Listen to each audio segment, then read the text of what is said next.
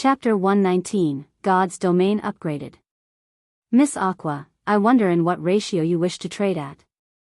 Ye Feng let out a dry cough, softly saying if it was the Ye Feng of before, he would not have minded fully selling the forging designs for credits. However, it was a different story now. Although credits were extremely important to Ye Feng, the value of gold coins right now was similarly huge. It was especially true after Ye Feng had come to Blackwing City. All the good items sold here had astronomical prices. Moreover, the NPCs here only accepted gold coins, running a no money, no talk policy if possible, 2% gold coins and 98% credits. What do you think, Master Black Flame? Aqua Rose's curved eyelashes flickered as she spoke in an embarrassed tone. After all, the glimmer chestplate forging designs were just too expensive. Moreover, she intended to buy a large amount of them. Even if she were to pay just 10% of the price in gold coins, Twilight Echo might not be able to handle it. Ye Feng nearly spat out the tea he was drinking after hearing her offer. Paying 2% in gold coins meant that, for a transaction worth 100 gold, Ye Feng would only receive 2 gold, while receiving the remaining 98% in credits. Although Ye Feng was not trying to be petty, wasn't this amount a little too low? Miss Aqua, after arriving at Blackwing City, you should know that the items sold here will be of great help to us.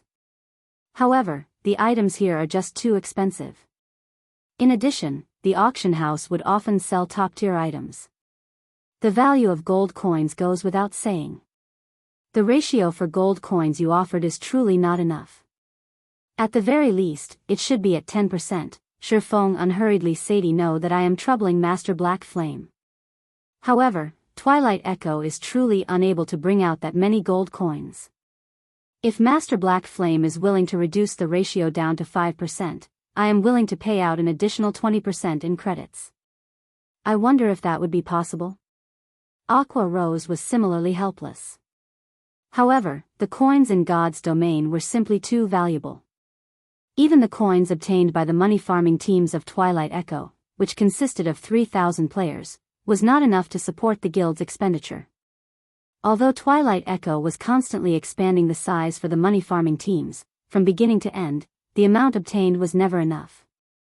Otherwise, Aqua Rose would not be bargaining ceaselessly with Ye Feng. Ye Feng entered a deep thought. The 5% was very close to his bottom line already. Moreover, Aqua Rose was willing to pay an additional 20% in credits. To Ye Feng, this was an extremely attractive proposition. Currently, 1 silver coin was priced at 100 credits. It could be said that the value of coins was the highest at this moment. At the very minimum, their trade would be worth at least 50 gold coins.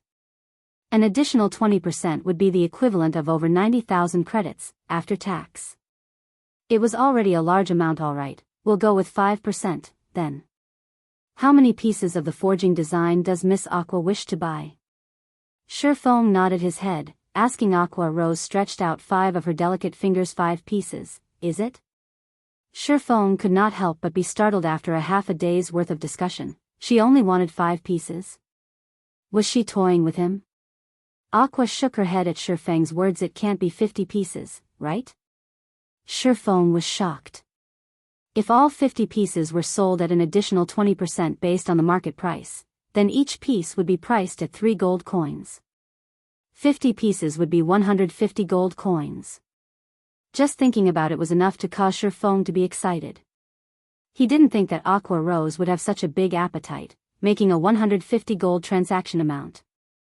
This had far exceeded his initial estimates. Just within moments, Ye Feng was able to earn several millions of credits. With this amount of money, he would have much more confidence when attending the fellowship party. After all, if one wanted to develop their influence, money was an absolute necessity. No, I want 500 pieces. I wonder if Master Black Flame has that many pieces? Aqua Rose brightly smiled. It was as if she was not buying glimmer chestplate forging designs, but a stack of plain paper. Miss Aqua, are you sure you wish to buy 500 pieces? You should know that the price for such an amount is not a joke, Ye Feng verified once more. He could not help but admit that Aqua Rose frightened him. With this many pieces of glimmer chestplate forging designs, it was sufficient to provide for the needs of more than a dozen guilds. Twilight Echo would absolutely be unable to use all of them. Master Black Flame, I am very sure of it. However, with such a large transaction, I too have an additional condition, Aqua Rose said with a mysterious smile. Speak, Ye Feng said. Within Blackwing City, your glimmer chestplate forging designs are only allowed to be sold to us, Twilight Echo. Moreover, with such a large transaction, even if only 5% of it would be traded in gold coins, that would still be 75 gold coins. I can only pay all these gold coins in installments. Of course, the first payment would be 10 gold coins. Afterward, I will make sure to pay off the debt within a month. I wonder if you can be satisfied with that? Aqua Rose said. After hearing Aqua Rose speak, Ye Feng immediately understood her intentions. This girl intended to purchase his glimmer chestplate forging designs to resell them to the other guilds. That way, she too would be able to earn a ton. Ye Feng similarly understood the reason for Aqua Rose's sincerity. Furthermore, he was not a petty person himself. He immediately said in a generous tone, "All right, and since you are buying that many pieces, you only need to pay 10 gold coins. The remainder you can just pay it all off in credits." It would be fine as long as he could sell off the glimmer chestplate forging designs. As for who he sold them to, it did not matter that much. He wouldn't be envious of Aqua Rose either. Aqua Rose's connections were much wider than his own. Being able to sell that many pieces of the forging designs, and at an even higher price, would all be due to Aqua Rose's own ability. On the other hand, Ye Feng did not possess such an ability, so why should he bother himself with these matters? He would be satisfied as long as he could earn all the money possible for him to earn from the forging designs. Following which, Ye Feng searched for a lounge, spending more than 2 hours in it to make over 600 pieces of glimmer chestplate forging designs. Yet, even after making so many of them, his cost did not even exceed 2 silver coins. This way of earning money was literally quicker than robbing an NPC bank. Ye Feng passed 500 pieces of the forging designs to Aqua Rose, receiving 10 gold coins in return. At the same time, Aqua Rose immediately deposited 17.88 million credits into Ye Feng's account. In addition to the credits Ye Feng earned previously, he now had over 18 million credits in his bank account. Ye Feng had become a millionaire within an instant. Ye Feng nearly fainted from the rush of joy he felt originally. Ye Feng had thought that it would be fortunate if he was able to earn a few million credits in the following few days. Now, however, he had earned nearly 18 million credits in an instant. In a few more days, that amount might even rise to 20 million. Although it was not enough to put him on the same level as the young masters of large corporations, it was still enough for him to compete with Shadow at the fellowship party. Moreover, he would be able to establish a high-quality workshop quickly. Aqua Rose became overjoyed when she received the 500 pieces of glimmer chestplate forging designs. With Twilight Echo's influence, she would definitely be able to sell out all of the forging designs, earning a large sum of gold coins. The speed at which she earned gold coins would be several hundred times faster than that of the money farming teams. With this many gold coins, the development of the guild would definitely rise greatly. Who would be able to compete with Twilight Echo from then on? Master Black Flame, let's set our next transaction to be at 3 days later, then. At that time, I will bring you the various ores that you require. Also, please don't forget to bring more weapons and equipment. I want as many as you have. Alright, you won't be disappointed. After the two of them finished their trade, both promptly departed from Blackwing City, returning to their own respective countries to make preparations. At that moment, the sky in Red Leaf Town was growing dimmer. The players outside the town were all starting to return. After dark, the monsters in the wild would have their strength increased by 20%. Moreover, their numbers would greatly increase. If a player had the misfortune of being wrapped up like a dumpling by the monsters, dying back to town, then that would be a true tragedy. After returning to Red Leaf Town, originally, Ye Feng had intended to investigate the situation at the auction house. He wanted to know why exactly the glimmer chestplate forging designs were being so well received. However, the color of the sky suddenly changed. The azure-colored sky turned rainbow-colored. It was a magnificent sight, which bewitched a person's mind. Immediately after, the entire sky had let out an overwhelming sound that resounded throughout the entire God's Domain System. Announcement: Emergency Notice. Emergency Notice. System announcement: God's domain will be undergoing a system upgrade. The system upgrade will require 12 real-life hours. May all players please log out of the game within 10 minutes. System announcement: God's domain will be undergoing a system upgrade. The system upgrade will require 12 real-life hours. May all players please log out of the game within 10 minutes. System announcement: God's domain will be undergoing a system upgrade. The system upgrade will require 12 real-life hours. May all players please log out of the game within 10 minutes. A series of 4 consecutive system announcements resounded throughout the entirety of God's domain. Countless players were shaken by the sight and sound coming from the sky, all of them starting a discussion over it. They did not understand just what had happened to God's domain. Why was there a need for such a sudden upgrade to the system? Just what is happening here? Why is God's domain evolving so quickly? Ye Feng's brows creased into a bundle after hearing the system announcement. According to his memories, God's domain's first upgrade would only happen at least a month later. Right now, God's domain evolving was bad news to Ye Feng. Chapter 120, Evolution. Once the system announcement ended, every single player began looking for a safe location, preparing to log out of the game. Although many players held resentment towards the system upgrade, God's domain was quickly entering nighttime. Even if they stayed in the game, they would not be able to do much. The only things they could do were to trade off the day's harvest or chat with their companions. Enjoying their time, Ye Feng took this chance to immediately run towards the auction house of Red Leaf Town, clearing out items such as herbs and various other materials. As long as they were rare materials, Ye Feng bought them all.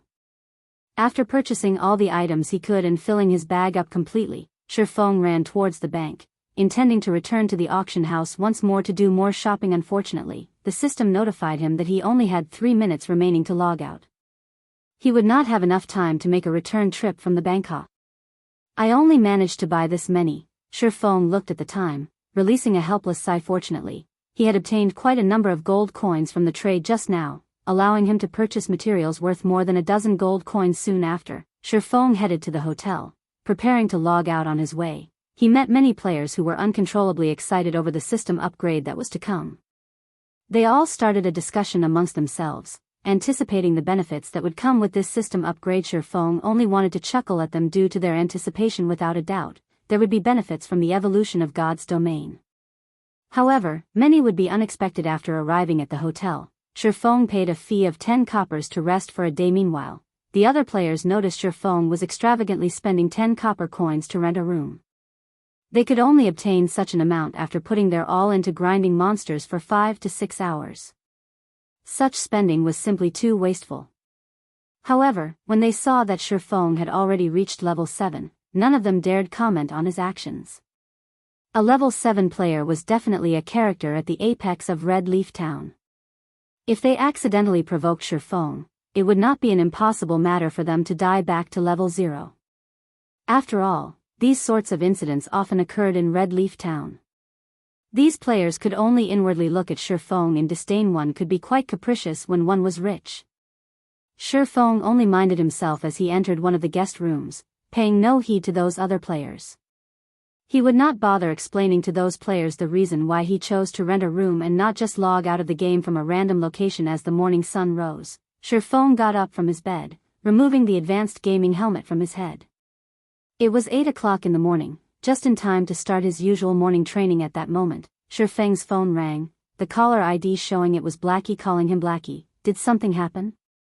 Ye Feng answered the call, asking curiously.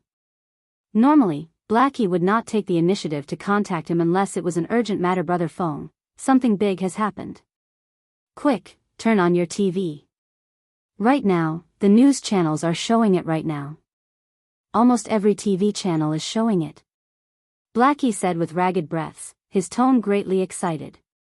If Ye Feng was unfamiliar with Blackie, he might have thought Blackie had been doing some sort of extreme exercise. Ye Feng turned on the old and small TV in his broken-down apartment. He then switched the channels, discovering that every TV channel was interrupted by the same news report. Today at 5 a.m., the top 1,000 largest global corporations all announced their decision to invest in God's domain. They wish to improve the development of the virtual economy further. At the same time, each of these corporations will all be establishing their own God's Domain workshops. As for the latest report on God's Domain, according to official statistics, all the vendors selling the God's Domain virtual gaming helmets were flooded with customers within the short 3 hours since the announcement. This is all due to the corporations across the globe investing in the game. As a result, the player population of God's Domain suddenly increased by over 800 million users. At the same time, the current player population was boosted to 1.8 billion users, breaking the world record for the number of players of any virtual reality game. Various news constantly played on the television. The news reports were advertising the idea of making God's Domain a second world for mankind, encouraging everyone to experience the game. Also, to further advance the data collection by the main God system, further completing God's Domain, the price of the basic virtual reality helmets reduced from 8,000 credits to 4,000 credits. As for the price of advanced virtual reality helmets and virtual gaming cabins, those remained unchanged. That was fast. Ye Feng revealed a faint smile after listening to these reports. However, he was not shocked by them. Although the report arrived slightly earlier than he expected in Ye Feng's previous life, these reports only surfaced after 10 days of God's Domain's operation. Due to these large corporations investing themselves in God's Domain, virtual reality games began receiving an extensive range of attention. The entire virtual gaming world similarly burned like a raging inferno, and the previously retired gaming experts all joined God's Domain. Moreover, the few remaining popular virtual reality games were forced to shut down due to the popularity of God's Domain. As a result, all the affected gamers transferred to God's Domain, instantly causing the game's player population to explode. The competition within the game similarly grew fiercer. All virtual reality games had a definite similarity with each other: limited resources. If the original population of a single town suddenly grew from several thousand to over 10,000, the number of players competing over the available resources greatly increased. Naturally, the prices of items would also greatly increase, so that's why realization suddenly struck Ye Feng. It was no wonder why the number of people buying the glimmer chestplate forging designs had increased. It turned out that it was all due to these large corporations investing in the game and the additional 800 million new players joining the game. These players were all level 0, so, naturally, their need for equipment was intense. They would not hesitate to buy the glimmer chestplate forging designs, forging a large amount of glimmer chestplates and earning a lot of money. What a shame. These new players came at such a bad time. Ye Feng pitied the players who had just joined God's Domain. The timing they chose to join was just too unfortunate. Of all the times they could have chosen, they chose to join immediately after God's Domain had its first evolution. With this, they were destined to be doomed. The upgrading of God's Domain was the game's self-evolution. However, nobody understood the true meaning of this matter. Only after they experienced it for themselves would they come to understand fully the reason Ye Feng chose to use the words evolution instead of upgrade was because evolution represented evolving and adapting. It was survival of the fittest, in short. While players were living their lives in God's Domain, the main God system constantly collected various data from the game. When the data collected reached a certain degree, quantitative change would become qualitative change, which meant evolution. Virtual reality allowed players the ultimate experience of a realistic fantasy world. However, the process of turning something virtual into reality was just incredibly difficult. Moreover, God's Domain was an extremely realistic world in which magic and superhumans existed. Hence why the existence of the main God system. The system's purpose was to turn God's Domain into an even more realistic world, constantly perfecting and evolving God's Domain. Ye Feng felt the main perpetrator for hastening the evolution should be himself. His reason that, in his previous life, the hell mode of the team dungeon was cleared exactly a month after God's Domain's opening, with the upgrade following soon after. Right now, the hell mode of the team dungeon had been cleared, and similarly, the game announced a system upgrade almost immediately. In the end, they greatly expedited the schedule. Thinking up to this point, Ye Feng suddenly felt he should be more careful with his future actions. Due to his good luck this time, he was able to have a chance encounter with Aqua Rose from Twilight Echo. This fortunate encounter allowed him to earn over 10 million credits easily. Even now, Ye Feng felt like he was in a dream.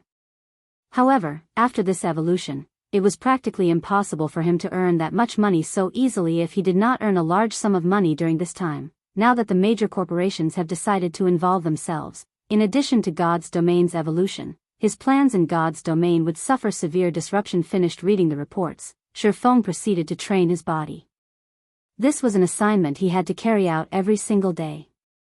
Now that the major corporations have entered God's domain, they would surely have poached plenty of veteran gamers and newcomers with great potential. They may even recruit experts from fighting tournaments. These expert standards were entirely different from the average players of God's domain. They would only take a short time becoming an expert in the game. With the proper guidance, their development would have rapid progress. The arrival of these players would massively impact God's domain. In order to maintain an even greater advantage, Ye Feng needed to quickly and diligently train his body. Training his body would hasten the absorption process of the energy from the nutrient fluids, providing even more nutrients and increasing the activity of the brain.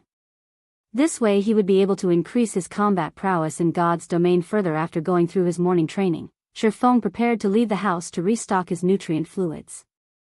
He would also search for a better home. It would have a negative impact on his body if he continued staying in this rented apartment, surrounded by an unhealthy environment.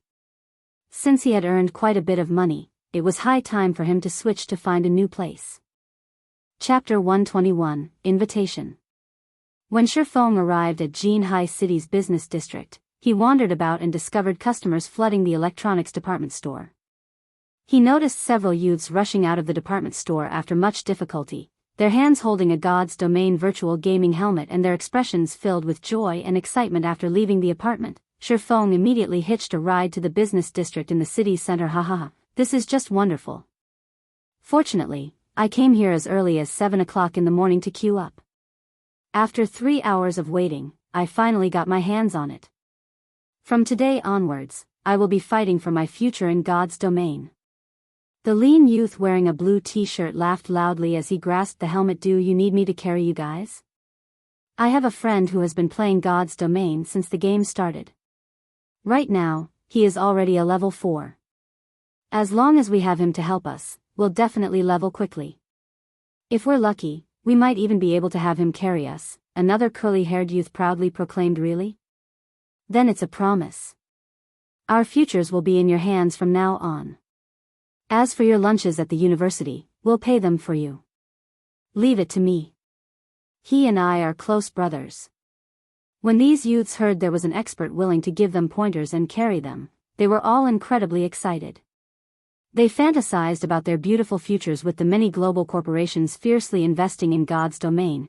In addition to the many news reports about it, the common folk all discovered a new way to make money. These large corporations would easily offer a gaming expert a high salary. So much so that, for some of the veteran and expert players, the annual salaries would reach as high as 3 million credits. This was an unimaginable figure when considering the virtual reality games of the past. Previously, those with an annual salary in the millions just from gaming were godlike players standing at the apex. Now, however, even retired experts could receive an annual salary of 3 million credits. Meanwhile, the current trending top-tier experts could receive an annual salary of up to 8 million credits. According to Ye Feng's knowledge, the annual salary of the guild leader of Ouroboros did not even exceed 6 million credits, while Gentle Snow's annual salary was only 4 million credits. Of course, the snow goddess would not even pay heed to this small amount of money. She could easily obtain an income of several tens of millions just from advertisement. In addition to her family background, money was truly not a problem for her. Unlike Ye Feng, who played God's domain to change his fate, fulfilling his wish that never was fulfilled, Gentle Snow's goal was purely the joy gained from stimulating adventures. Luckily, I'm not here to buy a gaming helmet. Ye Feng sent a glance to the sea of people at the department store, exclaiming. He then turned towards a mobile phone store near the electronics department store. It was an inconvenience for him to continue using an old-modeled phone. Hence, Ye Feng was prepared to switch to a quantum watch instead. Not only did it support communication between multiple languages, but it also supported bank account binding, allowing Ye Feng to transfer credits at any given time. This way, he would neither have to always go to the bank to retrieve money nor would he have to constantly carry around a stack of cash, causing a bulge in his pockets. He could avoid showing others a bulge on his lower body, preventing an awkward situation from occurring immediately after Ye Feng walked into the quantum watch store. A beautiful saleswoman came up to greet him. "How may I help you, sir?" "Our store's #1 priority is quality. We have various models of mobile phones. I especially recommend the latest Quantum 3000. It has an independent binding, is water resistant, and is definitely safe. Not only can it carry out payment in real time, but the Quantum 3000 also supports transactions from the virtual reality game, God's Domain." "Alright, take me to see it then." "This way, please, sir." Judging from Ye Feng's tone, the beautiful saleswoman could discern that Ye Feng intended to buy a quantum watch. Immediately, she respectfully brought Ye Feng to the area dedicated to selling quantum watches. She then took out dozens of models.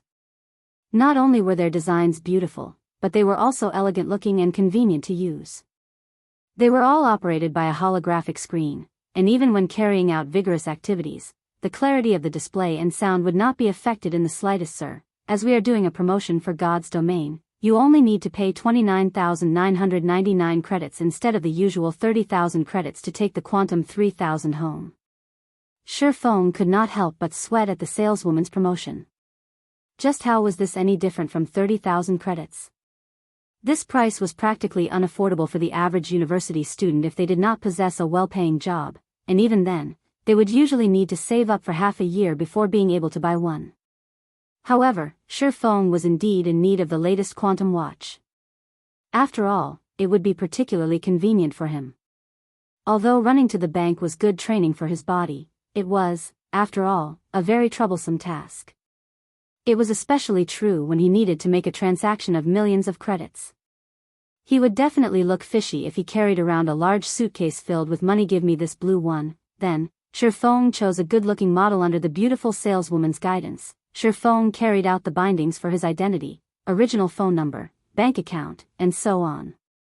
Ye Feng then swiped using his new quantum watch, paying the bill for it.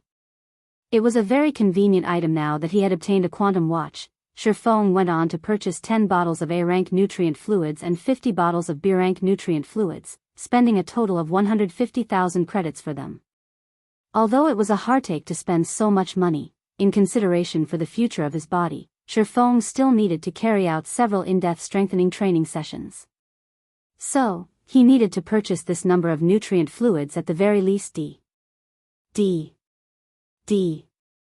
His quantum watch rang and vibrated, notifying him that his class monitor, Zhao Ruoshi, was calling him aside from notifying him about the class assembly last time. The class beauty, Zhao Ruoshi, had never once contacted him. "Class monitor, is something the matter?" Ye Feng immediately asked fellow student Ye Feng, "Must I have a purpose to call you? Or are you trying to tell me that you hate receiving calls from me?" Zhao Ruoshi said in a slightly downcast tone. No. How could that be possible? I still haven't thanked you for your help the last time." Hearing such a bitter tone from Zhao Ruoshi, Ye Feng hurriedly responded. In his heart, Zhao Ruoshi was a very good girl. Not only was she smart, kind, and beautiful, but she was also the only one who stood up to Ling Feilong, demanding justice for Ye Feng. Her actions gave Ye Feng a warm feeling. "That's better. At least you still have a conscience." Zhao Ruoshi laughed. "The date of the fellowship party I mentioned to you the last time has been confirmed. It will be held next Friday. Every participant will be required to pay a fee of 5,000 credits. I've already paid it for you, so don't forget to show up." Finished speaking, Zhao Ruoshi immediately disconnected the call. As a result, Ye Feng was left dumbfounded for a long moment. "Ruoshi, why did you notify Ye Feng? You've even paid the participation fee for him. He's not anything good, to begin with, always keeping his thoughts and emotions to himself. He must have a hidden motive. There is a wide gap between both of your statuses, and to change his own fate, he will definitely use unscrupulous means to get close to you. You better not let him trick you." Ling Feilong pretended to care about Zhao Ruoshi. However, inwardly, he was close to the point of going insane with anger. A poor bastard like Ye Feng actually received Zhao Ruoshi's attention. She even footed the participation fee for him.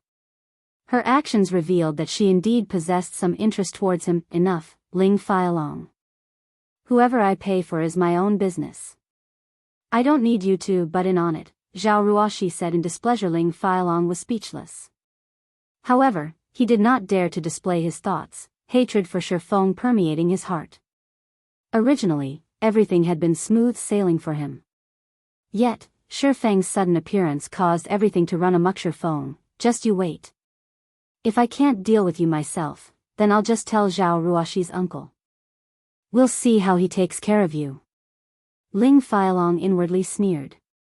With Shi Feng's lowly status, Zhao Ruoxi's uncle would definitely reject them being together. As long as he exerted a little effort, he could easily deal with a small fry like Shi Feng. At 6 p.m., Shi Feng returned to his rented apartment. After spending the afternoon running around, Shi Feng finally found himself a good apartment in the city center. The furnishing of the apartment was quite thorough. Moreover, the surrounding environment was very appealing. With the initial deposit paid, as long as he packed up his things, he could move into the apartment tomorrow. After tidying himself up, Shi Feng drank a bottle of Birank nutrient fluids. He then lay on the bed, donning his gaming helmet and resuming his conquest in God's domain. Chapter 122, God's Domain Changes. The sky above Red Leaf Town glimmered brightly. Players, one after another, appeared on the wide, spacious road, all of their faces filled with excitement. They all wished to dive into experiencing the new changes to God's domain. However, these players were all quickly disappointed. Be it the system interface or all of Red Leaf Town itself, there was not a hint of change felt. Everything was just the same as usual. What kind of bullshit is this? I've painstakingly waited for 12 hours, and this is what you give me? Why isn't the official website showing the changelog for the upgrade? Many veteran players started their discussions on the streets. There were also some players who paid no attention towards the upgrade, immediately heading out of town to kill monsters and level up. Aside from these veteran players, there were tons of newcomers in Red Leaf Town now. Most of these newcomers were curiously enjoying the novelty of God's domain, looking for top-tier experts to carry me. I'll pay 100 credits for every level up. If you are looking for a fool to scam, then don't bother talking to me. I'm looking for serious inquiries only. A new player shouted on the wide street. Following, several more newcomers similarly shouted. However, though their offers were all lower than 100 credits, they all acted like tycoons, standing proudly as they shouted out their offers. At that moment, Shi Feng stepped out of the hotel. He felt his spirit brimming with energy. One of the benefits of staying in a hotel after the evolution of God's domain, the number of hidden attributes a player possessed had greatly increased. For example, stamina, concentration, and so on. However, one would only become aware of these changes after personally experiencing them. Players could no longer run tens of kilometers without tiring like before, nor would they be able to battle for as long as they wanted. Before, the only problem players faced was the tiring of the spirit. Now, however, everything was largely different. For players at level 0, they would become dead tired after only walking for 2 or 3 kilometers, not having even an ounce of fighting strength remaining. Similarly, continuously grinding monsters also became much more difficult. It was just like jogging. Players would consume a lot of stamina when battling monsters.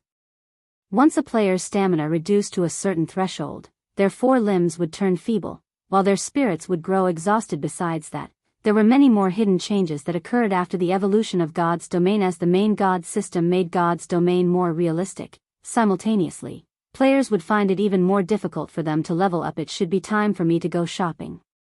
In Shi Feng's previous life, after the upgrade of God's domain, the prices of items soared sky high, increasing by at least 2 or 3 folds. As a result, many players regretted not stockpiling a large number of resources after the evolution of God's domain. Meanwhile, the current situation was slightly different from before. The prices of items increased even more than last time. Aside from the difficulty of leveling up increasing, the time just so happened to coincide with the influx of a lot of newcomers. As a result, the competition for items would become much fiercer, increasing the difficulty of obtaining resources by many-fold. Hence, the increase in prices for these items would be even more exaggerated than in Shi Feng's previous life. Now that God's domain had recently evolved, before players discovered the new changes, Ye Feng could use this chance to purchase and stockpile all the important items.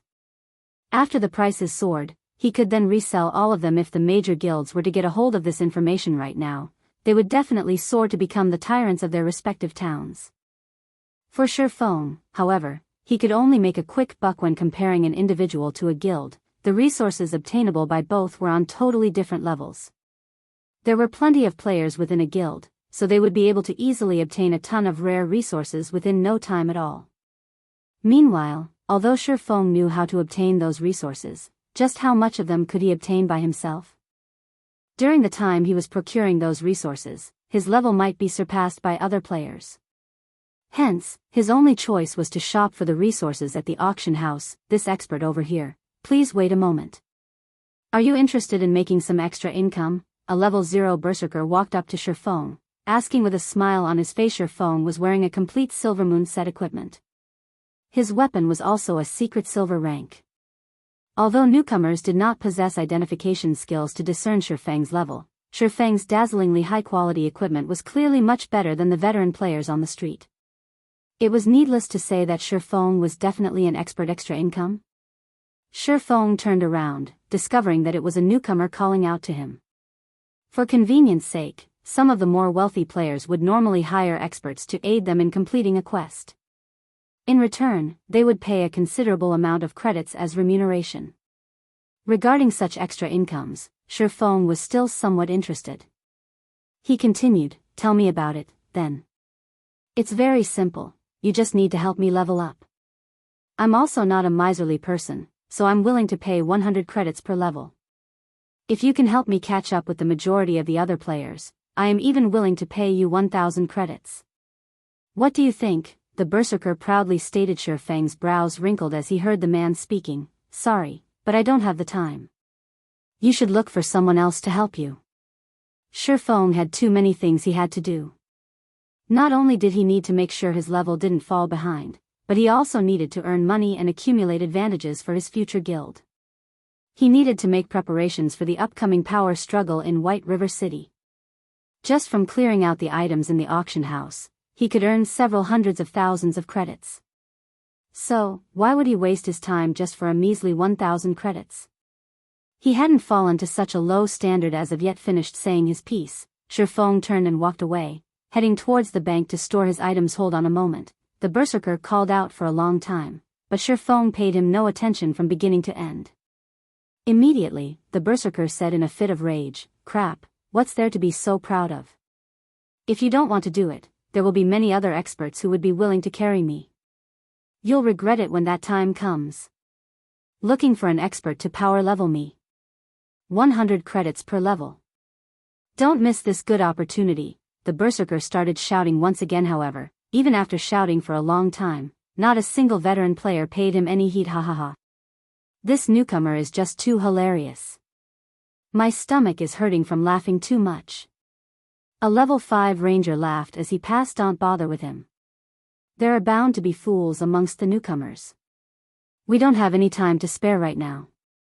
We need to purchase some bread and potions quickly. Otherwise, we're going to be scolded by our leader," the ranger's pro-companion too hurriedly said. "No. I know. I just think that person is a fool. Does he really think God's domain is just some small-time game? Does he think we can level up once every minute? Forget 100 credits per level, even if it were 1,000 credits per level, I still wouldn't do it, not to mention a top-tier expert player. Without 10 to 20,000 credits, there won't even be a need for a discussion." The ranger sneered. In the initial period of the game, everyone was rushing to level up. They were all afraid of being left behind by the majority of the players, losing their chance to shine. Hence, where would they find the time to help the newcomers? Not to mention 100 credits. Right now, the pro players at level 5 could earn more than 1 silver in a single day. When converted to credits, that amount would be more than 100 credits. If their luck was good and they managed to obtain a piece of common equipment, that would be the equivalent of obtaining several hundreds of credits. If it were an expert player, it was an entirely different story altogether. They certainly did not lack such a meager amount of money. When the newbie berserker heard their conversation, he was greatly shocked by the ranger's words. Moreover, he could tell that the ranger was not fooling around. The berserker was just a white-collar worker in a company. Previously, he was similarly willing to spend some money to seek the aid of others, letting others power level him. At that time, his offer had been only 30 to 50 credits, yet, even then, there were tons of players fighting over his offer. However, right now, his offer of 100 credits did not receive even the slightest attention. It turned out that power leveling even a single level required several thousand credits. That was practically an entire month of his salary. The berserker's face immediately flushed bright red. He felt that he had just humiliated himself greatly. He had been shouting on the streets for so long, thinking highly of himself all this time. Even when he heard the gossiping of the passerby players, he only thought that they were astonished by his offer. However, in reality, it turned out that they were just scolding him as foolish. It was no wonder the previous expert had rejected his offer immediately after hearing the price. Meanwhile, the other newcomers seeking the aid of an expert had similarly shut their mouths, one after another. Every one of them felt their cheeks burning up, shamefully walking away to search for quests to level up in another location. Ye Feng was currently fervently buying items at the auction house, accumulating a large amount of rare resources. When he had spent all of his money, only then did Ye Feng release a sigh of relief. He then placed the glimmer chestplate forging designs for auction, their base prices set at 2 gold coins each. He would not need to worry about them not selling. It should be about time to collect the ice blue devil flame. After Ye Feng finished busying himself, he switched back to his original appearance. He prepared himself to collect the mysterious flame ahead of schedule. Now that God's domain had evolved ahead of schedule, the mysterious flame might similarly be obtained by other players ahead of schedule. To prevent the unexpected from happening, it was best for him to obtain it a little earlier. He would only be able to relax when the ice blue devil flame was in his possession. Chapter 123, Survival of the Fittest. Ice blue devil flame. It was one of the handful of Tier 2 mysterious flames that could only be found in White River City. This flame held a fatal attraction towards forgers. Moreover, the 100 Ghost Forest that housed the ice blue devil flame was only a short distance from Red Leaf Town. Hence, it would be a big waste if Ye Feng did not obtain it for himself, be it earning money or forging items. The mysterious flame would provide Ye Feng with a tremendous amount of aid right now. Ye Feng was still several hundred proficiency points away from becoming an intermediate forging apprentice. However, even if he became one, it would still be quite difficult for him to forge the secret silver-ranked Silver Dawn when forging secret silver equipment. An intermediate forging apprentice only had a 2% chance of success, while a basic forging apprentice had a pitiful 1% if Ye Feng included the 20% from the Book of Forging, 5% from Blacksteel's insignia, and 5% from the runic hammer. He would, at best, have a 32% success rate after becoming an intermediate forging apprentice. Furthermore, forging the Silver Dawn required 3 extremely rare materials, which dictated that Ye Feng would be unable to create many of them. If Ye Feng forged the Silver Dawn with such low success rates, he would absolutely take an irrecoverable loss. Although the loss of tens of silver coins with each failure was not a problem to Ye Feng, the materials required were simply too rare. They were not items Ye Feng could obtain simply by wishing. An extensive amount of time was needed to obtain all of them. Moreover, the Abyssal Blade probably required 10 Silver Dawns to level up. Hence, the Ice Blue Devil Flame was a must-have for Ye Feng. The Tier 2 Ice Blue Devil Flame would considerably increase the forging success rate, not to mention the various benefits it would bring Ye Feng in the future. Hence, this trip to the 100 Ghost Forest was a must for Ye Feng. Ye Feng departed Red Leaf Town, his destination, north. Due to the matter regarding stamina, Ye Feng did not hurry too much. The quicker he ran, the quicker he would run out of stamina. Instead, if he maintained his running speed at a certain threshold, the rate his stamina replenished was equal to its consumption. However, this threshold differed for every player as it depended on the player's attributes, making it extremely hard for players to obtain when Ye Feng passed by the level 5 monster area, Grey Wolf Prairie. In the midst of the grass that grew to the waist of an adult, players' corpses randomly lay about, scattered. From a glance, the majority of players who died were solo players, while a minority consisted of parties who party-wiped. Going several hundred yards deeper into the prairie, the thick grass suddenly grew restless. At the sight, Ye Feng immediately unsheathed both of his weapons. Soon after, 2 level 5 players rushed out from the thicket, their appearances extremely unsightly. Bloodstains littered their clothing, and their weapons were no longer on their persons. When the two of them noticed Ye Feng, without hesitation, both of them immediately rushed toward him. After the two players ran out of the grass, a group of level 5 white-eyed gray wolves similarly came running, closely pursuing the two players. The white-eyed gray wolves howled as they chased their prey, as if announcing the location of their quarry to others of their pack. White-eyed gray wolf, common monster. Level 5. HP 540/540. Ye Feng immediately understood the two players' intentions. They wanted to shift their calamity onto him. Brat, count yourself as unlucky for meeting us. Since you're going to die anyway, you might as well help us lure this wolf pack. An assassin looked towards Ye Feng, laughing grimly, saying so. The speed at which the two ran at Ye Feng increased somewhat slightly. However, they greatly underestimated Ye Feng. When the players were about to run past Ye Feng's hands immediately latched onto the two's arms. With his superb strength, he immediately tossed the players back to the pack of wolves that rushed ahead. Before the players could even react, they landed in the middle of the wolf pack. Their bodies smashed onto a few of the white-eyed gray wolves as they landed, eliciting a few anguished wails from the wolves. You! Before the assassin could even curse, the surrounding white-eyed gray wolves snapped at his neck and limbs. His flesh being torn apart, the assassin's HP madly fell as he let out an agonizing wail. The ranger beside him was naturally not spared this fate, and very quickly, the wolf pack finished him off as well. Ye Feng held not an ounce of pity towards them. If the two of them had run in a different direction, they might have had the slight hope of surviving. However, instead of doing so, they made the worst possible decision of trying to drag Ye Feng into the mess. They had absolutely no idea that, when compared to the pack of wolves chasing them, Ye Feng was much more terrifying. While the wolf pack was attacking the two players, Ye Feng took the chance to use Thundering Flash. The instant the two players were about to die, like a fierce tiger released from its cage, the green-colored arc of lightning loosed an earth-shaking howl as it pierced the bodies of the white-eyed gray wolves, causing a series of damages over -300 points. The white-eyed gray wolves died instantly, and only piles of burnt ash remained. Although Ye Feng had killed over 10 white-eyed gray wolves with a single attack, he was already level 7. The total EXP of several hundred points was almost negligible to him now. After collecting all the loot, Ye Feng took an isolation scroll out from his bag. With the evolution of God's domain, the monsters in the wild had similarly received a huge upgrade. Not only was their sensitivity greatly increased, but they also had a more flexible way of thinking, and their range of activity greatly widened. Their battle methods started varying, becoming more similar to real melee battle. Meanwhile, the biggest change the monsters underwent after the evolution of God's domain was that these monsters would no longer shrink back, even against high-level players. Also, their range of vigilance would no longer reduce. Hence, players needed even more caution when dealing with monsters.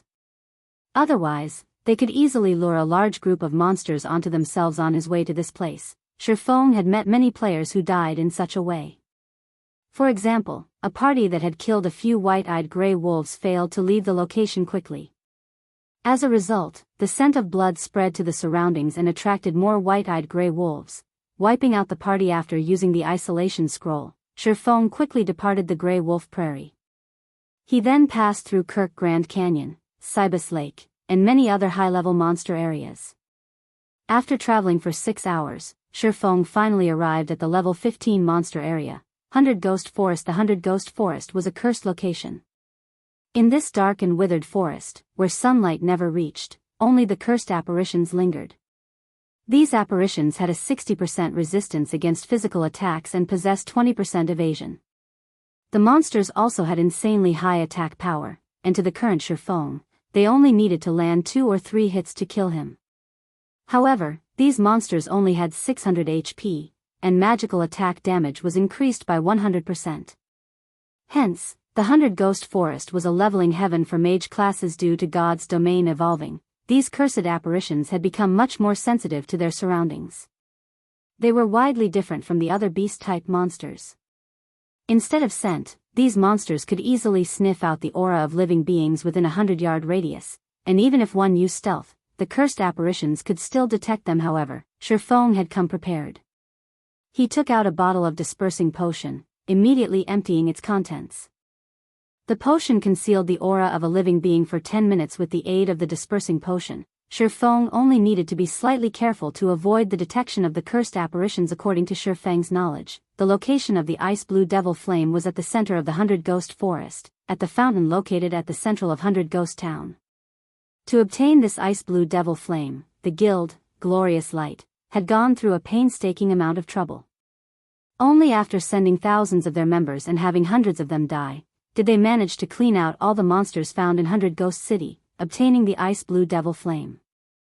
Naturally, Ye Feng knew he did not possess the ability to clear out all the monsters in 100 Ghost Town. However, he had other methods of securing the mysterious flame. Only, they were all filled with extreme danger. After arriving at the 100 Ghost Town, with much difficulty, Ye Feng halted his steps, observing the town. When a cooling breeze blew over Ye Feng from the withered forest, he suddenly felt an indescribable chill-killing intent. If Ye Feng did not have the experience of many years of blood-soaked combat, earning himself a natural instinct to detect danger, he would have been completely ignorant towards this faintly discernible killing intent. As this was not his first time feeling such a chillingly cold killing intent, Ye Feng immediately unsheathed both his swords. At that very instant, a black figure appeared behind Ye Feng. Following which, a silver glow stabbed directly towards Ye Feng's neck and another towards his lower back. Like a poisonous snake, the two attacks were both swift and fatal. From these two actions alone, Ye Feng knew his attacker was a top-tier expert immediately. Although Ye Feng was slightly on guard, the speed of the attacks was just too swift for him to dodge. Chapter 124, Absolute Heaven. Just as Ye Feng was about to take damage, Ye Feng abruptly activated Defensive Blade, successfully blocking the ambush. If an assassin's ambush struck a player, they would enter a fainted state for 3 seconds. These 3 short seconds were enough for an expert assassin to obliterate half a MT's HP. Moreover, assassins did not possess only a single skill that could place their target in a fainted state. As long as an assassin placed a player in the fainted state, they would remaining in that state until their death scram. Ye Feng roared. He struck out with his sword as he withdrew his body, his sword capable of annihilating an army of thousands. As the abyssal blade hurtled towards its target, it carried along sounds of explosions. Interesting. The black figure reacted quickly, doing a swallow's turnover. As the abyssal blade scraped past his body, like a whip, the black figure brandished both his weapons once more, one of his daggers slicing into Ye Feng's side. Throughout the entire process, the black figure's actions were as smooth and natural as flowing water courting death. However, Ye Feng paid no attention to the dagger sailing towards him, the crimson blade already in motion. The crimson blade transformed into 4 sword images, all aimed for the black figure's vital points. Ye Feng was utterly confident in his own attack power. The black figure was suddenly shocked. He did not think Ye Feng would be so decisive, giving up his defense and instead, aiming for mutual destruction. In a hurried motion, the black figure used his other dagger to block Ye Feng's attacks. Dang! Dang! Dang! Sparks flew in mid-air. Ye Feng's immense strength knocked the black figure back by 2 yards. He only managed to stabilize his body after retreating 3 consecutive steps. The black figure gazed at Ye Feng in shock. Indeed, you do not disappoint me. The black figure let out a muffled sneer. The black figure did not understand how Ye Feng possessed such impressive strength. Ye Feng also perceived him right before his ambush, taking preventive measures against it immediately. Furthermore, the instant before Ye Feng was attacked, he unhesitatingly chose to attack in turn, giving the black figure no choice but to attack. This was the first time he had failed an ambush in a virtual reality game. At this moment, Ye Feng was similarly in great shock. This black figure was practically a killer amongst killers. His movements were both soundless and lethal. His assassination techniques also seemed extremely well practiced. Furthermore, his attack speed was insanely quick. The black figure was even able to tail Ye Feng without discovery. If he had not revealed his killing intent the instant before he attacked, Ye Feng might truly have been his prey. The black figure wore a black hooded cape, which completely concealed his facial features. Moreover, the hooded cape he used was very special. It was capable of rendering identification skills useless, and as a result, Even his name was obscured. Shi Feng then turned to read at the system notification system. Red player Absolute Heaven has initiated an attack against you. Although the Kate managed to trick identification skills, hiding the black figure's red name, it could not fool the system. Shi Feng had never heard the name Absolute Heaven. However, judging from his skills, Absolute Heaven was definitely not some nameless figure. The failure this time is due to my inept preparation. The next time I come, I'll definitely take your life, Absolute Heaven said as he turned around to retreat. You think you can escape? Shi Feng used Wind Blade, the abyssal blade thrusting towards Absolute Heaven. As long as an assassin was revealed, their battle prowess reduced by half. Since Absolute Heaven wanted to kill him, Shi Feng would not let him off, naturally. He needed to kill this assassin before anything else. He did not wish to have someone constantly following him, aiming for his life. The abyssal blade moved along the wind, instantly arriving and slicing towards Absolute Heaven's back as if he had long since been prepared. Absolute Heaven twisted his body, lifting his silvery white dagger. Using only a small amount of strength, Absolute Heaven managed to block Shi Feng's sword. Simultaneously, his other silver-colored dagger stabbed towards Shi Feng's abdomen. Kidney strike.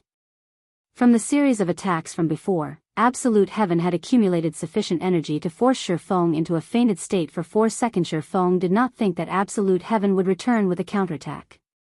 He immediately did a side flip, avoiding the kidney strike.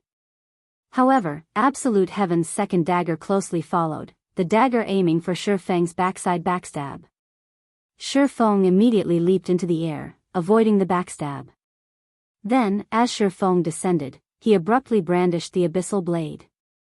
Thunder and fire coalesced around the abyssal blade, and like a thunder dragon roaring, the weapon struck down towards the ground. Thunder flame explosion. Absolute Heaven instantly noticed the ferocity of Shi Feng's attack. He lifted both his daggers in front of him, using block to defend against this violent strike. However, how could Shi Feng's super strength be so easy to defend against? At the moment of contact, Absolute Heaven was immediately forced to kneel. Both his legs sank into the ground, while his body nearly crumbled from the pressure. The successful block of the thunder flame explosion shocked Shi Feng. However, he reacted by swinging the abyssal blade, casting Abyssal Bind on Absolute Heaven. Immediately, 9 chains bound Absolute Heaven, preventing him from moving a muscle. Shi Feng then followed up with an attack with both of his swords, his full strength placed behind the strikes. 10 sword images flew towards Absolute Heaven, the target unable to dodge or avoid any of the images. Let's meet again next time, Absolute Heaven laughed. He discovered that Shi Feng had a plethora of attack patterns, allowing him to send out attacks in unbroken succession. Absolute Heaven's body then started dissipating, the 9 chains that bound him falling to the ground. Similarly, the 10 sword images managed to pierce only air. This was an advanced skill of assassins, Vanish. Not only would it forcefully place the user in an invisible state, but it would also allow the user to enter an invulnerable state for 1 second. Don't even think of getting away. Shi Feng was not willing to let Absolute Heaven go. Looking at the impressions in the grass left by Absolute Heaven's feet, Shi Feng used Thundering Flash. 3 electric arcs shot out. Absolute Heaven activated Wind Steps, entering an invulnerable state once more for 1 second and successfully fending off the attacks of Thundering Flash. He then ran speedily away. Similarly, Shi Feng activated Windwalk to chase after him. However, shortly after Shi Feng began pursuit of Absolute Heaven, he noticed Absolute Heaven taking out a handful of white powder.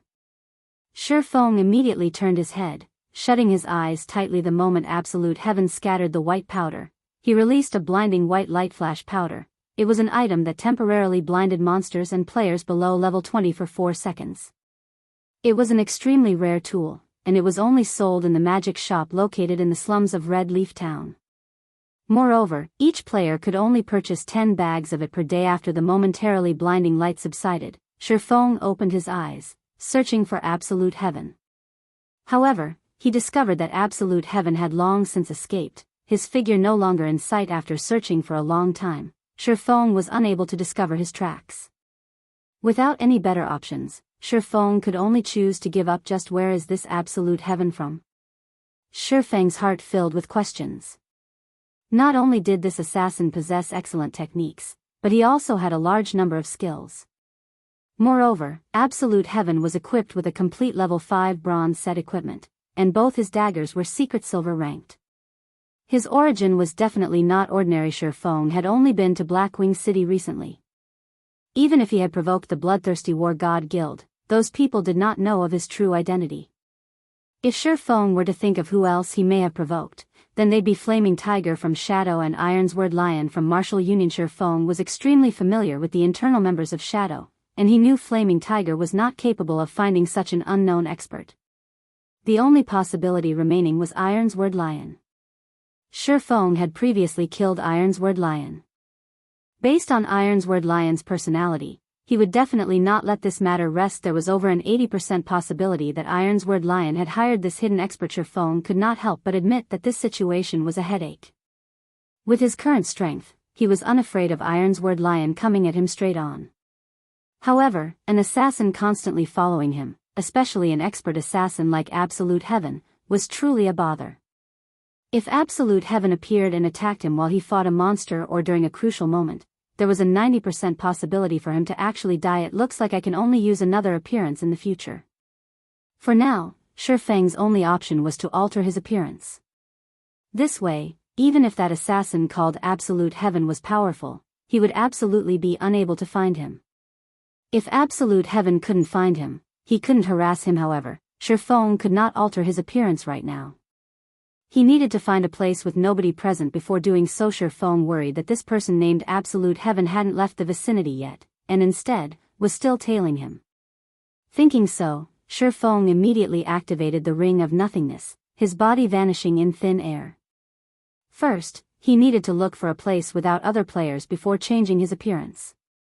Then, he would continue searching for the ice blue devil flame. Some time after Ye Feng vanished, a figure revealed itself from behind one of the large withered trees.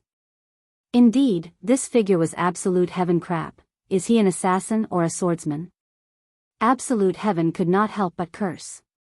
He was normally not one to easily give up. Previously, he constantly said that he was leaving all in order to mislead Ye Feng, looking for a good chance to ambush his target once more. He did not think Ye Feng possessed such a move, instantly disappearing. Just how was he supposed to look for the chance to ambush Ye Feng now? Chapter 125, 100 Ghost Town. Cold winds blew within the 100 Ghost Forest. It was a place daylight never reached. On an abandoned little farm, Ye Feng, with his newly disguised appearance, was currently standing within a wooden building, searching for something. Ivy finally found it. Looks like the information wasn't wrong. After turning the place upside down, Ye Feng obtained a bronze key from a wooden bucket. Secret door key.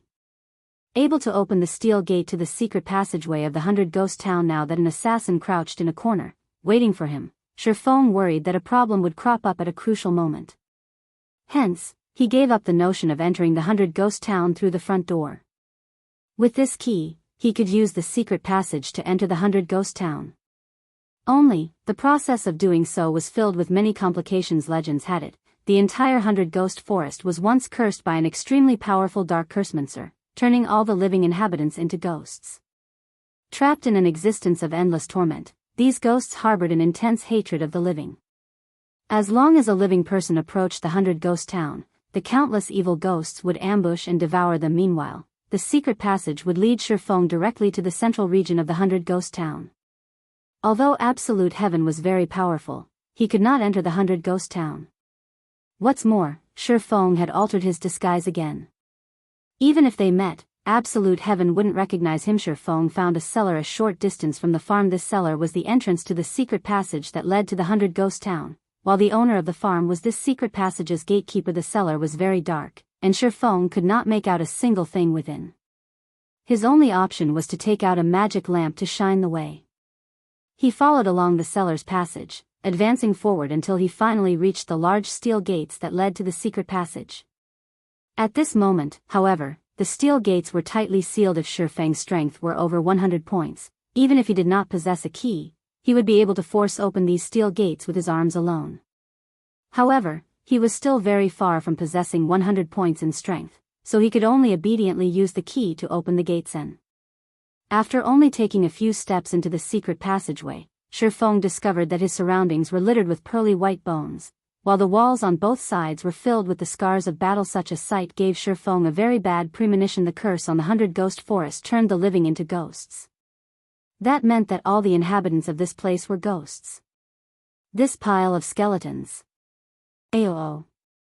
At this moment, a large group of pitch-black evil spirits came rushing out from the depths of the secret passage, roaring. Their scarlet eyes firmly locked onto Ye Feng as they bared their fangs and brandished their, speeding towards him. Cursed evil spirit, common monster. Level 15. HP 700/700. Cursed evil spirits, when compared to cursed apparitions, were much more ferocious. They were unlike the cursed apparitions who were sluggish in their motions, depending solely on their instincts to move. Cursed evil spirits possessed a set intelligence and were extremely lively. They also possessed an instinctive madness and sensitivity to flesh and blood. The cursed evil spirits were all level 15. Meanwhile, Ye Feng was only level 7. With a level suppression of 8 levels, in addition to the 60% resistance and 20% evasion of physical attacks, Ye Feng would not be able to deal with even one of these monsters, not to mention a group of over 30. These cursed evil spirits could even wipe out a level 15 party with relative ease. Watching these cursed evil spirits rush at him, Ye Feng took out a frost grenade from his bag, throwing it at them. The frost grenade instantly discharged in the midst of the group of cursed evil spirits. In the blink of an eye, the cursed evil spirits within a 10-yard radius were frozen. They also received -400 frost damage from the explosion as expected. The 100% increase to magical damage was these ghosts' Achilles' heel. The reason Ye Feng chose to hurry to 100 Ghost Forest was the frost grenades he had managed to buy during his trip to Blackwing City. The basic frost grenades were sufficient to deal with the ghosts in 100 Ghost Town.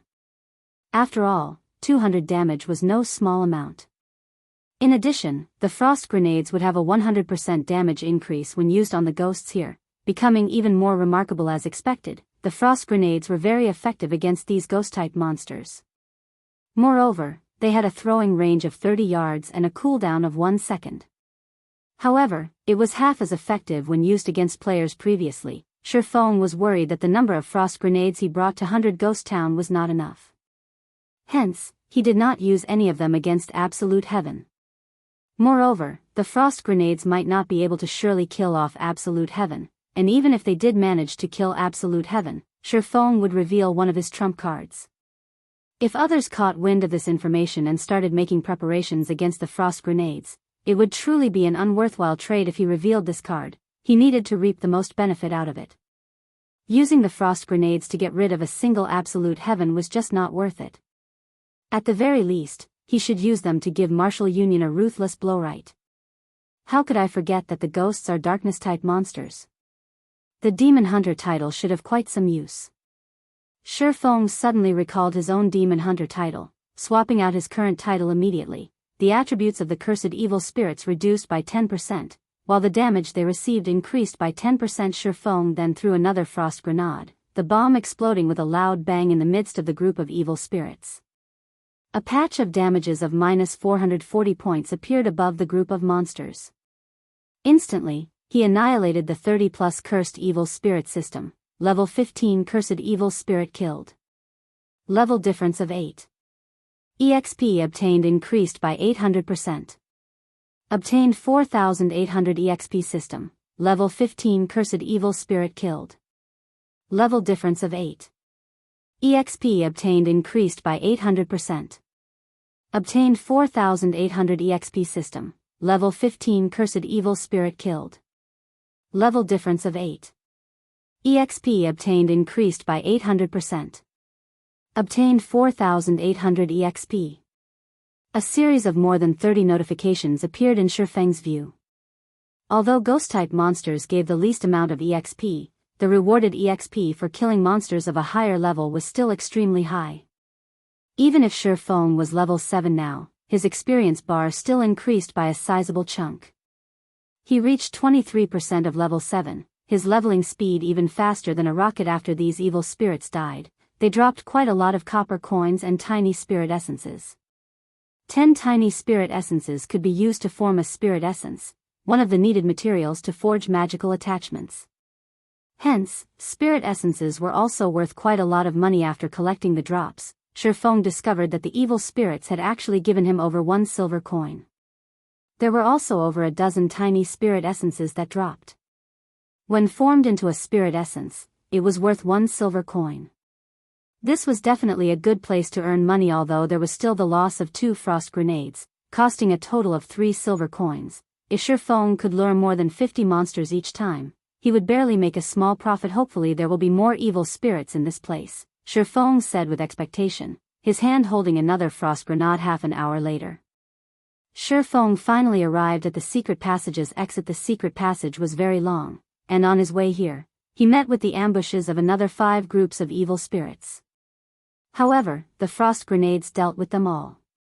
The number of evil spirits in each ambush only counted slightly over 20, causing Ye Feng a loss in return. However, Ye Feng's experience quickly rose.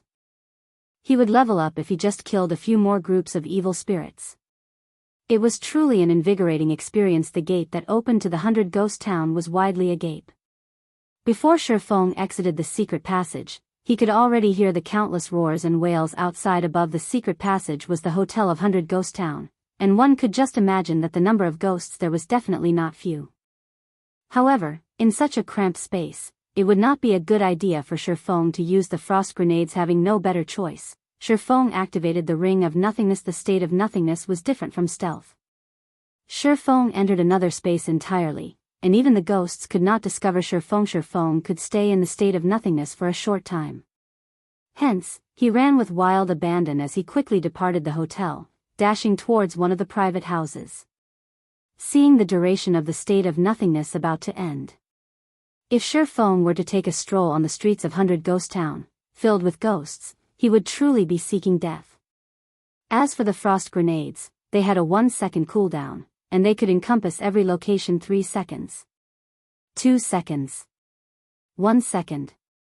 With only 10 yards remaining before Ye Feng reached the private house, the state of nothingness ended. His body, revealed suddenly, the heads of the countless ghosts on the streets all turned towards Ye Feng, revealing sinister expressions amongst these ghosts. There was no lack the elite-ranked monster, ferocious evil spirit, and they all rushed towards Ye Feng.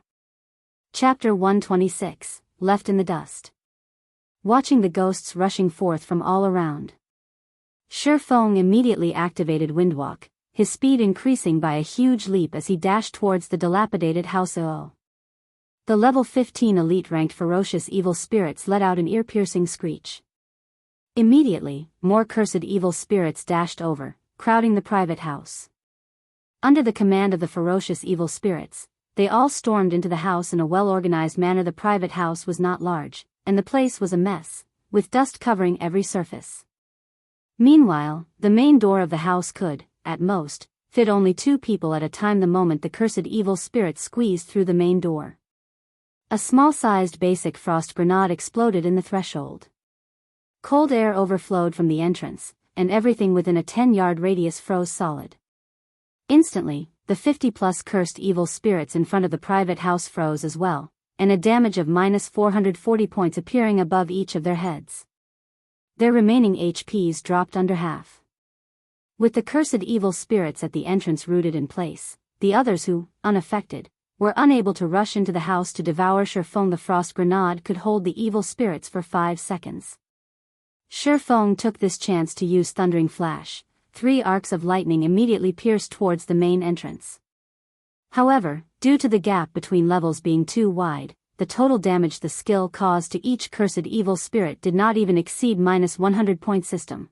Proficiency of Thundering Flash raised by 3 points. However, because of the high level of these cursed evil spirits, whenever Ye Feng used a skill to attack them, his skill proficiency greatly increased. Each usage would raise the skill proficiency by 3 points. As it so happened, Ye Feng could use these cursed evil spirits to train his skill proficiency while waiting for the cooldown of the frost grenades to end. Earth Splitter. Thunder Flame Explosion. AoE skills landed on the cursed evil spirits, one after another. Although the damage was extremely low, the skill proficiency greatly increased. After using the 3 skills, Ye Feng threw another frost grenade. Instantly, the 50-plus cursed evil spirits died, transforming into a large sum of EXP for Ye Feng and dropping plenty of copper coins and tiny spirit essences. With the first wave of cursed evil spirits dead, the ones behind rushed forward once more. Ye Feng waited until they started squeezing through the main entrance before throwing a frost grenade. Once again, the cursed evil spirits halted. Shi Feng then used the skills that had their cooldown completed before using another frost grenade to finish off these cursed evil spirits. Countless cursed evil spirits swarmed the 100 Ghost Town. There were also the ferocious evil spirits continuously screeching and luring the other cursed evil spirits over. By this time, cursed evil spirits and ferocious evil spirits overflowed the private house's yard. If there were not a team of several hundred players here, it was practically a pipe dream to clear all these monsters. However, Shi Feng only camped inside the private house, using the frost grenades to clean away these monsters slowly. Although his efficiency was a lot slower when compared to a team with hundreds of players, his method was extremely safe. He could also grind for skill proficiency, killing 2 birds with 1 stone with the deaths of batch after batch of cursed evil spirits. Shi Feng's experience and skill proficiency rose without stop before 5 minutes had even passed. Shi Feng had already risen to level 8. Although he had killed an insane number of cursed evil spirits towards the 100 Ghost Town, such a number was only a drop in the bucket after reaching level 8. The EXP he obtained from killing the cursed evil spirits was reduced by a large chunk. However, the death of each cursed evil spirit still yielded Shi Feng with 4,200 EXP, and his leveling speed was still rising quicker than a rocket. With every wave of monsters killed, his experience bar filled by a large chunk. If others were to see this, their eyes would most likely pop out of their sockets. They could only raise their experience bars by a small chunk after striving for 1 or 2 hours. Yet, Shi Feng's experience bar expanded by a large portion with each passing moment. With the slow decrease of Shi Feng's remaining frost grenades, the number of cursed evil spirits also continuously fell. This situation greatly enraged the ferocious evil spirits, and they worked even harder at summoning their allies. 20 minutes later, a golden flash surrounded Shi Feng's body. He leveled up once more, reaching level 9. Meanwhile, Thunder Flame Explosion had risen to level 2, and Earth Splitter to level 3. If including the skill level bonus from the Abyssal Blade, Thunder Flame Explosion would be level 4, while Earth Splitter would be level 5. Thunder Flame Explosion, Action Type. Level 4. Requires melee weapon. Causes 300 base damage and additional flame and thunder damage to enemies within a 5-yard radius. Enemies struck will be placed in a fainted state for 5 seconds. Cooldown, 36 seconds. Earth Splitter. Level 5. Requires sword. Causes 190 base damage and based on the period of charging power between 0.2 seconds to 3 seconds, a maximum of 360% weapon damage. Attack range of 10 yards. Cooldown, 40 seconds. The cooldown of both of these skills greatly reduced, while their power increased. If both skills were used, common monsters of the same level would die without question. However, the most frightening part was still the fact that Shi Feng had risen to level 9. Even in all of White River City, no one could find another level 9 player. If there were a ranking for levels, Shi Feng would unquestionably be placed at the number 1 spot, while the player in second place was still a great distance from level 8. It could be said that Shi Feng had left others in his dust, and even if the others tried, they could not catch up after reaching level 9. Shi Feng placed all of his attribute points into agility. With this, Shi Feng's agility finally reached 75 points, satisfying the condition for equipping the Dark Pursuer's Cape. After equipping the Dark Pursuer's Cape, Shi Feng's attributes greatly increased once more, his agility immediately rising to 80 points. As long as it reached 100 points, he could unlock agility's special hidden skill, greatly increasing his battle prowess. Besides that, Shi Feng's HP had also increased to 1,200 points, his movement speed to 24 points, and his attack speed to 30 points, allowing him to learn the skill, Silent Steps. The next time he met Absolute Heaven, he would not allow him to escape so easily. Now that Shi Feng was level 9, the level suppression from the cursed evil spirits was no longer as significant as before. Furthermore, Thundering Flash, Earth Splitter, and Thunder Flame Explosion had all leveled up as well, notably increasing their might. Right now, Shi Feng only needed to combine 1 Frost Grenade and his 3 skills to end the cursed evil spirits, saving him a lot of frost grenades, after which, Shi Feng continued massacring the cursed evil spirits for over a dozen minutes, his experience bar rising to 36% of level 9. As long as he continued grinding like this for an hour, he could definitely reach level 10. Unfortunately, Shi Feng had cleared out all the cursed evil spirits that once filled the streets. Finally, those ferocious evil spirits were no longer able to remain idle. They released angry roars, intending to rip Ye Feng to shreds with their own bare hands. The scene frightened the other cursed evil spirits. They hurriedly parted to give way to the ferocious evil spirits. Suddenly, over a dozen incomparably sinister-looking beings stormed the private house, every one of the ferocious evil spirits intending to rend Ye Feng into tens of thousands of pieces. Ferocious evil spirit, elite rank. Level 15. HP 5000/5000.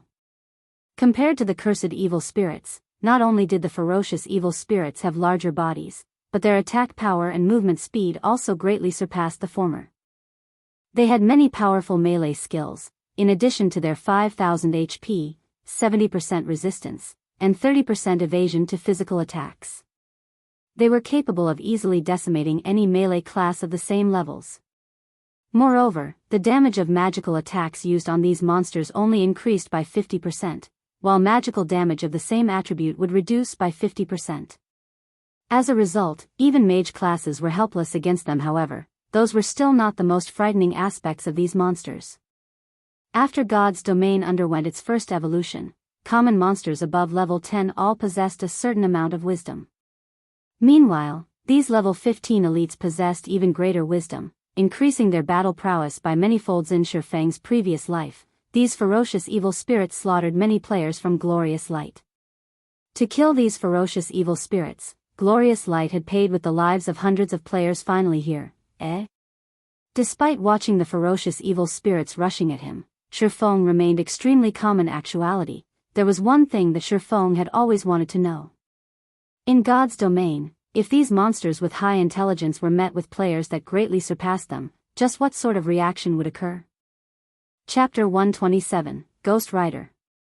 Just as the ferocious evil spirits were about to rush into the house, Ye Feng took out an intermediate frost grenade from his bag, throwing it. The ferocious evil spirits already had a rough understanding of the frost grenade's formidable power, and they showed extreme disdain towards it.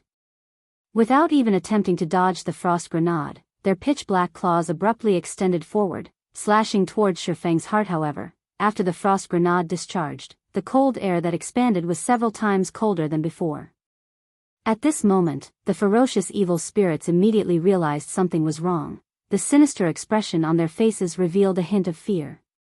In the blink of an eye, cold air invaded the forms of all the ferocious evil spirits, transforming them into ice sculptures. The intermediate frost grenade was the trump card that Ye Feng had prepared.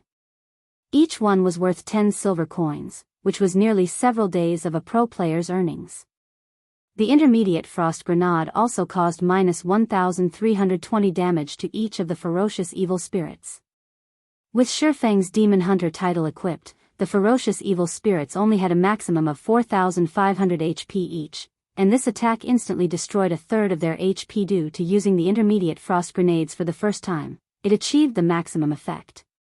When used the next time, these ferocious evil spirits would possess ice resistance, greatly reducing the potential damage of the intermediate frost grenades. Ye Feng unsheathed his swords, his feet moving to an appropriate position before using Thundering Flash.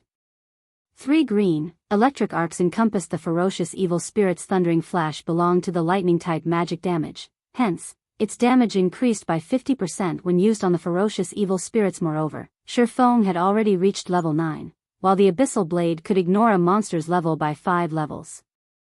In actuality, the ferocious evil spirits were only considered one level higher than Ye Feng, and the level suppression on Ye Feng was almost non-existent. The level 5 Thundering Flash dealt damages of -176, -230, and -297 to these frozen monsters.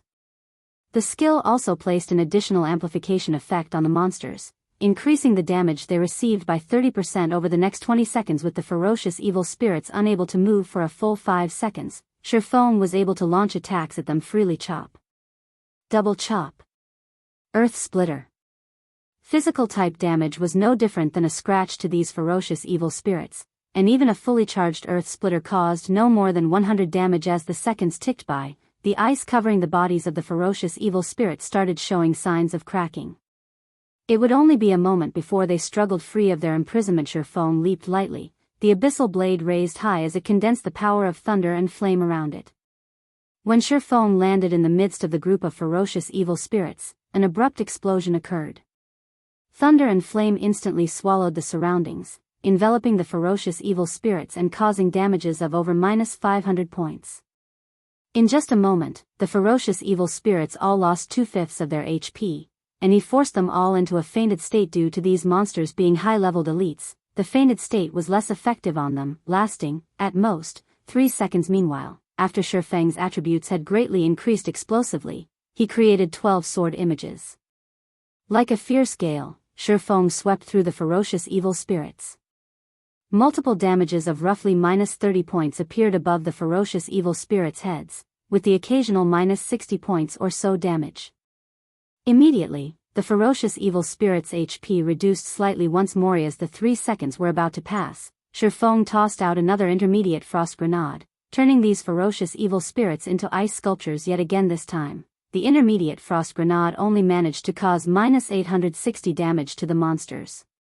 However, the damage was enough to reduce the HP of these ferocious evil spirits to a critical level. These ferocious evil spirits truly did not imagine a weakling like Shi Feng was so powerful. Within a short time span of less than 10 seconds, he managed to send all of them near death's door. Every one of these ferocious evil spirits revealed expressions of fear. They started to struggle out of the ice with all their might, their hearts filled with thoughts of escape. Unfortunately, their efforts were for naught.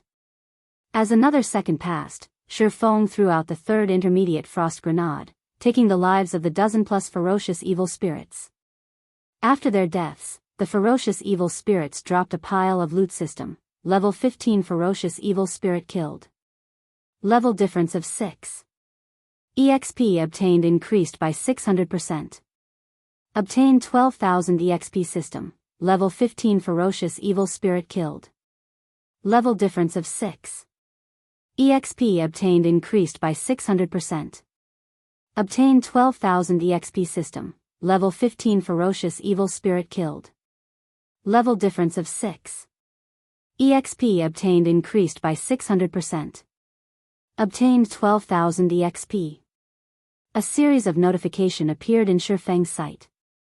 Immediately, Shi Feng's experience bar rose to 54% of level 9. Pushing him closer to the level 10 threshold. Without the leadership of the ferocious evil spirits, the instincts of the cursed evil spirits towards flesh and blood immediately flared, all of them fervently squeezing through the entrance of the private house.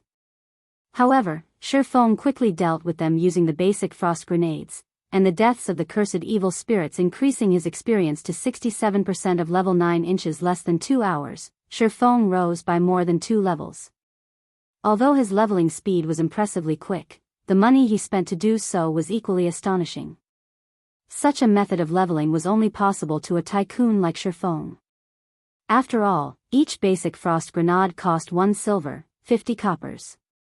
Aside from the fact that Shi Feng had used over 400 basic frost grenades, he also used 3 intermediate frost grenades, which cost 10 silver coins each.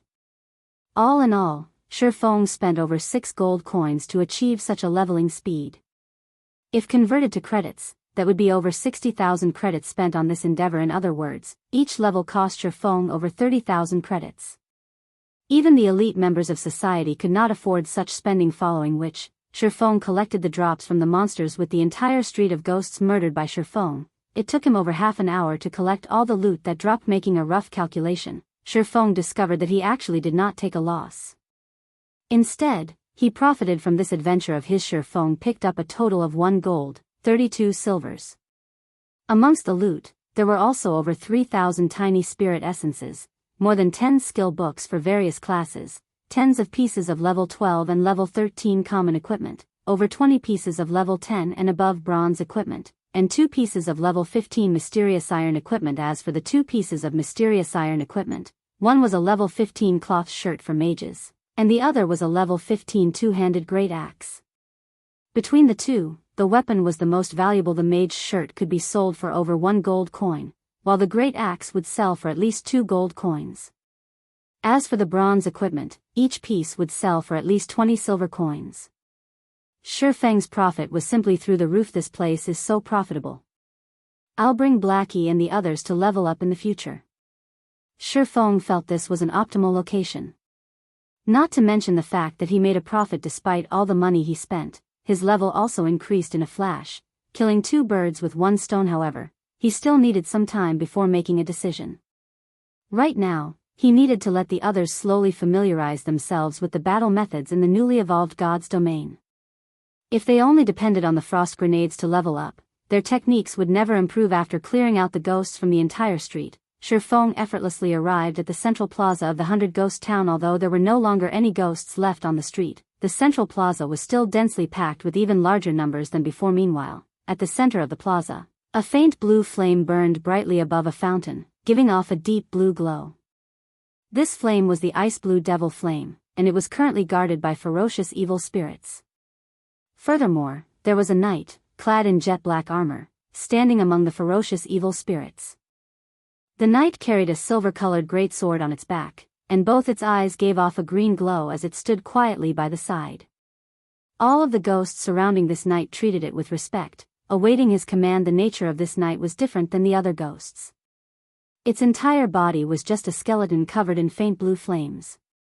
The heat given off by those flames caused the land around it to dry up and crack. Ghost Rider, Chieftain rank.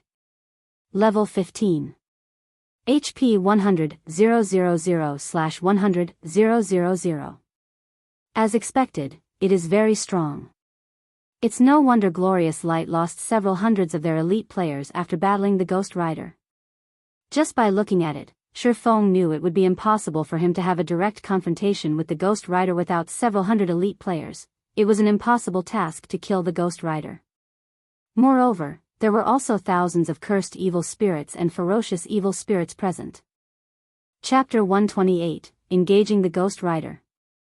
The flames in the Ghost Rider's eyes flickered, its emotions impossible to discern. However, none of the ferocious evil spirits dared to approach within 20 yards of it. With the frightening prowess of the Ghost Rider, even if Ye Feng had risen to level 20 and brought along a 20-man elite team, he would still fail to kill the Ghost Rider. Moreover, there was a 90% chance they would be wiped out. Instead, the Ghost Rider was simply too strong at this stage of the game. Many guilds would occasionally encounter a few elite or special elite monsters, and they could usually deal with these monsters with only a party or a team. However, after the evolution of God's domain, even only a level 5 chieftain-ranked monster could completely wipe out a 20-man team filled with level 5 elite players. Moreover, a monster over level 10 would have their intellect greatly boosted. A level 10 chieftain needed at least 30 level 15 elite players to deal with, and even then, the number casualties would be very high. As for a high-leveled chieftain like the Ghost Rider, it possessed a large variety of AoE damaging skills. It was also capable of commanding all the ghosts in the entire 100-ghost town. Although it was only a level 15 monster, its raid difficulty was even above that of a level 20 chieftain. Glorious Light had sent out thousands of its members to slay the Ghost Rider, paying a very heavy price. Currently, Ye Feng lacked both resources and influence. Not mentioning the gap of 6 levels, he was also alone in this place. He had absolutely no chance of challenging the Ghost Rider. It seems I can only use that method. Ye Feng observed the situation in the center of the plaza, inwardly running calculations and simulations in his mind. Right now, he stood over 300 yards from the fountain.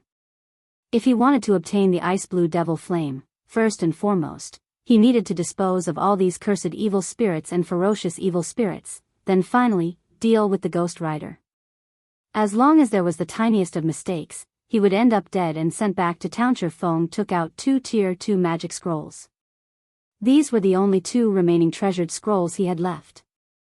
It would be extremely difficult for him to obtain another one in the future, as obtaining these scrolls largely depended on one's luck. If it weren't for obtaining the ice blue devil flame, he would not even be using such precious items. Phantom kill, Ye Feng inwardly chanted, a doppelganger of him slowly forming into being. Ye Feng immediately passed over a dozen frost grenades to his doppelganger. The doppelganger then rushed towards the plaza. The moment the doppelganger set foot into the plaza, the Ghost Rider discovered it immediately. The Ghost Rider's pearly white skull turned towards the doppelganger, the flames in its eye sockets flaring. All living beings must die. The Ghost Rider unsheathed the silver greatsword from its back, pointing it at the doppelganger. The blue flames surrounding its body abruptly moved to engulf the greatsword as well, warping the greatsword in shape. The pommel of the sword transformed into a white-colored skull and sinister-looking barbed tips appeared on the blade. Following the Ghost Rider's command, the countless cursed evil spirits in the plaza surged towards the doppelganger like a tidal wave. The doppelganger activated a speed scroll. It then tossed out a frost grenade, instantly turning a large group of cursed evil spirits into ice sculptures. Before turning to escape on Ye Feng's side, he activated Windwalk and used a speed scroll, then activating the Ring of Nothingness. Once in the state of nothingness, Ye Feng dashed towards the fountain like a fierce Galeas. The duration of the state of nothingness quickly flew by. Ye Feng's distance between the fountain shortened 300 yards. 200 yards. 100 yards. As Ye Feng was about to arrive at the fountain, his grip on the two Tier 2 magic scrolls tightened. His expression became abnormally calm as both his eyes fixated on the heart of the fountain. Little rat, did you think that you could hide from my eyes? The Ghost Rider suddenly appeared before Ye Feng, and as if the flames in its eyes could see past all things, it spoke in a deep, disdainful tone. The Ghost Rider then raised its white bone greatsword, the faint blue flame surrounding the sword immediately raising the surrounding temperature to scorching hot levels. With an abrupt wave, the greatsword transformed into a flowing stream of light, splitting apart the air as it descended towards Ye Feng's head. How could it be? Ye Feng was shocked. He did not doubt that the Ghost Rider's sword had the capability of instantly killing him. Hence, both his legs curved into a bend, his body similarly bending downwards. Like a cat arching its body, Ye Feng instantly pulled out both the Abyssal Blade and the Crimson Blade, using parry with both swords. Suddenly, Ye Feng's legs burst with strength, and with the addition of the strength from his lower back, Ye Feng charged directly at the descending greatsword. The three swords colliding with each other created an explosive sound. The Ghost Rider's immense strength caused the ground that Ye Feng stood on to crack apart. Dust and debris scattered. Ye Feng's body, as well, was removed from the state of nothingness, revealed beside the fountain. Although Ye Feng did not receive any damage from the collision, the flames of the white bone greatsword were just too blistering. As the Abyssal Blade was a magic weapon, there were no problems with it. However, the secret silver-ranked Crimson Blade was different. Not only was its durability greatly reducing, but the Crimson Blade itself also turned a glowing red and even showed signs of melting. Meanwhile, the Ghost Rider was slightly shocked that its sword did not yield it an immediate victory. However, it waved its sword for a second strike. The flames on the white bone greatsword rising over 5 meters into the air as the sword slashed at Ye Feng. This was the Ghost Rider's Devil Flame Slash. When this move was used, all beings in its path would lose their lives and reduce to ashes. However, contrary to expectations, Ye Feng did not retreat when faced with this attack. Instead, he activated Defensive Blade as he rushed towards the ice blue Devil Flame. Although the Ghost Rider's Devil Flame Slash landed on Ye Feng, it had no effect at all. Instead, Ye Feng made use of the wave of steam generated by the white bone greatsword to further increase his speed. Just as Ye Feng was about to reach the ice blue Devil Flame, as if they had been long since prepared for this moment, tens of ferocious evil spirits rushed at him. Become frozen. Ye Feng threw out an intermediate frost grenade, turning all the ferocious evil spirits into ice sculptures. A bunch of rubbish. Seeing that its subordinates were actually so useless, the Ghost Rider loudly cursed. It abruptly leaped, its body landing and blocking Ye Feng. Its greatsword then slashed downwards. Die, little rat. Abyssal Bind. 9 pitch-black chains instantly bound the Ghost Rider, saving Ye Feng's life. However, the Ghost Rider's strength was just too immense. In the blink of an eye, one of the chains snapped.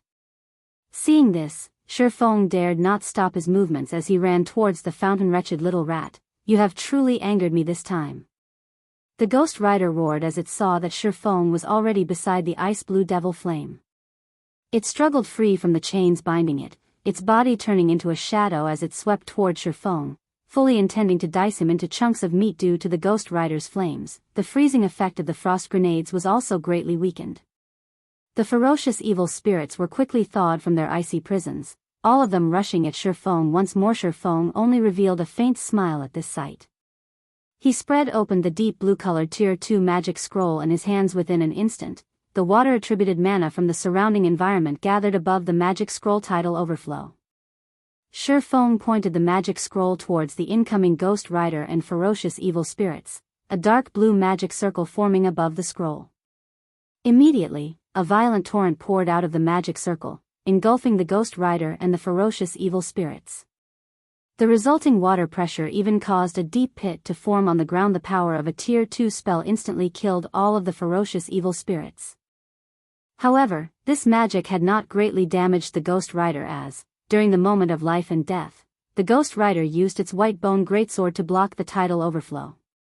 As a result, the ferocious torrent only pushed back the Ghost Rider by over 30 yards.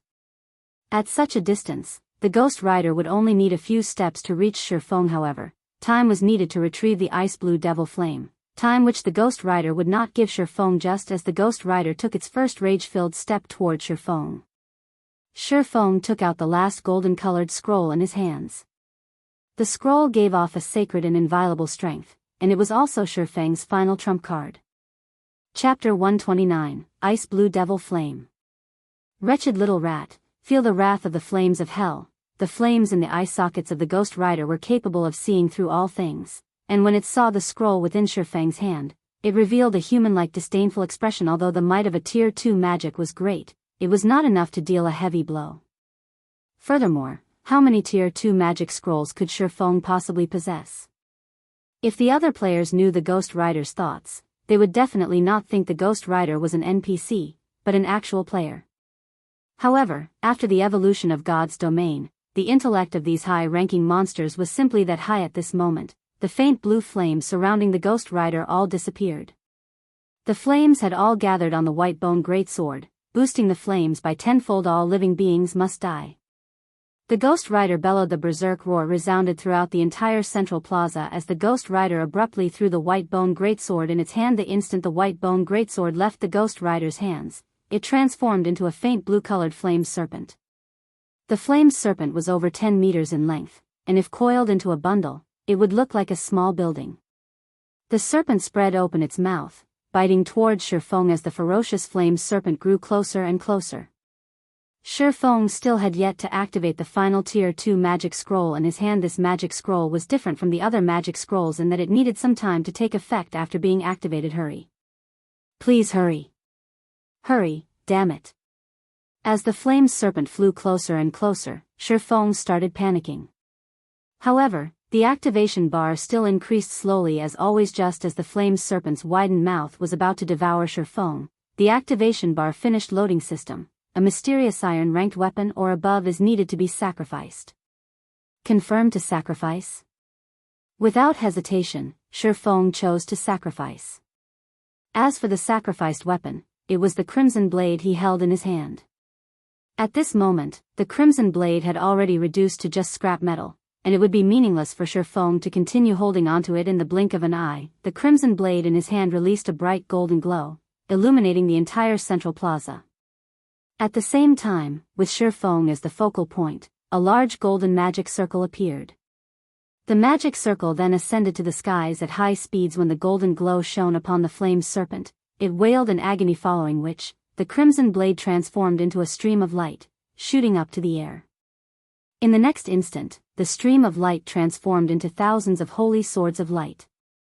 The holy swords rained down from the sky, forming a holy domain in a 30-yard radius around Ye Feng. The flame serpent, which was inside the domain, was immediately pinned down by tens of holy swords, its body unable to move even an inch. The flame serpent released an unwilling roar made it at the last second. Ye Feng released a sigh as he looked at the thousands of holy swords surrounding him. The holy swords even encompassed the fountain as well. Immediately, Ye Feng started retrieving the ice blue devil flame. This golden magic scroll was the most powerful Tier 2 life-saving magic scroll Ye Feng possessed. The holy sword seal, when used, all attacks within a 30-yard radius would be blocked, while all enemies within the affected area would be suppressed, preventing them from moving even an inch. However, the user would be unable to attack any of the enemies, and any outside enemies and attacks could not enter the holy domain. The duration of the holy domain was 36 seconds. Due to these effects, the holy sword seal was considered the strongest defensive scroll amongst all Tier 2 magic scrolls. Meanwhile, Ye Feng only needed around 5 seconds to collect the ice blue devil flame. In addition to the cast time of the return scroll, which needed 30 seconds, the total time was just about right. The Ghost Rider outside of the holy barrier instantly entered a violent fury. It pulled out a white bone great axe, swinging it at the holy barrier repeatedly like a god of death. Unfortunately, all its efforts yielded no results. The Holy Sword Seal was the strongest defensive skill amongst all Tier 2 skills. Not to mention a level 15 chieftain's attacks, even if it were a normal Tier 3 skill, it could not easily destroy the Holy Barrier very quickly. Ye Feng finished retrieving the scorching hot Tier 2 mysterious flame, the Ice Blue Devil Flame. Though his heart was currently filled with extreme excitement, he suppressed it and activated Defensive Blade. He then started the chant for the return scroll. Despicable little rat, I will definitely make you suffer a living hell. Seeing that Ye Feng had already retrieved the Ice Blue Devil Flame, the Ghost Rider suddenly went berserk. The faint blue flames covering its body flared up several times greater than before, and it swung its white bone great axe to the ground with all its might. Boom! The entire central plaza started quivering. The ground of the plaza cracked apart, spitting out tens of pillars of flames, sending countless debris flying. Only now was Ye Feng fully aware of how powerful the Ghost Rider was. The previous exchanges they had were not even a warm-up for the Ghost Rider. Fortunately, Ye Feng had the strongest Tier 2 defensive skill on his side. If it were only a Tier 1 defensive scroll, it could not have fended off the Ghost Rider at all. Time flowed past, little by little.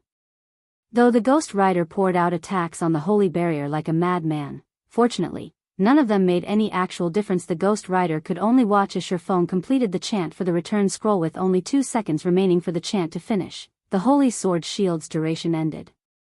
At this moment, the Ghost Rider revealed a sinister smile as it dashed forward 2 steps, instantly arriving before Ye Feng. With its axe raised, the Ghost Rider struck down at Ye Feng. The axe was unable to advance any further when it was several centimeters away from Ye Feng's body. Ye Feng was shocked into a cold sweat. The Ghost Rider's speed was just too fast after becoming berserk. Even he could only barely see it move.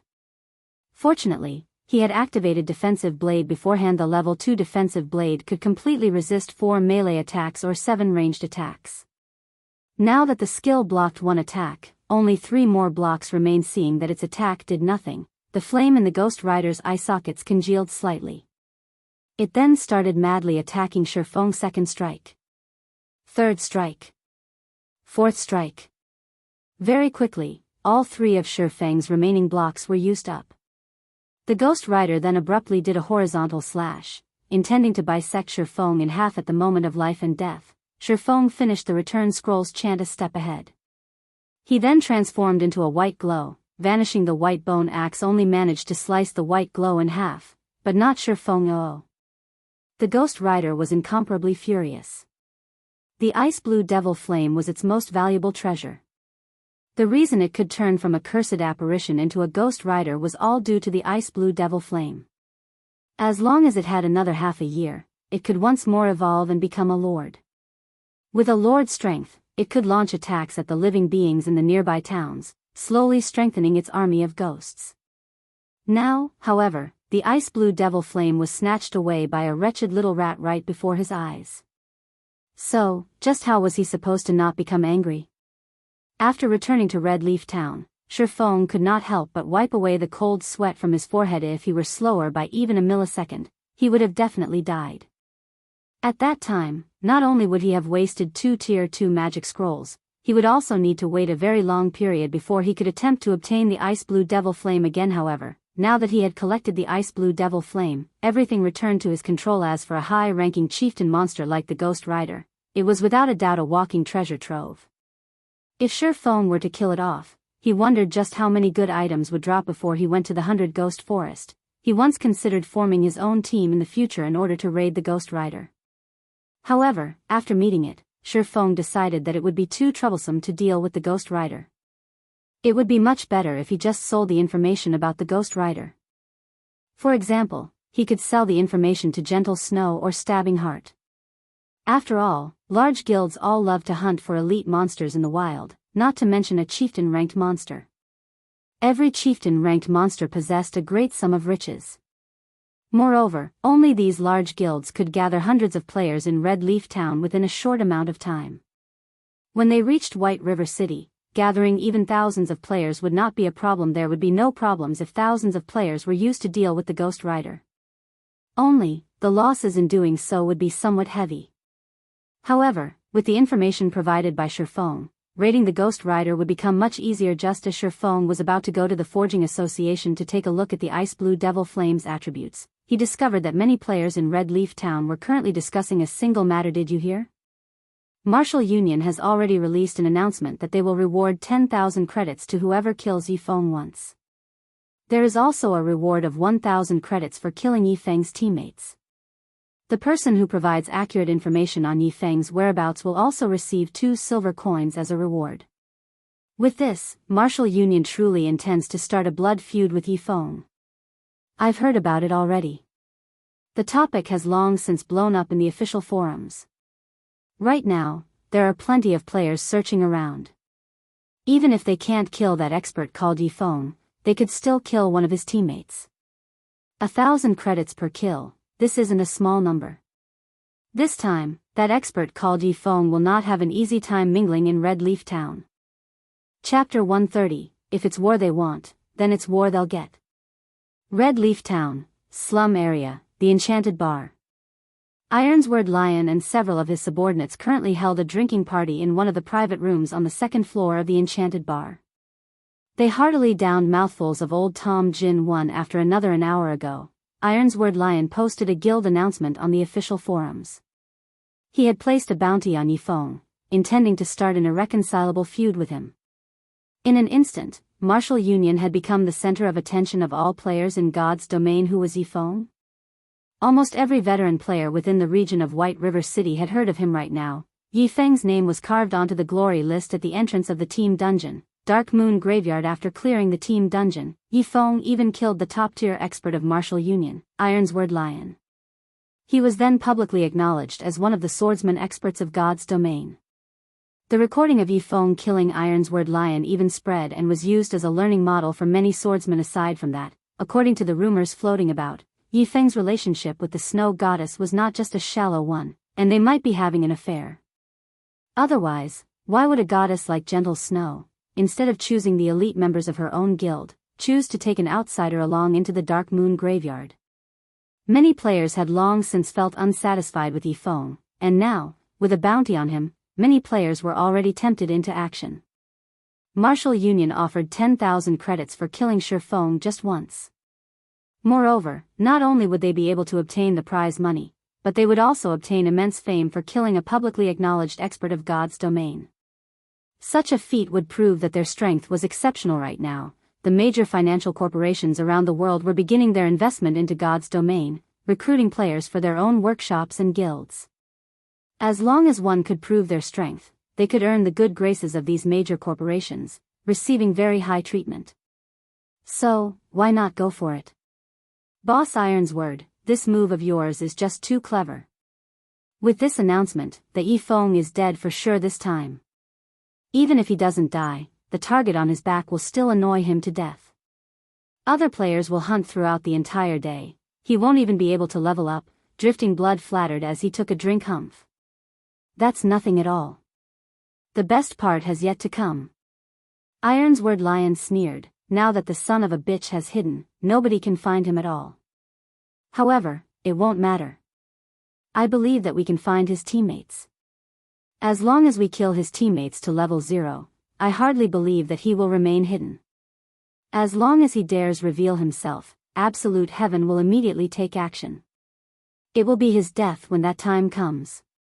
Just as Ironsword Lion laughed colding, Ye Feng received a communication request from someone on his friend list. Are you alright? Gentle Snow abruptly asked. Ye Feng was slightly astonished. He did not imagine that even Gentle Snow would worry for him. He shook his head, saying, I'm fine.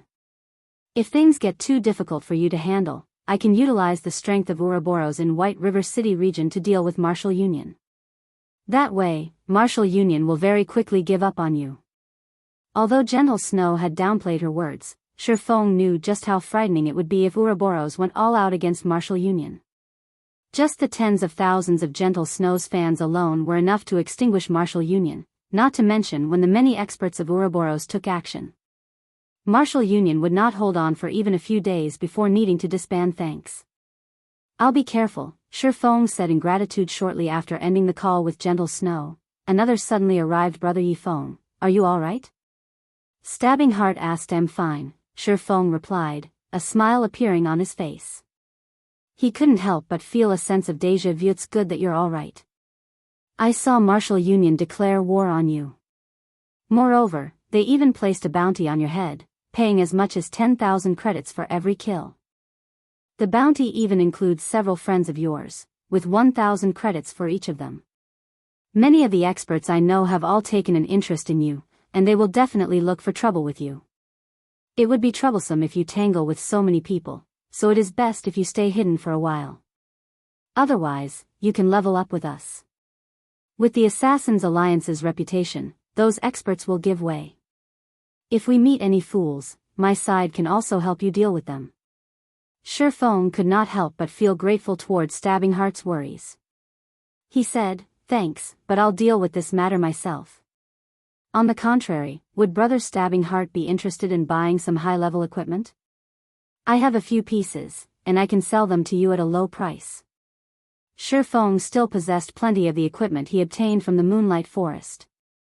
Right now, the prices for equipment were at their highest. Their values would depreciate if he sold them in the future, so he might as well sell them to Stabbing Heart right now, turning them into money. Shi Feng previously considered selling the equipment to Gentle Snow. However, Gentle Snow possessed a greater understanding of him than Stabbing Heart. It would be bad if she discovered something unnecessary about him. Hence, Stabbing Heart was the best choice to sell the equipment to in this case. Really? With the new influx of players right now, our guild became sorely lacking in equipment. If you could sell them at a lower price and trade fully using credits, then I will buy as much as you have. Right now, the available equipment on the market was fervently contested over. Meanwhile, Stabbing Heart knew Shi Feng would have a lot of equipment. After all, Shi Feng managed to clear the Dark Moon Graveyard. That meant that the other party dungeons would be easy pickings for him. Moreover, Shi Feng only had a single party under his command. He would definitely possess plenty of extra equipment. If Stabbing Heart could purchase all of it, it would be a huge boost to his guild. I'm busy right now. How about we meet up and trade inside the hotel at the trade area? Shi Feng asked. That would be great.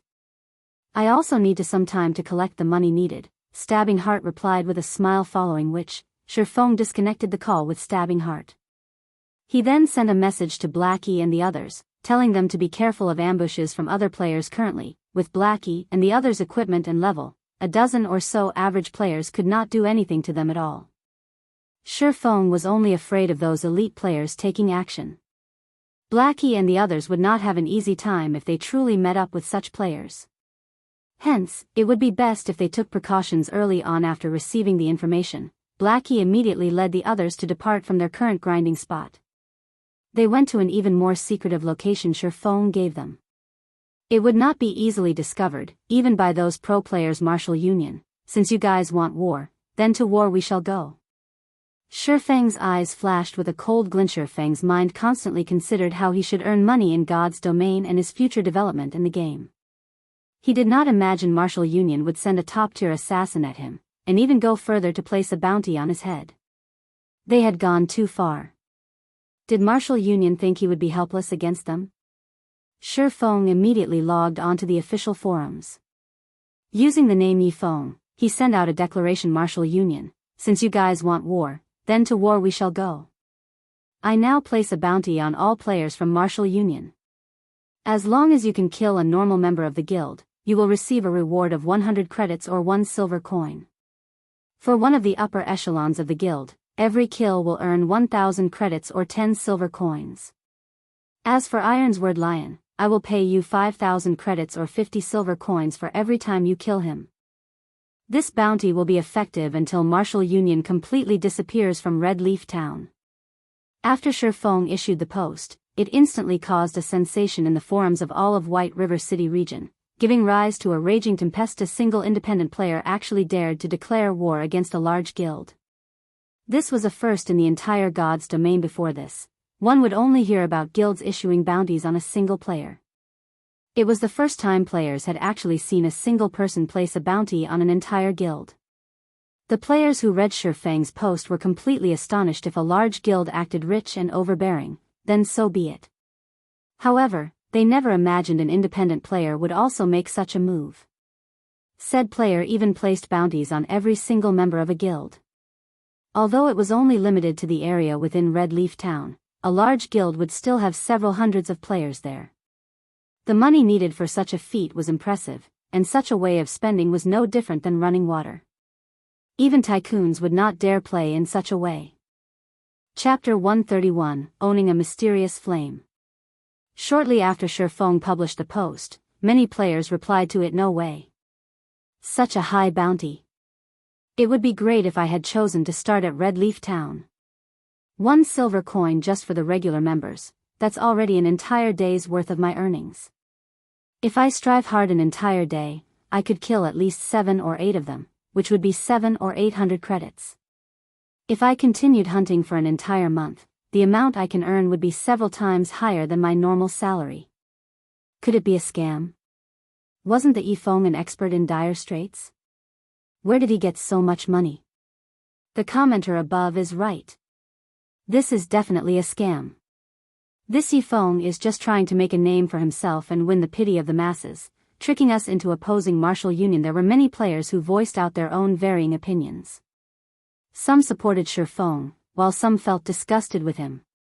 A large number of players cursed at Ye Feng, and an even greater number refused to believe that Ye Feng possessed that much money. After all, making a rough calculation, just killing all the members of Martial Union in Red Leaf Town once would cost a lot, not to mention killing them several times. Even a normal tycoon would not dare carry out such an action, much less a poor expert in dire straits. I am stabbing heart of Assassins Alliance. I am in full support of Brother Ye Feng, and I can guarantee that everything Brother Ye Feng has said is the truth. If you aren't able to cash in your bounties from him, you can collect them from me instead. Just when everyone determined Ye Feng was a scammer, Stabbing Heart's abrupt reply sent a tremor through the forums once more. Although Ye Feng was famous, when compared to a large guild, his prestige was still sorely lacking. On the other hand, the words Stabbing Heart from the Assassins Alliance had written were wholly different. Ignoring the fact that the Assassins Alliance was a second-rate guild, possessing a member count in the tens of thousands, just the dozen years or so fame they had accumulated from other virtual reality games was strongly persuasive. Wow. The Assassins Alliance's Stabbing Heart has appeared. Please let me join the Assassins Alliance. Even Stabbing Heart has already shown himself, so the bounty must be real. This time, the players of Red Leaf Town are going to make a fortune. Not long after Stabbing Heart's appearance, another reply appeared which instantly caused the number of views on Ye Feng's post to multiply by 10. Ye Feng is my friend. I can guarantee his credibility.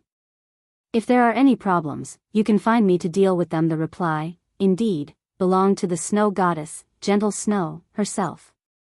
Moreover, she was willing to make assurances for Ye Feng. Those who cursed at Ye Feng previously immediately shut up after her reply, because if they did not, the snow goddess fans might pummel them into meat paste. Ye Feng, you are my idol. Please take me in as your disciple. I'm willing to do anything you ask. I guarantee it. Big brother Ye Feng, do you have a girlfriend? Little sister is 18 years old, has a beautiful appearance, a sexy body, and wishes to become Big Brother's girlfriend. I can give birth to a bunch of little monkeys for Big Brother. Looking at Gentle Snow's reply, everyone immediately thought Ye Feng was just too awesome. He had received the support of Stabbing Heart of Assassins Alliance and the Snow Goddess of Ouroboros. This was not a treatment any ordinary expert would receive. Now that God's domain was so popular, Ye Feng's future would be limitless. Slum area, the Enchanted Bar. Boss Iron's word, this is not good. Ye Feng placed a bounty on our heads. An assassin suddenly rushed into the private room. Currently, Ironsword Lion happily drank away, his face flushed red. He did not think the alcohol in a virtual world could get a person get drunk. The alcohol had such a rich and mellow taste.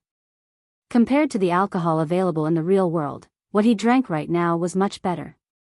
It was no wonder those players that tread on the path of darkness all love to hang around in this place at this moment.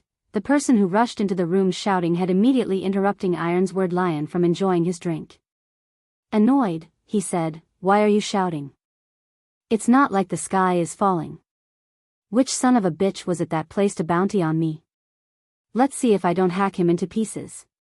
"Boss, I heard it was the Ye Feng who placed the bounty on us," Drifting Blood said in a daze. "Ye Feng? With him alone, he wants to place a bounty on us, Martial Union? Who would even believe his words?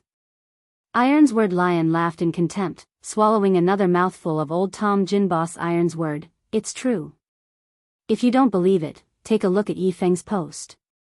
Right now, views on it have exceeded 1 million already, the assassin helplessly said originally. He did not believe that an independent player would dare place a bounty on a large guild either. Anyone who dared would just be digging their own graves. Without great enmity against a guild, no one would not carry out such an action. Such an action was a major threat to the reputation of a guild, and they would definitely not let off any players who dared provoke them. If they did not kill the player until he quit the game, they would not let the matter rest. However, reality told him otherwise. As such an incident had truly occurred, Ironsword Lion still did not believe his subordinate's words. To place a bounty on the members of Martial Union, was this Ye Feng seeking death? Hence, Ironsword Lion checked out the official forums immediately. Ironsword Lion was dumbfounded. Ye Feng actually dared place a bounty on all of Martial Union. He really intended to fight until one side was gone. However, Ironsword Lion had forgotten that he was the one who first placed a bounty on Ye Feng. He had already forgotten his own declaration to fight until one of them was obliterated. After taking a closer look at the contents of the post, Ironsword Lion was truly shocked. Those who originally called Ye Feng a scammer had all shut their mouths now, and they all itched to slaughter the members of Martial Union. It was like they discussed competing over vegetables on the forum. When Ironsword Lion saw the price tag of his own bounty, he nearly exploded with anger. He had spent 1,000,000 credits to hire Absolute Heaven to assassinate Ye Feng, and the bounty of 10,000 credits he publicly declared was just for entertainment.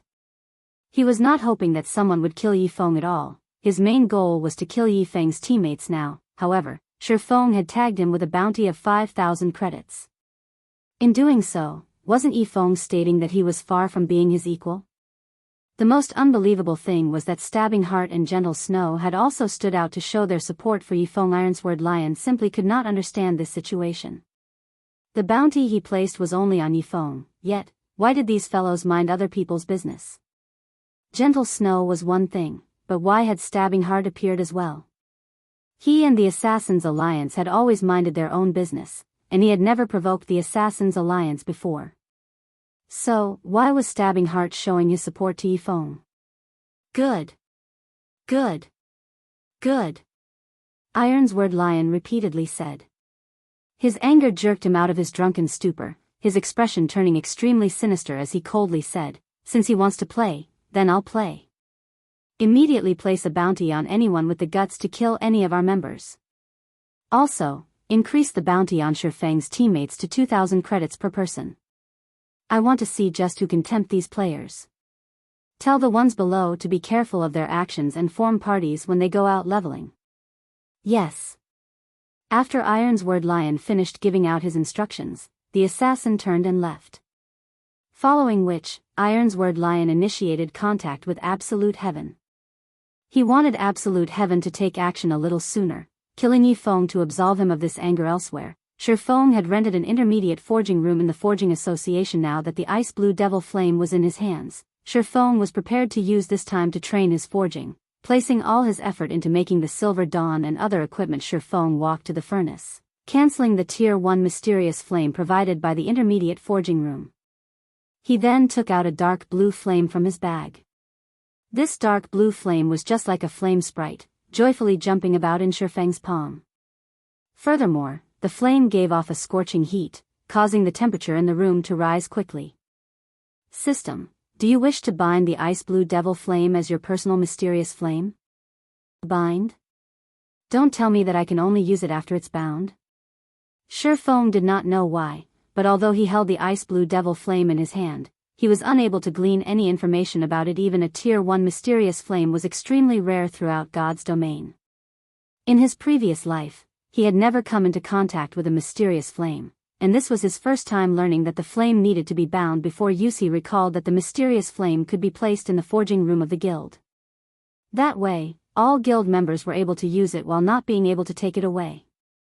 So, just why was this mysterious flame a bound item? Ye Feng stopped caring about the details. He immediately chose to bind the Ice Blue Devil Flame, intending to learn its effects. Chapter 132, Evolution Crisis. After Ye Feng chose to bind the ice-blue devil flame. Suddenly, the ice-blue devil flame started transforming. The small flame within Ye Feng's palm momentarily burned fiercely, wrapping Ye Feng's entire palm. Ye Feng immediately felt a scorching heat surrounding his hand as if he had just dipped it into boiling water previously. He was unable to feel the high temperature of the ice-blue devil flame, and only now did he truly experience its heat. Although he tried to store the flame back into his bag, no matter what he tried, there was no reaction from the ice-blue devil flame. Instead, a binding loading bar appeared, slowly increasing, successfully fused 3%. 4%. 5%. Isn't it a binding? Why did it turn into a fusion? Looking at the green-colored fusion bar, Ye Feng felt a sense of unease. He could barely endure just the pain he currently felt. However, the temperature of the flame constantly rose, while the fusion rate of the flame was extremely slow. If this situation were to continue, Ye Feng would, sooner or later, die from the pain alone. Just when Ye Feng had called out the pain perception system's interface, intending to turn off all his senses of pain, his flaming hand no longer felt hot. Instead, he felt a cooling feeling on his palm as if it's submerged in ice-cold water. Is the fusion complete? Ye Feng took another look at the fusion bar. It showed 8%, still very far from reaching 100%. However, since it was no longer hot, Ye Feng gave up the notion of turning off the pain perception system. However, another moment later, his flaming hand grew colder and colder as if it were inside an ice cube. Ye Feng could not help but shiver at the chilling temperature. Just when he was unable to endure the cold any longer, the flame surrounding his hand turned hot once more. In such a way, the flame constantly alternated between hot and cold. Ye Feng was also able to understand the reason for this phenomena. Just like its name, the ice-blue devil flame possessed both ice and fire attributes. However, Ye Feng no longer wished to endure torture by the ice-blue devil flame, so he chose to turn off the pain perception system. During the fusion process of the ice-blue devil flame, if pain perception falls below 20%, fusion will fail and cause a fixed amount of damage to the player. Are you sure you want to turn off the pain system? Crap. Ye Feng could not help but curse at the despicable system. The system was clearly trying to toy with him. Moreover, it did not mention what sort of damage that the fixed damage was. The fusion progress was already at 30%, so he couldn't just give up halfway. Helpless about the situation, Ye Feng could only tune down his pain perception from the original 40% to 20%. That way, he could, more or less, bear through the suffering. However, things were far from over. After the fusion bar reached 50%, the ice-blue devil flame started spreading throughout Ye Feng's entire body, turning Ye Feng into a flaming man. Ye Feng's entire body burned with a deep blue flame, just like the Ghost Rider. Compared to the Ghost Rider's flame, however, the flame burning Ye Feng's body was much more pure and dazzling. Even the ground below his feet started showing signs of melting. The floor of the forging room had undergone special strengthening techniques specifically to resist high temperatures. The floors of the forging room were much stronger than even a secret silver weapon. However, this floor could still not withstand the flames surrounding Ye Feng's body. One could just imagine the frightening temperature that was emitted by the flame right now. If someone were to attack Ye Feng using a bronze weapon, the scorching flame would, most likely, melt the weapon before it could even come near Ye Feng. Fortunately, Ye Feng had long since familiarized himself with pain. He had also adjusted his pain perception down to 20%. Otherwise, he really could not endure the ever-changing temperatures of the ice-blue devil flame. After enduring the same process for 20 minutes, the fusion of the ice-blue devil flame finally completed. System. The ice-blue devil flame has been bound as player Ye Feng's personal belonging. System. Fusion of the ice-blue devil flame completed. After undergoing the tempering of the ice-blue devil flame, player's physique has improved. Strength plus 10, endurance plus 10, agility plus 10, ice resistance plus 20. Fire resistance plus 20. Able to fully control the ice-blue devil flame. Even this is possible? Ye Feng was shocked. Ignoring how valuable the ice-blue devil flame was to forgers, Ye Feng did not think that it could even improve a player's physique after fusion. Ye Feng had effortlessly obtained 30 attribute points and 20 points in both ice resistance and fire resistance. Resistance was extremely hard to obtain in God's domain, and a single point increase would have a large effect. not to mention an increase of 20 points. Such an increase was enough to instill despair in many mage classes.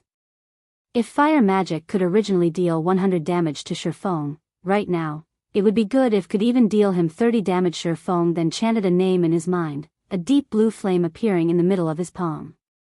This was indeed the ice blue devil flame. Following Ye Feng's thoughts, the flame freely moved about, growing and shrinking. Ice blue devil flame, tier 2 mysterious flame. Can be used in battle to increase damage by 20%, and an additional 40% damage to ice or fire attributed skills. Simultaneously, it increases the success rate for potion making, forging, and cooking by 10%. These attributes had completely surpassed Ye Feng's imagination in his previous life. He had never received any information regarding mysterious flames being capable of increasing a player's battle prowess. It was also impossible for the mysterious flames to only increase a player's battle prowess in this life.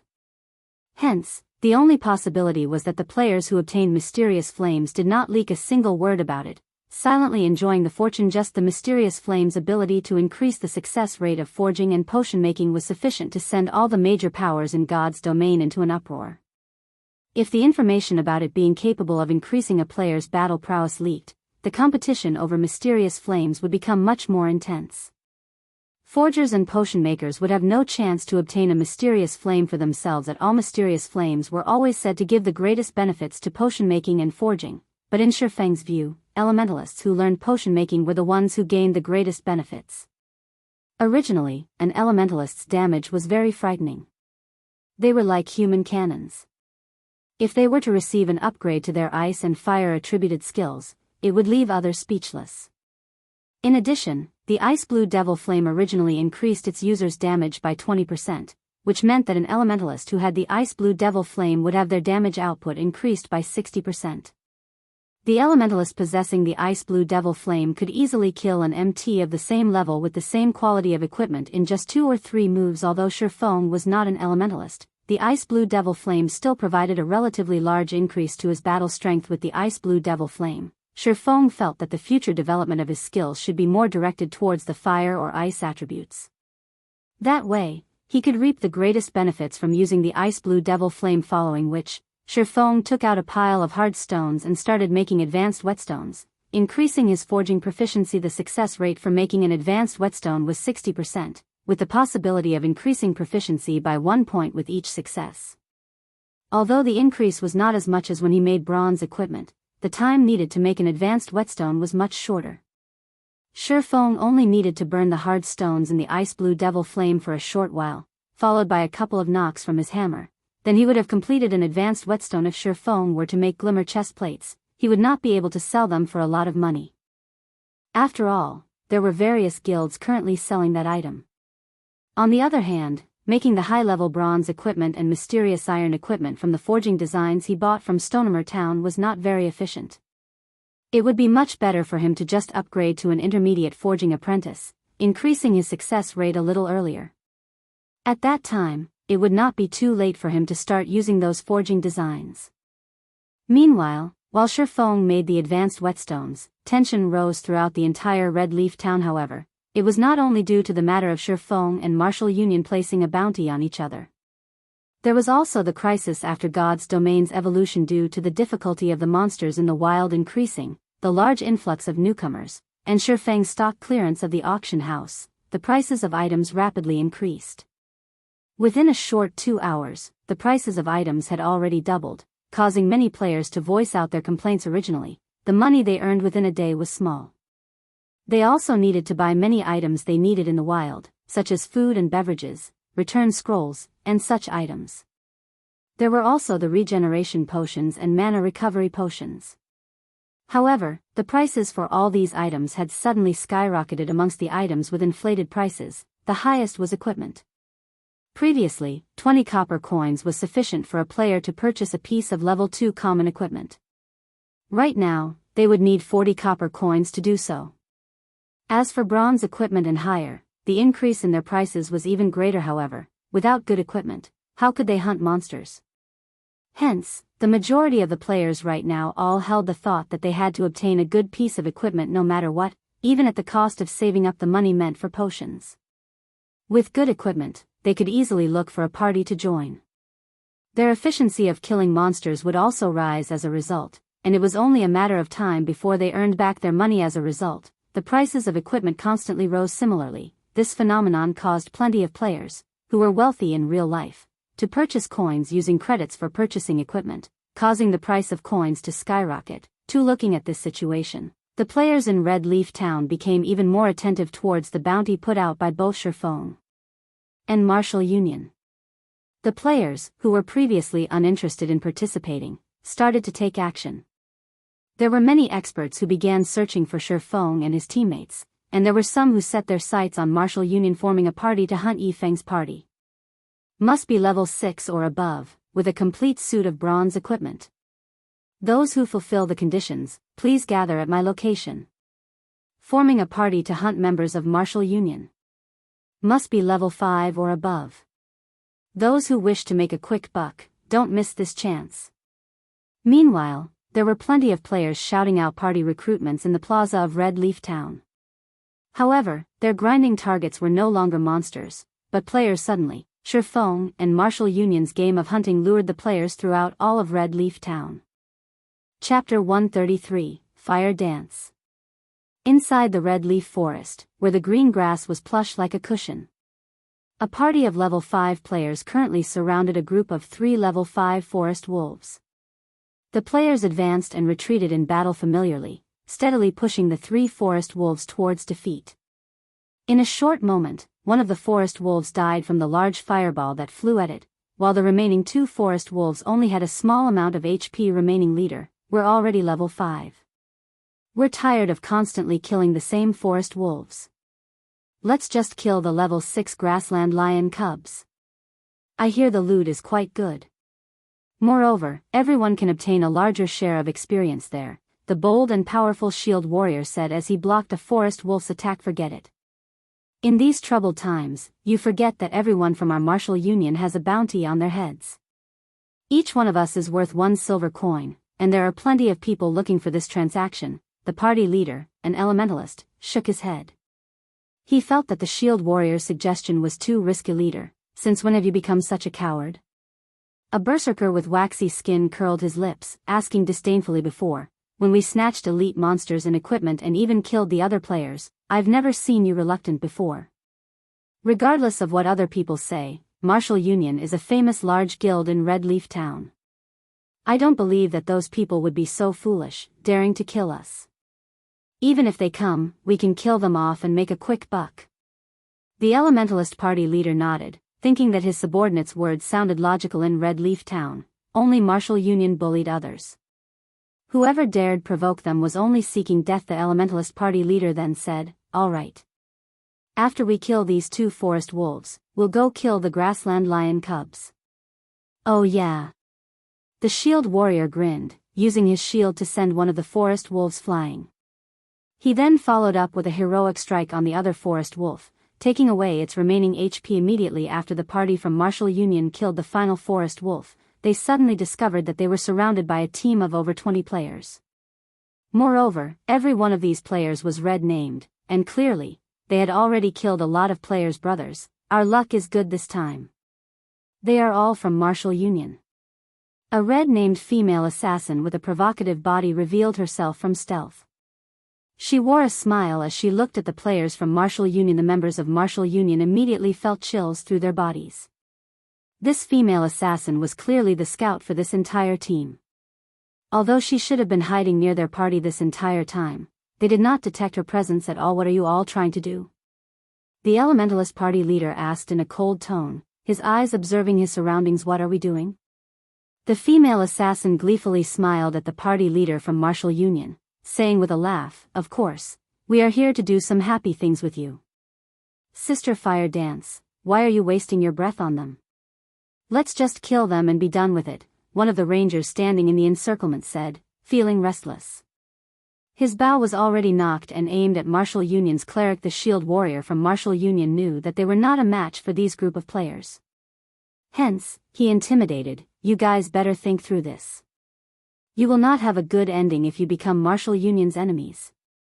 By the time we take care of the Ye Feng, we will take revenge on those who dared attack the members of our guild. You guys best consider your actions properly. Don't make a mistake. Is martial union really that amazing? The female assassin named Fire Dance played with the dagger in her hand. Curling up her lips slightly, she said, "Why have I heard that you guys suffered a crushing defeat at the hands of my idol, Ye Feng? Moreover, since you guys dared make trouble with my idol, it's no different than seeking for trouble with me. You should all just die, right here. Brothers, take action. Don't let any of them escape." Hearing Fire Dance's command, the 20-plus players surrounding Martial Union rushed forward. Meanwhile, the female assassin named Fire Dance suddenly appeared behind the party leader from Martial Union. She immediately knocked the elementalist unconscious, her icy cold dagger slashing across his neck. She then followed up with a backstab and eviscerate, instantly taking the party leader's life. Her techniques both quick and efficient. The other members of Martial Union were extremely shocked by this scene. Their hearts stopped beating completely. Immediately, they turned and ran. However, would it be that easy to run away? Immediately, the ice walls of elementalists blocked their escape, followed by ice spheres reducing their movement speeds. Several berserkers separately used charge on their targets, followed by breaks, greatly reducing the movement speeds of the members of Martial Union once more. With their fleeing speed slower than even a tortoise, the members of Martial Union died within moments. Tidy up the loot quickly. We'll be looking for our next target. Fire Dance issued her command. These fellows sure are fat. They have contributed 3 pieces of bronze equipment to our inventory. It really makes you wonder just how fat Ye Feng's party, which is much more powerful, is, a lean berserker said as he collected the dropped items. He couldn't help but drool when he gazed at the bronze equipment the members of Martial Union left behind him. Water Buffalo, are you having ideas about my idol's teammates? Fire Dance looked at the berserker, smiling faintly as she asked. Immediately, the berserker called Water Buffalo quivered, hurriedly laughing as he replied, "How would I even dare? I was only fantasizing in my mind a little. If I really did look for trouble with them, I would only be there to die at their hands." Humph.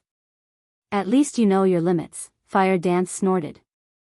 She then turned, departing in search of her next target. Red Leaf Town, slum area, the enchanted bar. Pung.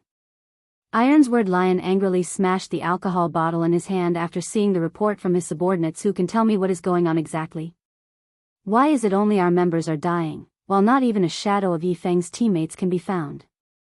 According to the report from his subordinates, within a short 2 hours, of all the members of Martial Union stationed in Red Leaf Town, 58 of them had already died once. Amongst those who died, 9 of them were even the top echelons or elites of their guild. Not only had they lost a level as a result of dying, they even dropped some of their equipment. This was a huge loss for Martial Union's Red Leaf Town branch. Moreover, Ironsword Lion was required to compensate them for their losses. Besides that, the large number of deaths had largely impacted the loyalty of the members of Martial Union. Many started to think of leaving the guild as they did not wish to be dragged into this game of hunting. If this matter did not quickly resolve, the Martial Union branch at Red Leaf Town would, sooner or later, break up. Boss Ironsword, could they be hiding? Why don't we increase the bounty on them? That might tempt the true experts, Drifting Blood suggested. Fine, increase the bounty immediately. I don't believe that we can't find them. Ironsword Lion nodded his head. He then continued saying, remember, as long as you receive any information, immediately contact Absolute Heaven. Leave it to me, boss. I'll relay the information immediately. Inside an intermediate forging room, Ye Feng repeated the same task, over and over. Ye Feng took out a hard stone, immediately using the ice blue devil flame to burn it. He then used the runic hammer to tap at it a few times, very quickly forming a high-quality advanced whetstone system. Advanced whetstone has been successfully forged.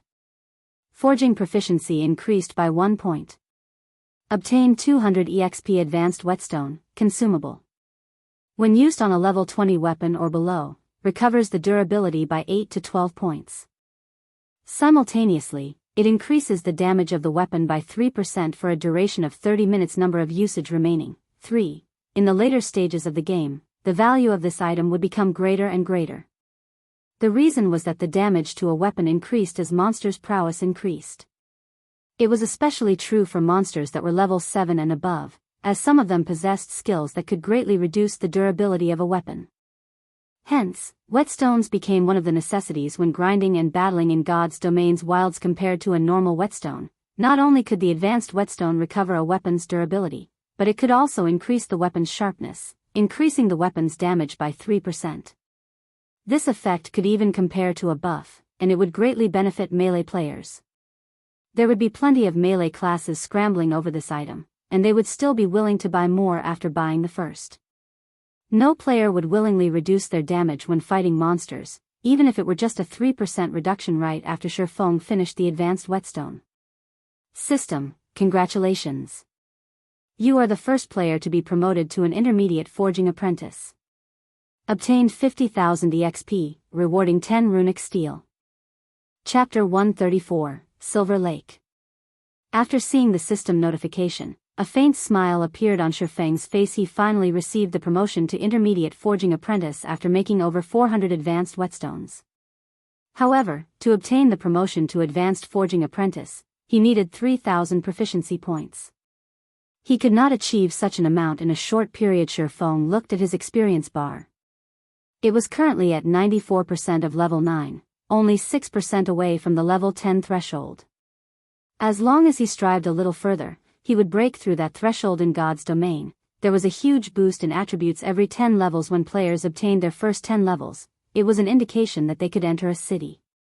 In a city, players could enjoy various benefits. Not only could they purchase resources not sold in towns, but they could also obtain plenty of high-leveled quests.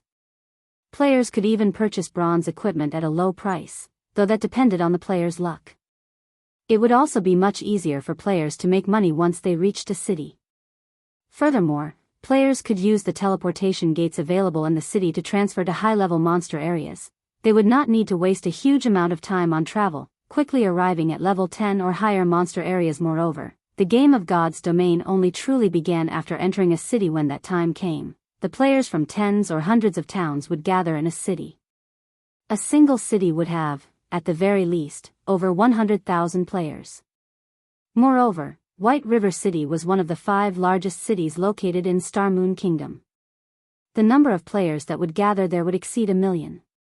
At that time, the various guilds could centralize their influence completely, displaying the true strength of a guild. This would also increase the competition between guilds. It would be a lot less peaceful when the various guilds competed over the limited resources available. This was the case with all virtual reality games. The resources available were limited, and the best resources and leveling spots would only number so many within a city's region. However, with the huge amount of players, if one wanted to level up and upgrade themselves quickly, they needed to compete over said resources.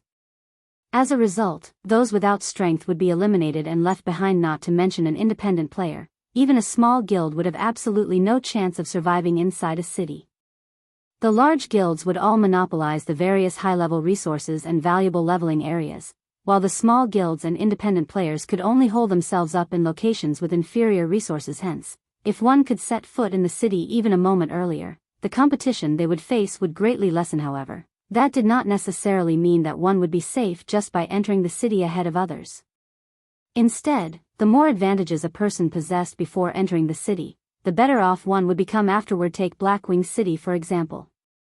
If an average player were to enter the city, they would only be there to gain some knowledge and experience, a purely time-wasting endeavor.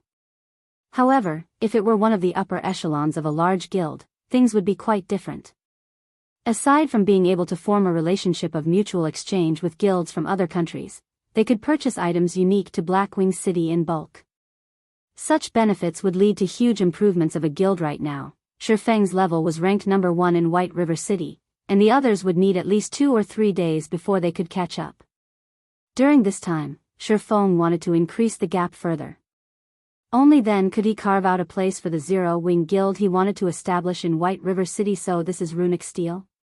As expected, this is a treasure. Ye Feng took out a piece of blue steel, filled with magic, from his bag, joy filling his entire being. In Ye Feng's previous life, many forgers competed madly for just a piece of runic steel. Even if they managed to buy one, they would treat it like their baby. They would not use it lightly. Meanwhile, Ye Feng possessed 10 pieces of runic steel right now. Runic steel, fine gold rank consumable. When used to forge level 50 fine gold equipment or below, increases success rate by 10%. There is a fixed chance to increase the forged equipment's rank by 1, up to a maximum of fine gold rank. No matter how one looked at it, runic steel was significantly better than the 100 refinement steel. Moreover, it could even increase an equipment's rank. Hahaha. With this runic steel, my success rate for forging the Silver Dawn will be even greater now. Ye Feng had purchased all the materials required to forge the Silver Dawn at the auction house. In addition to the materials he had purchased before, he could forge a total of 16 Silver Dawns. Just the cost alone for a single Silver Dawn was over 37 silver coins. Even an elite party needed to raid a hard mode party dungeon half a dozen times before collecting such an amount. Hence, Ye Feng only chose to forge the Silver Dawn after he was promoted to intermediate forging apprentice. Ye Feng took out the forging design for the Silver Dawn, clicking to learn it. He began the process of forging his first Silver Dawn previously, before he had obtained the Ice Blue Devil Flame. His success rate for forging the Silver Dawn was only 32%. After the addition of the Ice Blue Devil Flame, the success rate increased to 42%. If Ye Feng used the runic steel, he could further increase it to 52%. A mere intermediate forging apprentice's chance of successfully forging a secret silver weapon was just over 50%. Even a master forger would be flabbergasted at this success rate. The reason was that a basic master forger only possessed a 30% success rate when forging a secret silver equipment, and only a grand master forger had a 50% success rate. Ye Feng carefully read through the process of making the Silver Dawn before refining the materials. Ye Feng first used the Philosopher's Stone to obtain a high-purity refinement of the materials. He then placed the materials into the Ice Blue Devil Flame, waiting for them to merge. Ye Feng possessed 100% control over the Ice Blue Devil Flame, so he could merge the materials together to an exceptional degree. However, Ye Feng chose not to include the incomparably precious runic steel in the forging process this time. The first attempt was only for Ye Feng to familiarize himself with the forging process of the Silver Dawn. Moreover, he only possessed 10 pieces of runic steel, and each one of them was worth at least 1 gold coin. The runic steel was extremely hard to obtain, and using it now would just be a waste. If other forgers knew that Ye Feng intended to use the runic steel to forge the Silver Dawn, they would curse at Ye Feng in anger. The Silver Dawn was only a level 10 secret silver weapon, yet, Ye Feng actually thought of using the runic steel to forge it. Such an action was simply maddening. 10 minutes later, the refinement process was complete. Ye Feng looked at the product of his refinement with satisfaction. He then placed the piece of metal on the anvil, using the runic hammer to pound at it. Sparks flew about as the sounds of the hammer striking the metal resounded throughout the forging room. Ye Feng was extremely careful with every strike, afraid that a single misstep would affect the final shape of the Silver Dawn. After striking at the metal hundreds of times, sweat drenched Ye Feng. Satisfied, he clicked the generate button, following which, the red-hot metal began to take shape, transforming into a silver-colored longsword. He investigated the weapon's information after a full 5 seconds. System: forging of the Silver Dawn has failed. Ye Feng looked at the weapon's attributes, discovering that it was only a level 10 mysterious iron weapon. Indeed, the forging failed. However, Ye Feng was not overly disappointed at the results. Although the success rate stated was 42% on the surface, due to it being Ye Feng's first time forging the Silver Dawn, the actual success rate was much lower. Success was impossible, no matter how one looked at it. If he succeeded, it would be a true miracle. With a failure in hand, Ye Feng summarized his experience into a lesson for himself. The reason Ye Feng could lead a third-rate guild like Shadow to become one of the top second-rate guilds was not due to any inborn talent of his. Instead, it was because Ye Feng always summarized and learned from his experiences. If others gained experiences from success, Ye Feng gained experiences from failure.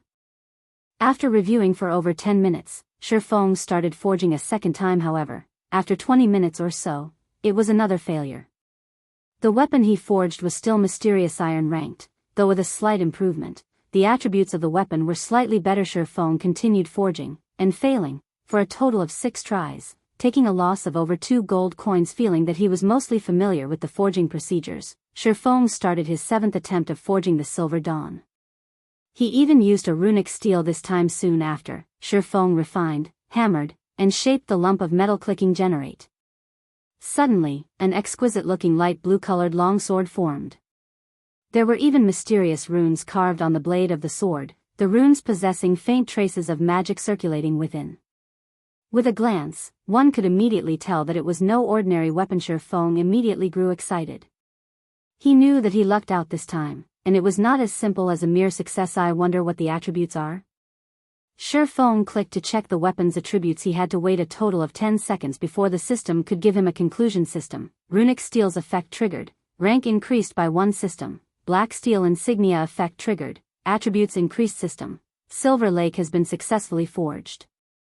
Forgery proficiency increased by 3 points. Obtained 10,000 EXP. Chapter 135, Personal Exclusive. The series of system notifications startled Ye Feng slightly. He had only made some slight adjustments to the Silver Dawn based on his habits and battle styles. He did not think his luck would be so heaven-defying even out of 100 tries. Both effects definitely won't trigger together again. One could just imagine how greatly enhanced the Silver Lake's attributes are, to what extent of an increase. However, nobody knew the runic steel could upgrade an item's quality by 1 rank. That meant that secret silver rank could be upgraded to fine gold runkas for black steel's insignia. It could increase the attribute values of a piece of equipment, and the increase would normally be between 5% to 25%. If the weapon's attributes rose by 20%, it would be the equivalent of having upgraded the weapon's quality by an entire rank. If both effects stacked with each other, the refined light blue longsword would, at the very least, be a top-tier fine gold weapon, with the possibility of even being a dark gold weapon, a level 10 dark gold weapon. At this stage of the game, aside from magic weapons, it was the most powerful weapon available. Immediately, Ye Feng held up the silver lake that gave off a blue glow, checking its attribute: silver lake, fine gold rank, one-handed sword. Level 10. Equipment requirement: strength 45, agility 80. Attack power plus 78. Strength plus 18, agility plus 22. Attack speed plus 1. Durability 70/70ths. Additional passive skill. Flowing shadow, creates an afterimage effect while attacking. Simultaneously, the faster the attack speed is, the greater the damage caused. Damage can be increased up to a maximum of 50%. These attributes completely surpassed that of a top-tier fine gold weapon. With the additional skill, Flowing Shadow, the Silver Lake was absolutely comparable to a dark gold weapon. The attributes combine both speed and strength. As expected, it is as I thought. The more he looked at the Silver Lake, the greater his love for it became. In God's domain, the equipment forged generally had better attributes than the equipment dropped by the bosses from dungeons. Moreover, the forged ones were more suitable for specific classes. Hence, many experts preferred to hire master forgers to craft them custom weapons and equipment personally. Hence, master forgers were extremely welcomed and respected in God's domain. The experts of God's domain, especially, loved to make friends with master forgers. Master forgers also held great influence within a guild within God's domain. Nobody would rashly offend a master forger who knew which expert a master forger had forged a weapon for before. If one carelessly provoked a master forger, they might end up assassinated or hunted by a large number of experts. After all, these experts all wished to earn a favor from a master forger, calling it in for custom equipment. Only suitable equipment would be the best equipment. Although these personalized weapons and equipment were only slightly better than equipment dropped from dungeons, the battle prowess a player could display while using the equipment would increase manyfold. Regarding these sorts of weapons and equipment, they were all referred to as exclusive equipment. They were only suited to a single individual or a certain type of individual. The Silver Lake was a personal exclusive weapon that Ye Feng created for himself. If other swordsmen used the Silver Lake, it would only display the power of a normal fine gold weapon. However, in Ye Feng's hands, it could display the prowess of a dark gold weapon. Previously, Ye Feng had lost the Crimson Blade in battle, and he just happened to be in need of a new weapon. This Silver Lake would suffice for Ye Feng's use for a very long time, and he would not need a new weapon anytime soon. Now that he had crafted his first personal exclusive weapon, Ye Feng felt much more assured. He then continued forging more Silver Dawns. After successfully forging the fine gold-ranked Silver Lake, it became much easier for Ye Feng to forge the Silver Dawn. 2 days quickly passed. During the day, Ye Feng would move some items to his new house, decorating his new home with some furniture. He then trained his body as usual. At night, after he entered God's domain, he forged equipment without stopping. In such a way, his time was fully occupied. After training his body for a time, in addition to the constant aid of the nutrient fluids, Ye Feng could feel a clear improvement in his body's physique. Also, his mind felt much more clear. Currently, his physique had only caught up with the average standard of the athletes in his university. As long as he persevered for another fortnight, he might be able to reach the standard of the Fighting and Martial Arts Society's members. At that time, his body could absorb nutrient fluids more efficiently, allowing his mind to become much more active. Meanwhile, during the nights in God's domain, aside from occasionally visiting the auction house to purchase materials and appreciation items, Ye Feng had conducted a large transaction with Stabbing Heart. Ye Feng sold the level 5 to level 7 bronze equipment he possessed in bulk, earning himself over 2 gold coins and over 200,000 credits. Other than that, Ye Feng spent the remainder of his time cooped up in the intermediate forging room.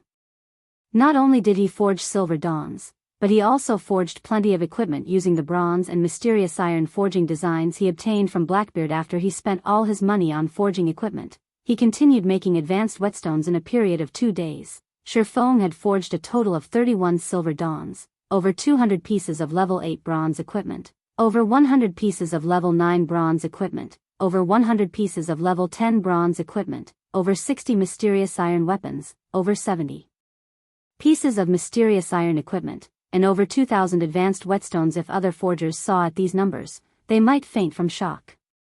Ye Feng's forging speed was simply outrageous. However, the main reason Ye Feng could create so many items was his low rate of failure. After forging so much equipment, Ye Feng's level had long since reached level 10, and he was not that far from level 11. As long as Ye Feng desired, he could go to White River City at any time. However, he did not plan to make that journey yet.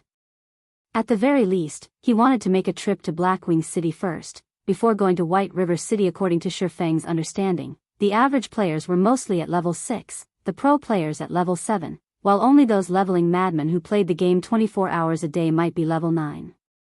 Hence, Ye Feng was not in a hurry. Going from level 9 to level 10, the EXP needed was not a small amount. At the very least, it would take over a day to obtain it. Just as Ye Feng prepared to go to the auction house and sell a few more glimmer chestplate forging designs, Ye Feng suddenly discovered an interesting matter. The members of Martial Union, whom he could previously see on the streets, were nowhere to be found. Could Martial Union have disbanded already? Ye Feng was slightly puzzled. He then called out the bounty system governed by the main god system, checking just how many members of Martial Union have died during this period. The collection of bounties in God's domain could be done through the main god system. As long as a player completed a bounty and submitted the appropriate information, the main god system would verify the information. After verification, the bounty previously registered and stored by the employer would be handed over to the player. There was absolutely no need for the employer to personally verify all information submitted, wasting a lot of time in the process. Previously, Ye Feng stored 5 gold coins and 1,000,000 credits in the main god system, enough to burn Martial Union for a month or two. However, now that Ye Feng took a look, he was immediately dumbfounded. The 5 gold coins he placed were no more, while there was still around 800,000 remaining of the 1,000,000 credits. The bounty on a normal member of Martial Union was only 1 silver coin or 100 credits. 5 gold coins meant 500 kills.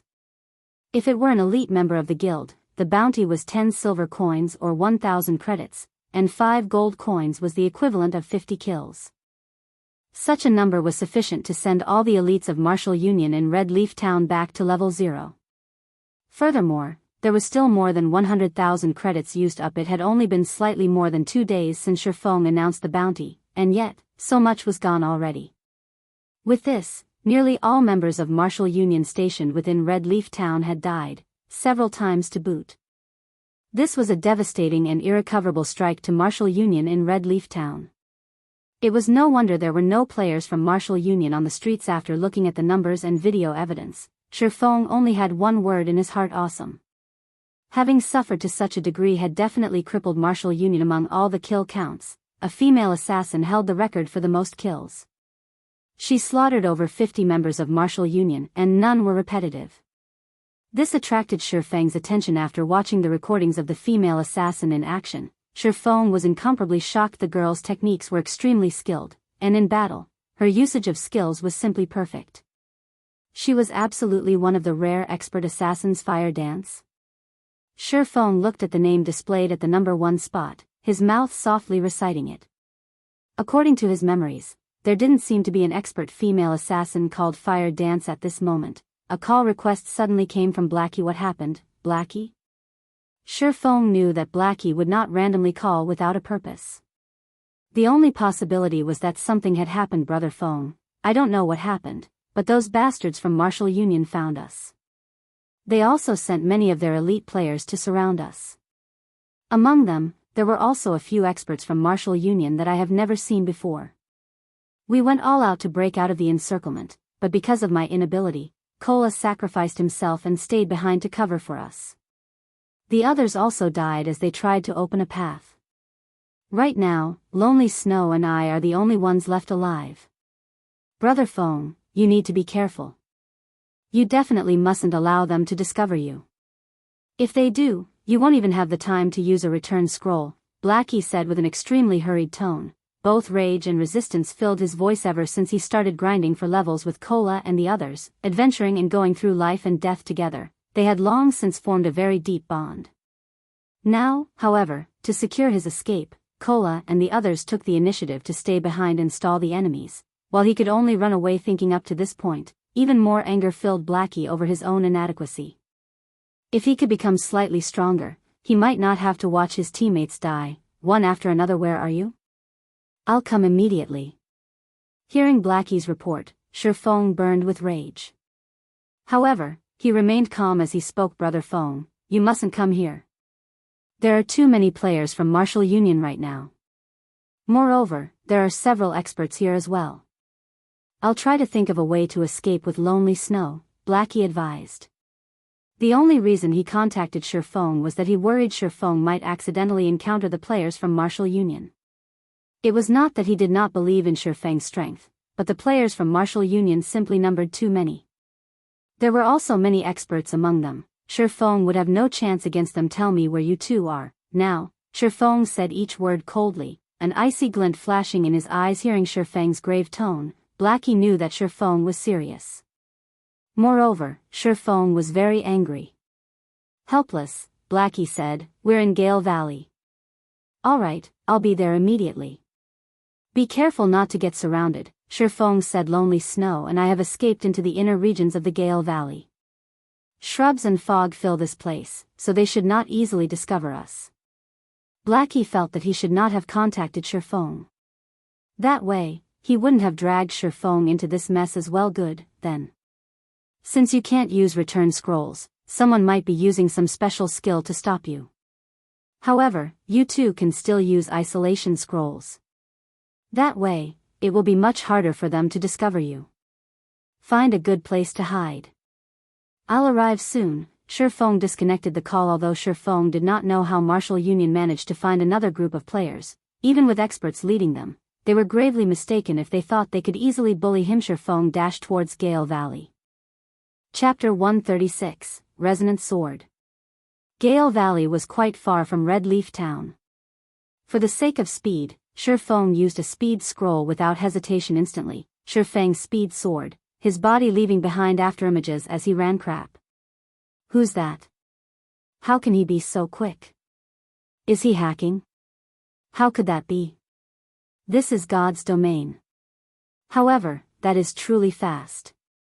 Before I could get a clear look at him, he was already gone. That person must be an assassin who went full agility with all his speed increasing skills activated. The players who saw Shi Feng running were all shocked by his wind-like speed. He was no slower than a sports car. Ever since Shi Feng reached level 10 and equipped his new weapon, the Silver Lake, his battle prowess was at least double that of at level 9. Moreover, after players reached level 10, all attributes increased by 10 points and HP by 100 points. Due to this increase, there was a large gap between level 9 and level 10 players. However, compared to the average level 10 player, Shi Feng's attributes were much higher. The ice blue devil flame alone had greatly increased Shi Feng's attributes, not to mention the magic weapon, Abyssal Blade, and the fine gold weapon, Silver Lake. Furthermore, Ye Feng possessed the complete Silver Moon set equipment, coupled with a few independent pieces of secret silver equipment. He also had the title, Might of 1,000, currently equipped. Ye Feng's strength alone reached 93 points. It was absolutely an unreachable amount to the average player. Moreover, Ye Feng's agility had broken through the 100-point threshold, activating the intermediate agility hidden passive skill. Like the wind, it was renowned as a godly skill for battling in the open. With this new passive skill, players' movement speed increased by 15%, attack speed increased by 5%, and the shrubs and brambles of roads and forests would no longer affect him. Simultaneously, consumption of stamina had slightly reduced, greatly improving a player's survivability and ability in battle. Originally, Ye Feng needed to travel for about 2 hours to reach Gale Valley. However, with this new passive skill, it took Ye Feng less than an hour to arrive. The outer region of Gale Valley was a level 8 area, while its inner regions were level 9. Not only was there a large number of monsters in Gale Valley, but the monsters here also traveled in groups. Without a certain amount of strength, one could only seek death by coming to this place. Right now, only a small minority of players dared come here to level up. The Gale Valley was long and narrow. If over 500 players were present, they could perform an inch-by-inch search as they advanced. However, based on the information Blackie provided, Martial Union had only sent around 200 players. It was not enough to create a perfect encirclement of the area, and it would not be easy for them to locate Blackie and Lonely Snow. Moreover, if these 200 or so players wished to locate Blackie, they would have to spread out and form search parties. In regards to jungle battles such as this, Ye Feng had experienced plenty in the past. In his previous life, he had done battle with many second-rate guilds, and even first-rate guilds, in forested areas. Although the players involved numbered in the tens of thousands, he still bloodily massacred his enemies. It could be said that Ye Feng was most familiar with these types of battles. For the players who had only recently experienced the evolution of God's domain, however, their experiences of such warfare was nearly as expected. There is a sentry here. Before arriving at the entrance of Gale Valley, Ye Feng had altered his appearance. After entering Gale Valley, with his extraordinary 5 senses, Ye Feng immediately discovered the 4 level 6 assassins hidden around the valley's entrance. These assassins were all scouts of Martial Union specialized in investigation. They were currently tasked to report back all the players who entered the Gale Valley, determining whether or not said players were here as the enemy's backup. With this information, they could allow their members to prepare beforehand and set up an ambush. Unfortunately, Ye Feng had long since guessed this, hence his alteration of his appearance before entering the Gale Valley. Even if the experts of Martial Union knew that someone had entered the Gale Valley, they would not know it was Ye Feng. They would only see him as an independent player, here to level up, and they would not be wary of him. Ye Feng paid no heed to these assassins. Instead, he went deeper into the Gale Valley. Based on Ye Feng's strength alone, it would be extremely easy for Ye Feng to kill these 4 level 6 assassins. However, he would not. Doing so would only alert the enemy of his presence. If he caused the members of Martial Union to become vigilant, he could not achieve the greatest effect when he ambushed them later on. Boss unstable, there's a player entering the Gale Valley.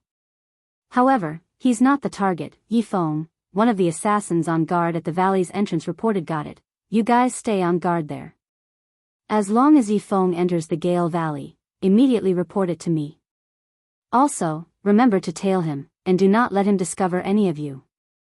As long as you all do a good job, you will be members of the guild's elite team in the future. The player called Unstable commanded. Seriously, yes. After finishing his report, the assassin grew extremely excited. He became much more serious as he silently awaited by the entrance for Ye Feng. However, he did not know that the person he mentioned had long since entered the Gale Valley. After Ye Feng entered the Gale Valley, he constantly advanced through the treetops. He utilized his heightened vision to observe the surrounding situation, making accurate decisions. And someone's here. Very quickly, Ye Feng detected sounds of battle from the forest a short distance ahead. Moreover, it did not seem like a small battle. Immediately, Ye Feng stealthily closed in on the origin of the sounds, intending to discover more about the situation. If it were only a battle between players and monsters, there would not be so much movement. Moreover, the closer Ye Feng was, the clearer the sounds of metal clashing against metal and the ear-piercing screech of blades and swords interweaving with each other. Could they have discovered Blackie? Ye Feng shook his head, feeling that the possibility was extremely low. Previously, when Blackie contacted him, Blackie stayed in the level 9 inner regions of Gale Valley. Meanwhile, this was the level 8 area of Gale Valley, and there was no way Martial Union had encountered Blackie. When Ye Feng leaped up to one of the trees closest to the scene of the battle, he discovered that it was indeed a conflict between players. Moreover, the battle was very intense. The weaker of the two parties only had 6 players remaining, and they did not even have a healer. Meanwhile, the players bearing the guild emblem of Martial Union were still considerably strong. They had a total of 18 players remaining, with 3 of which were healers. Amongst the healers, 2 were level 7 clerics, while 1 was a level 8 druid. They all wore matching bronze set equipment mixed with a few pieces of mysterious iron equipment. The rest of the players also had relatively good equipment, and the lowest leveled among them was a level 7 player possessing a complete set of bronze equipment. These 18 players were elite members of Martial Union. If they were not elites, they would not possess such levels and equipment. They looked even stronger than the elites Ye Feng had faced off with before. Since when did Martial Union possess so many elites? Ye Feng was slightly puzzled. Logically, Martial Union should have long since been crippled after dying so many times. So, how did so many elites suddenly appear? Moreover, every one of them possessed good equipment, and compared to Martial Union at its peak, they were much stronger. In Red Leaf Town, their power could rival that of a third-rate guild. It was truly an unfathomable situation. Little girl, don't even think of escaping this time. Just obediently wait for your deaths. The commanding team leader from Martial Union sneered as he looked at the female assassin possessing a sexy body. Looking at the hot female assassin, she had an attractive oval face, slender eyebrows, and eyes as clear as water. The girl was very beautiful, like a dazzling pearl or fluorescent jade, and beneath her appearance, she hid a faint lovely tenderness. Aren't you thinking too highly of yourselves? You want me to stay put and let you kill me? Dream on. Even if I die, I'll take you guys with me. The provocative-looking girl glanced at the swordsman team leader, the corners of her lips curling up slightly as she said disdainfully, Sister Fire Dance, you should leave. Let us hold them off for you. If we continue dragging this on, none of us will get away. Don't forget, we are now red players, and the death penalty is extremely severe. At the very least, we would lose 2 levels and 3 or 4 pieces of equipment, the berserker beside the girl softly suggested. Although the berserker spoke in a very soft tone, Ye Feng, who possessed extraordinary 5 senses, managed to hear him clearly. Fire Dance. It was no wonder Ye Feng thought that the female assassin looked familiar. It turned out that she was Fire Dance, the female assassin who ranked at number 1 for killing the members of Martial Union. It seems that I have to lend some help this time. Ye Feng faintly smiled as he stood on the branch. Even if he were not familiar with Fire Dance, he would still lend her some help. The reason he came here was to kill everyone from Martial Union, creating rivers of blood. He wanted to teach the players from Martial Union what the rage of an independent player truly meant. At this moment, the swordsman team leader laughed loudly, saying, "Do you think you can still escape? The moment we discovered you, we called for all our comrades to hurry over.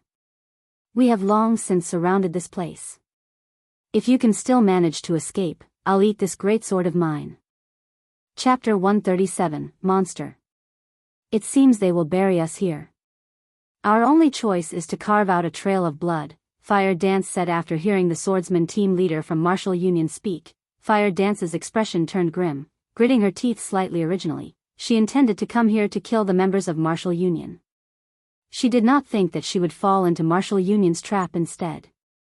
After killing their way out of the encirclement with much difficulty, these players once more surrounded them. Their chances of escaping were already scant, and if another 20 or so enemies arrived, even that tiny hope of escape would vanish. If she and her teammates died now, with the previous crime value they had accumulated, at the very least, her teammates would each lose 2 levels, while she would lose at least 3 levels and all of her equipment. Such a loss would devastate them, and their team would very likely disband, never to rise again. Ha ha ha. It's too late to fear now. Originally, we prepared this ambush for the Ye Feng, but I never thought you guys would send yourselves to death. From now on, the fine equipment that you guys use will belong to us. Brothers, go. Leave that little girl for me to deal with. The swordsman team leader licked his lips as he spoke, his eyes revealing an undisguised greed as he gazed at Fire Dance's sexy body. Naturally, Ye Feng, who was hiding in the forest, heard the entire conversation. Although he knew Martial Union definitely had some hidden plot, it turned out that they planned to set a trap for him all along. Previously, he had stayed inside the forging room, creating equipment. Moreover, he had also altered his outward appearance, making it impossible for Martial Union to find him. Hence, they chose to take action against Blackie and the others, using them to lure him out. At the same time, they would set up a trap and surround him. Unfortunately, although they had prepared for a variety of situations, they missed out on two important points. First, Ye Feng possessed the demon mask that allowed him to disguise his character's appearance and information easily. Second, they gravely underestimated Ye Feng's current strength. Brothers, follow me and let's kill our way out. At this moment, Fire Dance chose to take the initiative and launched an attack. In the blink of an eye, she rushed towards the spot where the encirclement had the least amount of players. Before the berserker standing there could react, Fire Dance's dagger had already pierced the back of his head, forcing him into a fainted state. Fire Dance immediately followed up with a backstab, assassinate, and eviscerate, instantly removing half of the berserker's HP. The other members of Fire Dance's team also rushed forward with her, breaking through the encirclement. However, just as the several level 7 players fell to critical health, a dazzling white light surrounded their bodies, recovering over half of their total HP. Moreover, those players were not just weaklings. They stubbornly held back the members of Fire Dance's team, not backing down in the slightest. Mages, go all out. Clerics, cast your shields. Rangers, mark the assassins. Do not let them get away. I don't want to become a laughingstock for the players in Blue Water Town, the swordsman from Martial Union commanded as he similarly charged at Fire Dance. Including herself, Fire Dance's team only had 6 players remaining. Each of them faced off against 2 or 3 enemies. Their enemies also had healers constantly replenishing their health. They had no chance for victory at all. Moreover, with the constant bombardment from the backline mages of Martial Union, Fire Dance lost another 2 of her teammates in the blink of an eye. Is this really it for us? Fire Dance watched her comrades fall in front of her eyes, her heart bleeding at the sight. However, Fire Dance had no time for anger as she faced off against 3 enemies at once. One of the 3 was also the team leader from Martial Union.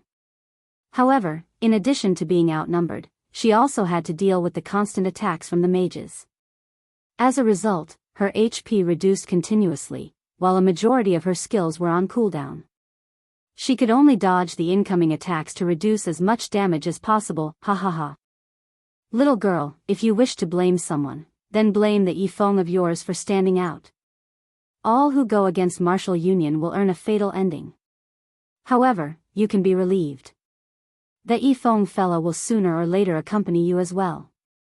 Just when the swordsman thought that victory was in his grasp, a black figure silently appeared behind Martial Union's healers.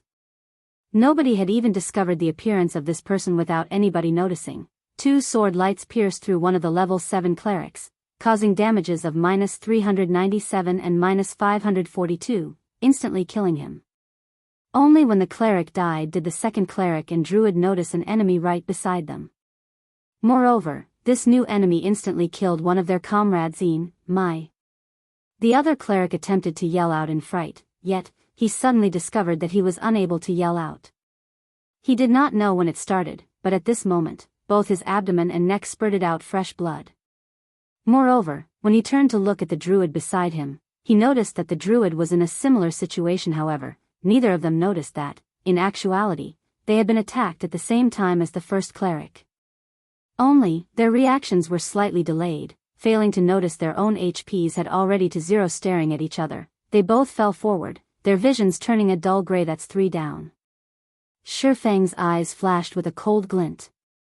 He then shifted his cold gaze to the mages nearby. Based on Ye Feng's current attack power, even if he did not depend on the ice blue devil flame's damage increase and did not use any of his skills, he could still kill any cloth armor classes of the same level with only 2 strikes from his swords. 2 swords, 6 images. With Ye Feng's current attributes, it was an easy feat, and there were burdens when doing so.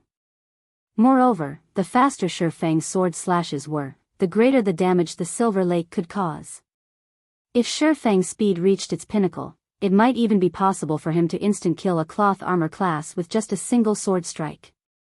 In an open battlefield like this, Ye Feng was just like a harvester, reaping players' lives with Ye Feng's current attack speed. If other players did not activate their extraordinary state, they could not block Ye Feng's attacks at all. Without a doubt, they would instantly die. Meanwhile, the current players able to activate the extraordinary state were usually melee classes, such as the swordsman team leader.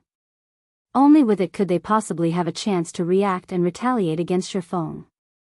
However, even then, it was only a possibility. Ye Feng then activated Wind Blade, rushing towards the nearest elementalist of martial union. Are you healers dead or what? Don't you even know how to heal? A low HP assassin of martial union cursed. However, the assassin's curses received no replies.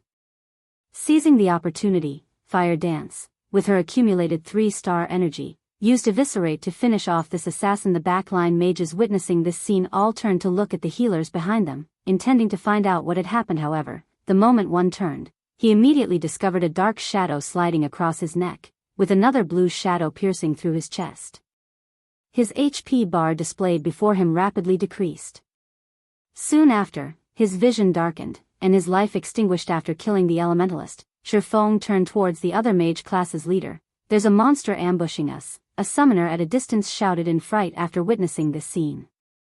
However, before he could even get a clear look at this ambusher, the level 7 elementalist was already dead. Such a scene caused this summoner to have shivers all down his body. Can't you see that I'm busy here? If it's just a monster ambush, don't you know how to deal with it yourselves?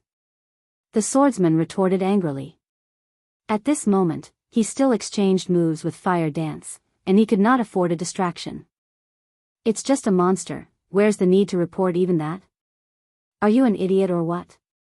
Hearing no reply from the summoner, the swordsman thought his subordinate turned to deal with the monster. Hence, he focused more on his battle against Fire Dance. In reality, however, the summoner already lay beneath Ye Feng's feet. The 3 mages nearby who attempted to escape were dead as well. Meanwhile, Ye Feng's name turned a crimson red, as if it would bleed at any time. Currently, only 3 players remained on Fire Dance's team, and all 3 of their HPs were almost gone. Meanwhile, Martial Union still had 9 melee players whose HPs were above 50%. Leader, something's not right. I'm already at half health, but the healers haven't healed me yet, a berserker shouted. Crap, what are you healers doing? Do you not want to play anymore?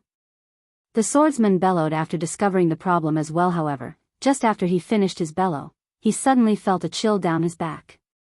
He hurriedly rolled to a side, dodging immediately after. 3 sword images pierced through the space he stood before. The 2 other players in front of him were not as lucky. Both of Ye Feng's swords pierced through their backs. Without even knowing the cause of their deaths, both of their bodies fell lifelessly to the ground, their eyes wide open. As the leader, the swordsman was the strongest among the entire team. However, when he saw this scene play out before him, he suddenly felt cold throughout his body. Being able to kill both of his comrades instantly and without using any skills to boot, just how heaven-defying was this person's attack power? Who are you? Why are you acting against us? The team leader gathered up his courage, angrily shouting, Do you know who we are? We are members of Martial Union. If you don't wish to die, leave this place immediately. I can still let you off the hook. However, he suddenly heard the reply whispered from behind him. The ones I'm here to kill are precisely you from Martial Union. The swordsman team leader turned his head, his complexion turning pale instantly. Previously, the mysterious player standing in front of him had, in the blink of an eye, arrived at his back, giving him a cold smile. Before the swordsman team leader could even scream, Ye Feng sent a chop at him. The pitch-black abyssal blade pierced through his chest, causing over -700 damage, instantly dropping his HP to 0. Pairing up silent steps and chop, Ye Feng had killed off the level 8 swordsman team leader. Meanwhile, Fire Dance, witnessing this scene from a distance, was utterly dumbfounded. This mysterious player had instantly killed the swordsman team leader, whom she had difficulty dealing with. Is this mysterious player truly a player? He can't be a ghost of God's domain, right? After the team leader of Martial Union died, the other members were all fear-stricken after witnessing Ye Feng's extraordinary speed and frightening damage. they all felt unprecedented fear. Is this even a player? He can't be a monster, right?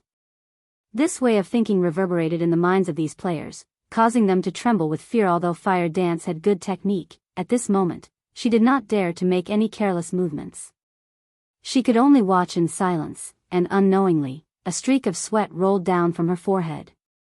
When faced with this mysterious player before her, Fire Dance's instincts were telling her that, if this mysterious player wanted to deal with her, death would be the only outcome for her. Chapter 138, Hidden Expert. Fire Dance's eyes flickered when she saw Ye Feng's figure. Aside from the immense pressure that she felt from him, she could also smell the stench of death on him from the moment Ye Feng appeared. She was aware of Ye Feng's existence. However, Ye Feng's movements and battle techniques were just too quick, to the point where she even questioned her own senses. Only when the team leader died was she shocked out of her daze. From the death of the first cleric to the death of the swordsman, only a short 5 seconds had passed. Every time Ye Feng revealed himself, another player fell to the ground, blood spurting from their bodies. Ye Feng was like the Grim Reaper, harvesting the lives of martial union's members. One could only describe Ye Feng's movements as erratic. Ye Feng also wore a pitch-black hooded cape that hid his face. In addition, the demon mask hid his name, level, and other information. Aside from his HP bar, there was nothing else to see. It would not be strange even if he received the same treatment as a monster. The only reason Fire Dance knew Ye Feng was not a monster was that she had overheard Ye Feng speaking to the swordsman team leader in a low tone. However, the fact that Ye Feng was not a monster, but instead, a player, shocked Fire Dance even more. Just how high were Ye Feng's attributes for him to be so strong? Meanwhile, Ye Feng felt nothing unexpected about the feats he had just accomplished. The attributes of these players was not even half of his own. Virtual reality games were just that cruel. Although the gap of attributes between each level was small, when accumulated to a certain degree, the gap in total strength would be massive. Quick escape. That's a monster. I'm not fighting anymore, that monster is just too scary. Although they knew that this was just a virtual reality, the remaining 5 players from Martial Union were still utterly afraid, their hearts beating madly. Their team leader, the strongest amongst them, died in an instant. He wasn't even able to retaliate in the slightest. This was no longer a monster that players could handle. Immediately, every one of them fled, intending to meet up with the others hurrying over. Only then could they have peace of mind. It's too late to escape now. Ye Feng activated Windwalk, and like an arrow, his body shot forth, instantly catching up to the first assassin. In a fright, that assassin attempted to turn his body to block Ye Feng's attack. Unfortunately for him, Ye Feng's attack speed was just too fast. With a wave of the abyssal blade, 3 sword images landed upon the assassin's vital points. Without even managing to block a single sword image, the assassin died. When the several other escaping players saw that an assassin, a class widely known for their agility, fell without even being able to defend, immense fear permeated their minds. They poured more into their effort to escape. However, it was futile as the distance between them and Ye Feng only grew shorter and shorter. Meanwhile, the abyssal blade was like the scythe of the Grim Reaper already placed around their necks. Ye Feng needed only a slight tug, and their lives would be forfeit, right then and there. Within a moment, with an absolute difference of speed, Ye Feng very quickly killed the 5 escaping players. He then started tidying up the loot. These Martial Union players all wore pretty nice armor. A majority of them were all fully equipped with bronze equipment, and some even had a few pieces of mysterious iron equipment. However, the equipment was all just level 4 or level 5 equipment. Meanwhile, they each dropped at least 1 piece of equipment after death. 18 players meant 18 pieces of level 4 to level 5 bronze equipment. If Ye Feng sold it all, he could make a small fortune. While Ye Feng picked up the drops, Fire Dance, standing at a distance, held her delicate hand over her madly beating heart. Slightly calming her emotions, she picked up the courage to walk towards Ye Feng, saying in gratitude, "I am called Fire Dance. Thank you for saving us." Originally, Fire Dance despaired, having prepared for her death only. She never imagined that someone would suddenly appear. Moreover, that someone massacred the players from Martial Union. Everything that happened was like a dream. Although Fire Dance also worried that the mysterious man before her would suddenly go berserk, killing her and her teammates as well to steal their equipment, based on the man's previous actions, Fire Dance knew that the mysterious man before her did not mean them any harm. Otherwise, he would have already taken their lives along with the swordsmen of Martial Union. You don't have to thank me. To begin with, these people originally set up this trap for me. You guys should hurry and leave. This place is very dangerous right now, and the other members of Martial Union should be arriving very soon, Ye Feng softly said as he picked up the dropped equipment. He had only saved Fire Dance and her companions in passing. He could also take the chance to thank Fire Dance for working so hard, killing the members of Martial Union. Fire Dance suddenly blanked at Ye Feng's words, staring at him with her big, watery eyes. Her heartbeat accelerated further, feeling like it was too good to be true. You're Ye Feng? Fire Dance asked in disbelief. The reason she came to the Gale Valley was that she had heard that Martial Union intended to deal with Ye Feng's teammates. Hence, she thought of coming to lend some help, and just maybe, she might even get to meet Ye Feng himself. It was truly unbelievable how fate could toy with a person's life. Originally, she thought of offering Ye Feng aid, yet in the end, Ye Feng had saved her. Was this fate? Thinking up to this point, a faint blush added to Fire Dance's snow-white cheeks. She felt that she was overthinking, and she was unclear as to why she would have such a thought. That's right, I am Ye Feng. How did you know who I am? Ye Feng looked at the excited Fire Dance, puzzled. He was sure he was not acquainted with this beauty standing in front of him.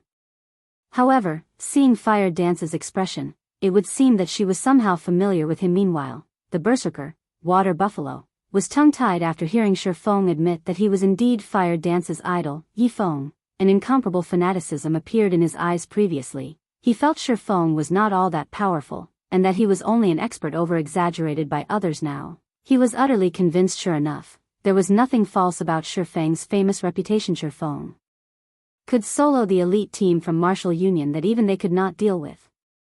In the past, even if others hyped it all over the place, he would still have not believed any of it. Now, however, aside from shock, admiration for Ye Feng filled his being. It was no wonder why Ye Feng was Fire Dance's idol. Big brother Ye Feng, you don't know this, but in reality, Sister Fire Dance is your. Before Water Buffalo could finish speaking, he received a kick from Fire Dance. He grimaced from the pain, but when he looked at the expression in Fire Dance's eyes that seemed able to eat a person whole, he immediately chose to cover his mouth, not uttering a single word. Is my what? Ye Feng was puzzled. It's nothing. Water Buffalo is just having an epileptic fit. Big brother Ye Feng, won't you leave with us? Fire Dance slightly shook her head. She then worriedly said, this time, Martial Union has sent over 200 men here. They have long since surrounded this entire area. There are also several powerful level 9 experts, and all of them are wearing sets of mysterious iron equipment. They killed many of our teammates. If they surround us, we will have no chance of escaping at all. Big brother Ye Feng, it is not too late to escape. If we wait any longer, we'll lose the chance. If it weren't for those experts, her team would not have incurred such huge losses. Level 9 experts, is it? Ye Feng was slightly shocked. The current level 9 players in Red Leaf Town were experts at the pinnacle. Now, however, several level 9 hidden experts suddenly appeared here. Moreover, they were all Martial Union's men. However, so what if they were level 9 experts? Since they wished to deal with him, he would receive every one of them. It just so happened that he could use them to test his sword. You guys should hurry up and leave. I'll stay here and take a look at these experts. Chapter 139, Unstable Devastation. After he finished speaking, Ye Feng snuck into the forest. Sister Fire Dance, what do we do now? Do we leave? Water Buffalo asked. Fire Dance rolled her eyes at Water Buffalo. She looked towards the direction Ye Feng departed, saying, Brother Ye Feng is the one who saved our lives. Of course, we have to help. Although Fire Dance believed in Ye Feng's strength, she had personally witnessed how powerful those other players were. If they surrounded Ye Feng, he might end up in a very dangerous situation. If something occurred, a little help from her might allow Ye Feng to escape immediately. The two snuck into the forest as well, following Ye Feng in the deeper regions of the dense forest. Among the overgrown shrubs, level 8 shadow leopards hid in the shadows at this moment. A 50-man team from Martial Union currently cleared away the shadow leopards in their path while they pushed forward. Brother Unstable, won't we waste time if we go after that little girl called Fire Dance instead of continuing? Our search for Ye Feng's teammates? Ironsword Lion asked, disgruntled, his eyebrows scrunched up tightly as he looked towards the center of the team at the handsome youth humming a song with overflowing interest. The humming youth was around the age of 27 or 28, and he was indeed the brother Unstable who Ironsword Lion called out to. He was also the vice leader of martial union, Unstable Devastation. Be it status or strength, Unstable Devastation far surpasses Ironsword Lion, and even Ironsword Lion had to refer to him as brother. Respectfully, Ironsword, you are still such a simple person. It is no wonder that bright Ye Feng toyed with you. You even entangled the guild in this huge mess. Thanks to you, martial union's reputation has suffered, utterly tarnished. Do you understand that? Unstable Devastation suddenly halted his steps. He looked towards Ironsword Lion, growling angrily. If I had not discovered this so soon, martial union might have had no place in Red Leaf Town by now. Ironsword Lion lowered his head in silence. Your poor management has already destroyed Red Leaf Town's martial union. Right now, in order to help clean up this mess of yours, I have no choice but to transfer all of the elites from the other 3 towns to Red Leaf Town to redeem our reputation. Yet, you still have the gall to speak up. Unstable Devastation reprimanded Ironsword Lion in front of everyone else, not leaving Ironsword Lion any face. Ironsword Lion flushed red with anger. However, he did not dare reply, only enduring in silence. The other leaders from the 3 towns sneered at this sight. Every time martial union switched to a new game, the guild's hierarchy also reshuffled. In the past, Ironsword Lion was always able to go wild, but not this time. Currently, Ironsword Lion was only level 8, while they were all level 9. Moreover, the guild's development in their respective towns progressed fairly well, and they managed to recruit many newcomers with valuable potential.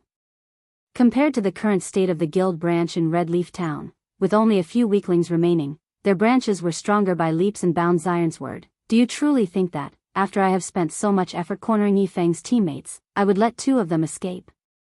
You should know that Ye Feng is our main target. His teammates are simply lures. If all his teammates died here, do you think he will still show? We have already confined his teammates within Gale Valley, so we have achieved our initial goal. Right now, what we ought to do is to take revenge, and show the players in the town what the consequences are for challenging martial union.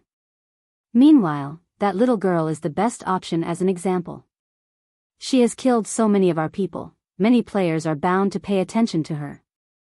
As long as we kill her back to level 0, martial union's reputation will definitely recover to its peak. If we manage to kill Ye Feng, then martial union can also use this chance to leap through the threshold of a third-rate guild. Unstable Devastation had long since possessed a plan of his own. Ironsword Lion had always been one of the guild leader's most trusted aides. Many of the elders in the guild also supported the guild leader. If Unstable wished to become guild leader, he needed to increase both his influence and fame. Meanwhile, Ye Feng was a player with a certain amount of fame within White River City. He was a publicly acknowledged swordsman expert, and his fame even far exceeded that of the guild leader, Nameless Pride.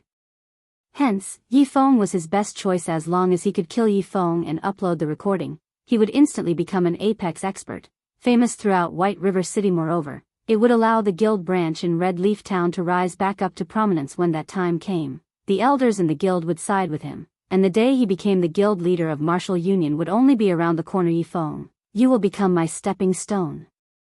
Unstable Devastation proudly said with a laugh. He did not believe that an independent player could survive once surrounded by so many.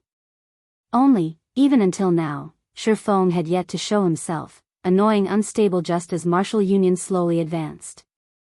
Ye Feng, traversing through the treetops, discovered Unstable Devastation and the others. After some silent observation, he discovered that these players were all elites. The lowest amongst them was level 7, and a majority of them were level 8. There were also 4 players who had reached level 9.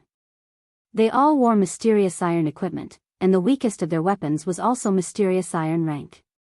Meanwhile, the handsome youth leading these players wore a secret silver rank longbow across his back. I sent that Unstable Devastation? Ye Feng immediately recognized the bow-carrying youth in Ye Feng's previous life.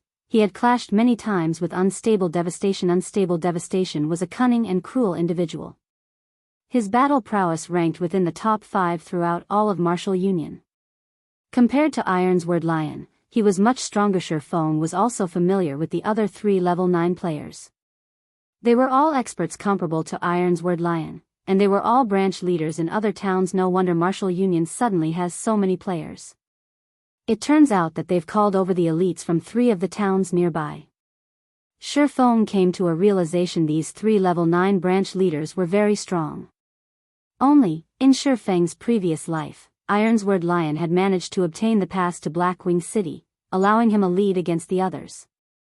He then gradually widened the gap, finally becoming the guild leader of Mini Martial Union. However, the tracks of history had already changed in this life. Not only had Ye Feng killed Ironsward Lion twice, but he also obtained the Blackwing City pass that Ironsward Lion possessed.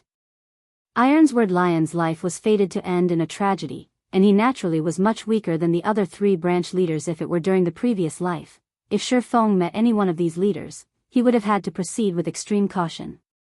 If he met 2 of them together, he would definitely need to avoid them now. However, although all 5 of them were together, Ye Feng had no intentions of leaving. The situation was different this time. Not only did Ye Feng possess a magic weapon, but he had also obtained the Ice Blue Devil Flame and many other pieces of equipment that were top tier at this stage of the game. He also had the advantage of levels, so he naturally possessed the confidence to battle. Even if he couldn't win against them, he could still escape them at this moment. Unstable Devastation had yet to learn that one of his elite teams had been wiped out. That was because players needed to wait 10 minutes before reviving at the graveyard.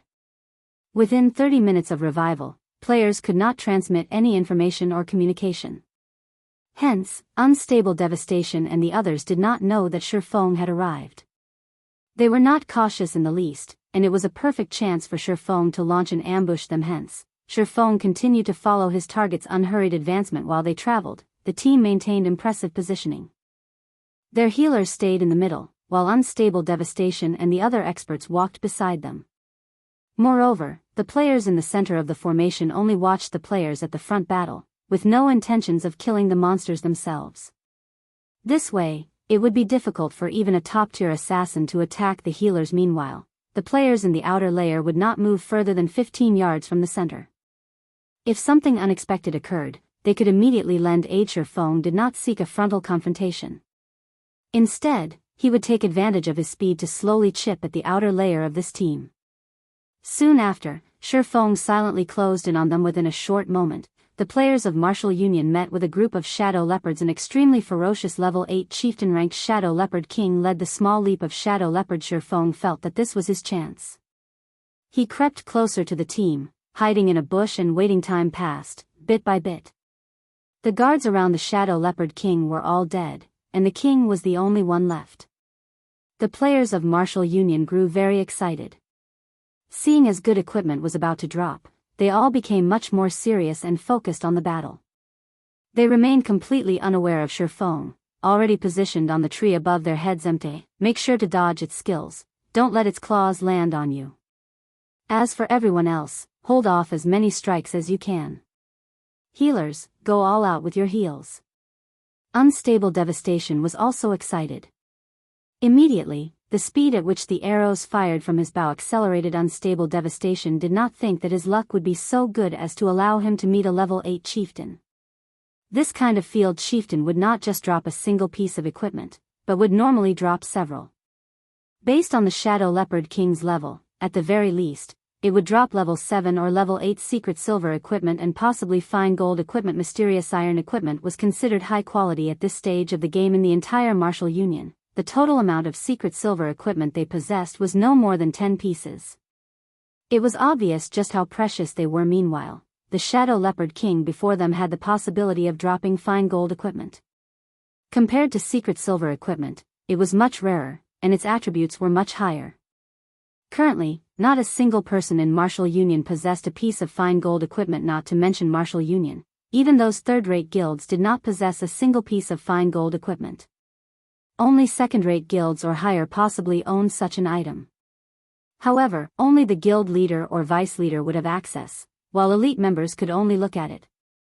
It would be impossible for them to obtain it, as it would be the symbol of a guild status if they could obtain 1 or 2 pieces of fine gold equipment.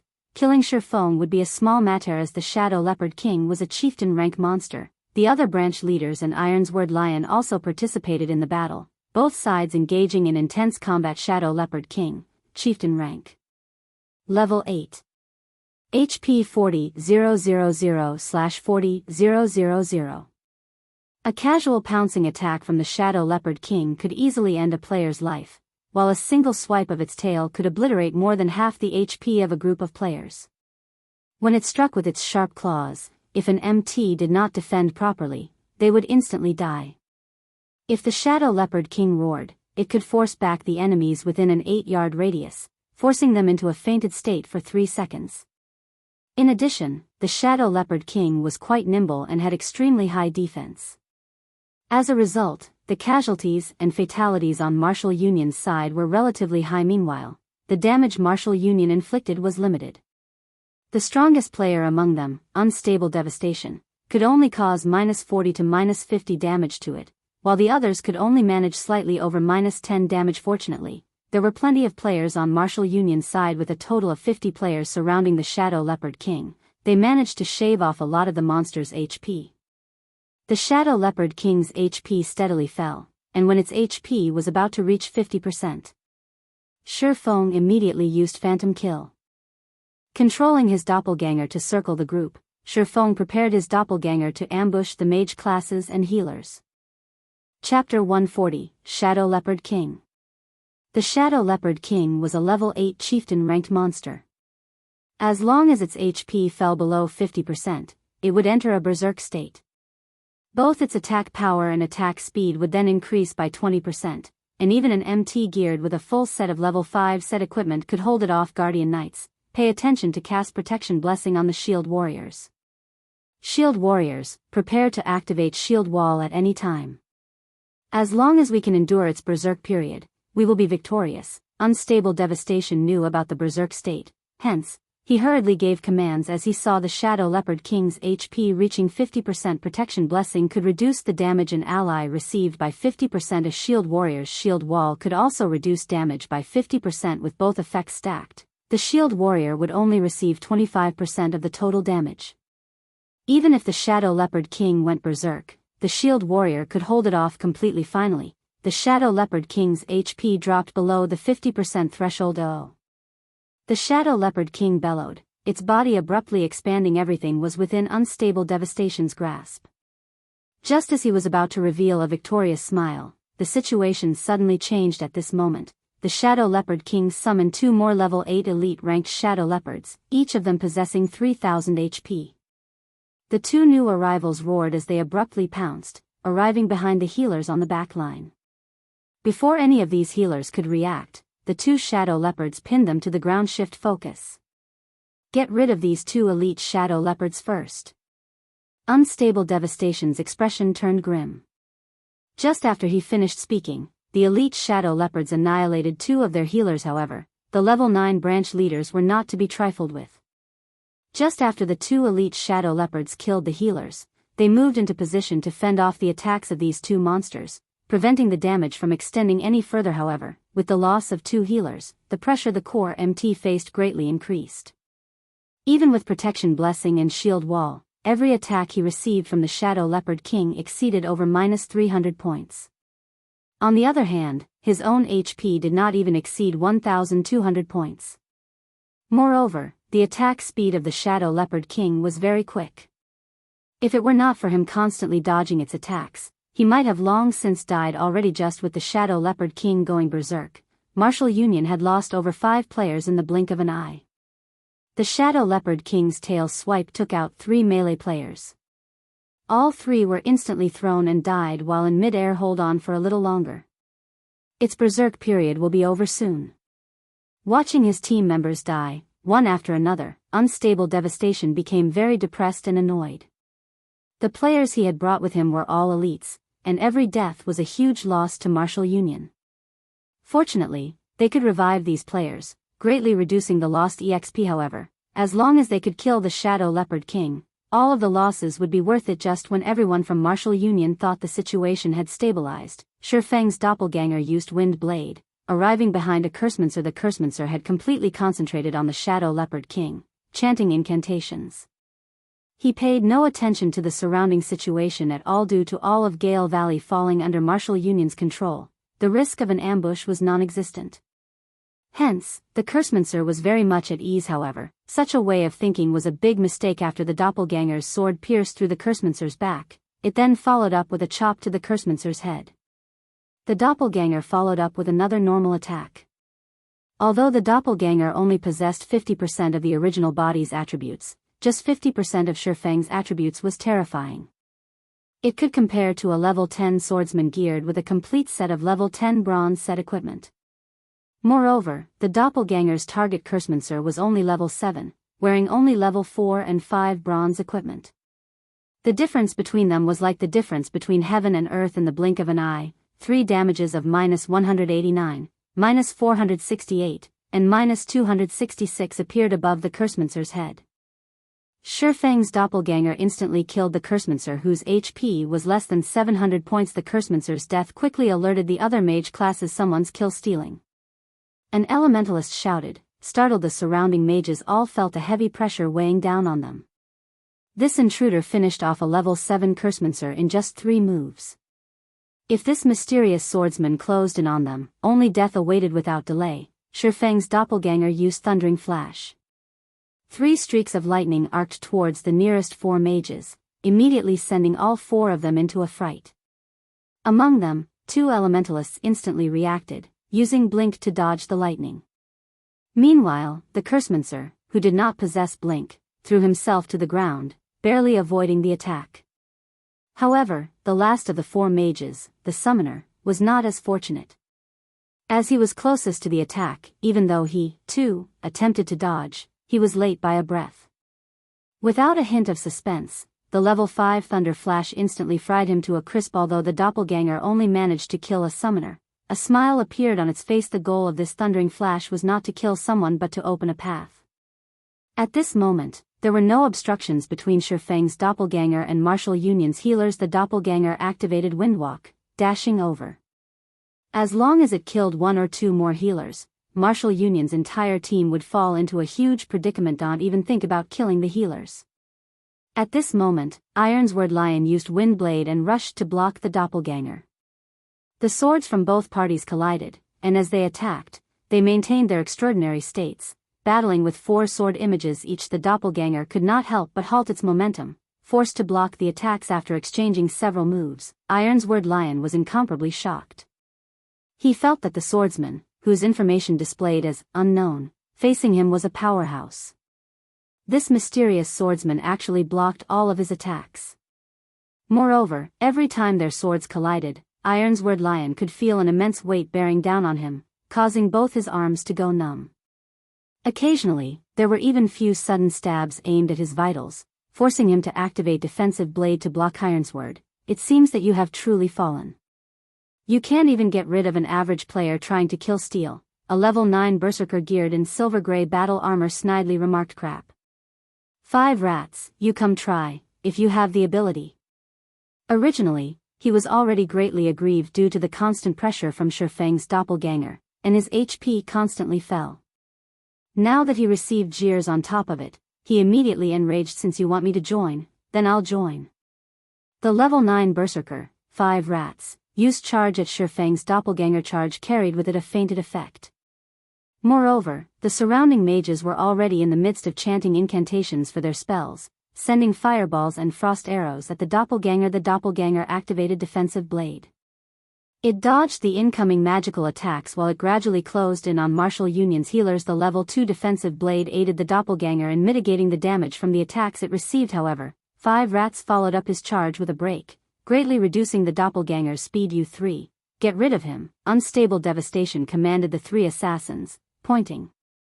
He did not have the time to think about an idiot who was attempting to kill, stealing a team with around 40 players remaining. After receiving the command, their assassins immediately rushed at Ye Feng's doppelganger, receiving the focused fire of over a dozen players. Although the doppelganger managed to dodge a majority of the attacks, it still received a relatively significant amount of damage.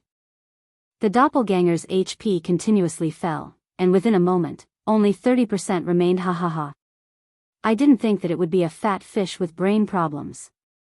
Judging on the exchanges made and damage caused, 5 rats determined that this mysterious swordsman's equipment was exceptional. As long as he could kill the swordsman, he would definitely drop a lot of good equipment. The reason 5 rats thought so was that a single normal attack from the mysterious swordsman dealt him around -100 damage. Meanwhile, his normal attacks also chipped away 100 of the swordsman's HP. However, the problem lay in the fact that the mysterious swordsman used a one-handed sword, while he used a two-handed sword in God's domain. A two-handed weapon's attack power was much higher than that of a one-handed weapon, and the damage a two-handed weapon caused was normally around twice that of a one-handed weapon. Due to the strong power stored within a two-handed weapon, every attack from the weapon could cause a devastating amount of damage. Meanwhile, the damage a one-handed weapon could cause was much less. However, its attack speed was much quicker. As a result, the average amount of damage dealt by both weapons, in the long run, was about the same. However, 5 rats had only managed to deal -100 damage to the mysterious swordsman. It showed just how good the mysterious swordsman's equipment was. Unfortunately, it is still too little. It would be great if they could send more people over. In the distance, hidden within a bush, Ye Feng was slightly depressed as he saw that a dozen or so players attacked his doppelganger. He bitterly thought, forget it, I shouldn't be too greedy. I should reel in the net. Now abruptly, Ye Feng's doppelganger burst with power. It suddenly leaped into the air.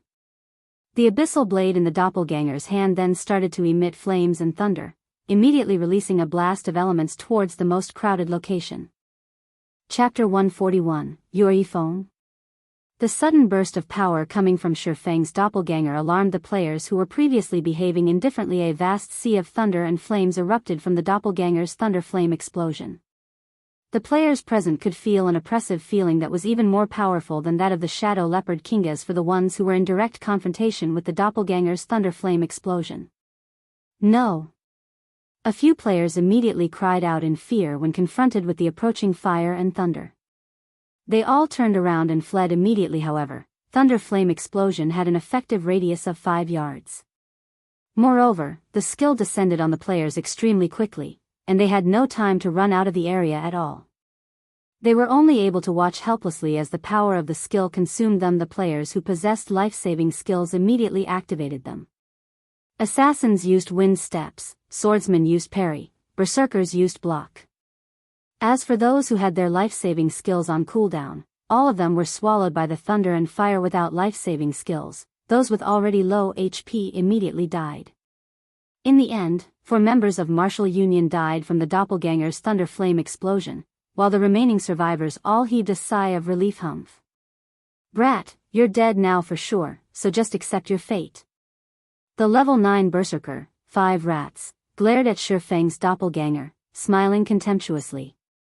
He abruptly brandished his great sword, casting cleave on the doppelganger. The other survivors also used their explosively powerful skills, launching their attacks towards Ye Feng's doppelganger. Ye Feng's doppelganger suddenly smiled. The doppelganger did not attempt to defend against any of the attacks. Instead, it used Earth Splitter, slashing its sword towards the players from Martial Union. Witnessing Ye Feng's ludicrous actions, the players from Martial Union were all dumbfounded. Did he want them to perish together with him? The might of the Earth Splitter was extremely great, and the attacking players were all caught by surprise. In the blink of an eye, 2 low HP players were killed by the doppelganger's sword, with 3 having their HP reduced to a critical level.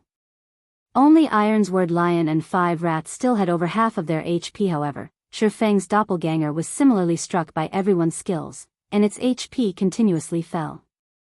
Within the blink of an eye, its HP was close to reaching 0. Yuri, truly a lunatic.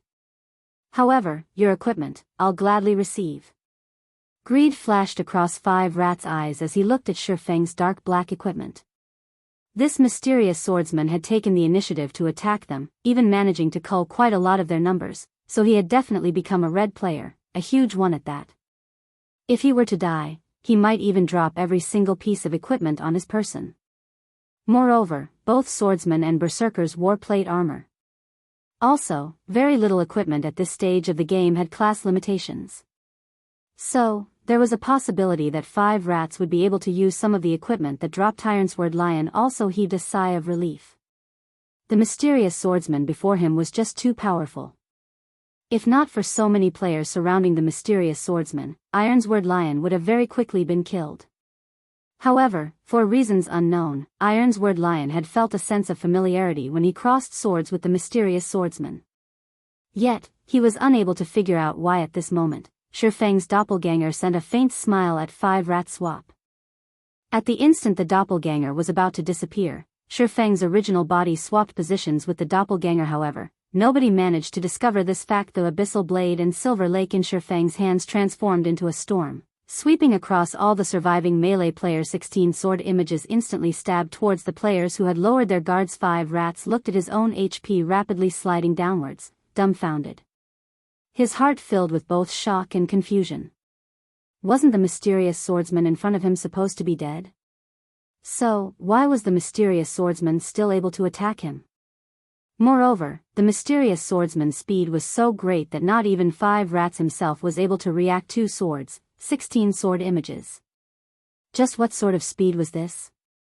However, the more shocking matter to 5 rats was the mysterious swordsman's damage. Even 5 rats, whose damage and defense were the highest amongst the players present, had received over -300 points of damage from each sword image, with the highest damage reaching over -500 points. 5 rats' HP was only a measly 840 points, and even under a state of full HP, he would still be instantly killed. You are Ye Feng? Ironsword Lion glared at Ye Feng as he died, both his eyes turning incomparably crimson. His eyes were full of both shock and unwillingness. He truly did not think that he would actually be killed by Ye Feng once again. The reason he felt that the mysterious swordsman was Ye Feng was that he was extremely familiar with this move. He had been killed by this move twice before, and it would be hard for him to forget it even if he wanted to. Originally, he could have become an influential figure in Red Leaf Town, catching up to the influence of a third-rate guild. In the end, however, he was turned into a mess by Ye Feng. He had even lost his most precious pass to Blackwing City after he placed a bounty on Ye Feng and his teammates. He in turn had a bounty placed upon him by Ye Feng, becoming the laughingstock of the entire White River City. Originally, he thought that he would be able to give Ye Feng a crushing defeat with a high bounty. In the end, however, a large majority of his guild members were crushed and ended up leaving the guild. The original member count of Martial Union in Red Leaf Town was quickly reduced from the original 100+ members down to less than 10 players. Martial Union then became the laughingstock of the players in Red Leaf Town. Now, they had prepared to surround Ye Feng, but the results had still turned out as such. Again and again, Ironsword Lion had tried to deal with Ye Feng. Yet, every single time, he ended up with failure. Ironsword Lion even believed that Ye Feng was the bane of his life. Otherwise, how could he explain his continuous series of failures? Now that Ye Feng had killed him for the 3rd time, Ironsword Lion's confidence had been thoroughly shattered. The first time, he used the excuse that he was ambushed by Ye Feng, being killed in just 2 moves. The second time, he used the excuse of not having a full understanding of Ye Feng's strength, being insta-killed in just 1 move. Now, it was the 3rd time. Ye Feng did not even use a skill this time, yet Ironsword Lion was still instantly killed in just 2 attacks. A deep fear had been instilled into Ironsword Lion. Every time he met with Ye Feng, he could feel that the gap between himself and Ye Feng was growing wider and wider. Up until this instance, he did not even possess the qualifications to go against Ye Feng. It was just like how Absolute Heaven had killed him many times over in the past. Although he frantically tried to take revenge, in the end, he would still choose to compromise. Be it Absolute Heaven or Ye Feng, both were existences that he could no longer afford to provoke. When the players from Martial Union heard Ironsword Lion's dying words, each and every one of them was greatly shocked. Being able to kill 5 players within an instant, with branch leaders like Ironsword Lion and 5 rats included amongst them. This strength was simply too frightening. So he is Ye Feng? It was the first time Unstable Devastation personally met Ye Feng. Although he tried identifying Ye Feng's information, the results he obtained actually displayed it as unknown, giving him a slight shock. Aside from Ye Feng's HP bar, there was nothing else Unstable Devastation could see. However, the dark black equipment Ye Feng was wearing was undoubtedly an equipment set. Also, due to the hooded cape Ye Feng was wearing, Unstable Devastation was unable to get a clear image of his appearance. Ye Feng held a sword of unidentifiable quality in one hand, and a treasured sword that gave off a light blue glow in the other. The treasured sword was at least secret silver ranked judging from Ye Feng's performance in the battle before. Ye Feng was much stronger than what Ironsword Lion had stated. If Ye Feng was already so powerful right now, he would definitely become unstoppable in the future. If unstable devastation were to meet Ye Feng before, he definitely would not have provoked Ye Feng, no matter what. However, Ye Feng already had an unresolvable grudge with Martial Union, so unstable devastation would not be courteous with him anymore. Before Ye Feng grew to unreachable heights, he needed to thoroughly nip the bud while everyone else was observing Shi Feng's information. Shi Feng himself did not stay idle. He bent down, picking up all 5 pieces of equipment that dropped on the ground and storing them in his bag. He would be able to sell the equipment for a large sum of money. Seeing Ye Feng take away 5 pieces of equipment that were above level 5, unstable devastation trembled in rage. This equipment all belonged to their martial union, yet Ye Feng actually dared take it away right before his eyes. Shi Feng simply did not place any importance on him. Originally, I was still worried that you were an extraordinarily calm person, and that you would not show up no matter what. However, I never imagined that you were just a simple fool. Since you have arrived, I'll just deal with you as well. Unstable devastation squinted his eyes, a chilling glow coming from them. He stared fixedly at Shi Feng, laughing coldly as he said, aside from shield warriors, guardian knights, and healers, everyone else, get rid of him for me. Unstable devastation did not know how Ye Feng was able to enter the Gale Valley undetected. He was even able to discover them while they were in the midst of battling against the Shadow Leopard King. However, Ye Feng was simply courting death by hurrying to this place. Unstable devastation aimed his bow at Ye Feng, locking onto Ye Feng's vital points. Whoosh! Whoosh! Whoosh! 3 arrows consecutively fired out of unstable devastation's bow. Right now, the Shadow Leopard King's berserk period was already over, and its remaining HP did not reach even 30%. The 2 elite Shadow Leopards that the King summoned previously were also dead now, so it was only a matter of time before the Shadow Leopard King itself would die. Unstable devastation was not afraid of Ye Feng's disturbance at all at this moment. The other players all started sending attacks at Shi Feng: Fireball, Frost Arrow, Dark Arrow, Charge, and many more attacking and restricting skills. Shi Feng smiled as he looked at everyone attacking him, not moving a single step. He then used silent steps to quietly appear behind the healers of Martial Union, very quickly dodging everyone's attacks. Chapter 142, Turnabout. Shi Feng's silent steps allowed him to move behind a target within a 40-yard distance. Although it was not as convenient as an elementalist's blink and had a longer cooldown, its range was much farther than blink. Moreover, there were no activation gestures required for the skill. The skill could be activated wordlessly, making it extremely hard to discover. No. Run! Unstable devastation abruptly shouted when he observed his surroundings, suddenly discovering Shi Feng behind their healers. Although the healers heard unstable devastation yelling, they still turned their heads to look at him. They had no idea what unstable devastation was trying to say. Why did they need to run? Too late. Naturally, Shi Feng would not give them any chances. To save time, he did not even use a skill. Instead, he instantly created 12 sword images, instant killing the 4 defenseless healers. Ye Feng. Unstable devastation glared at Shi Feng, both his eyes emitting flames of rage. He bellowed, "You're courting death." Unstable devastation was truly furious now.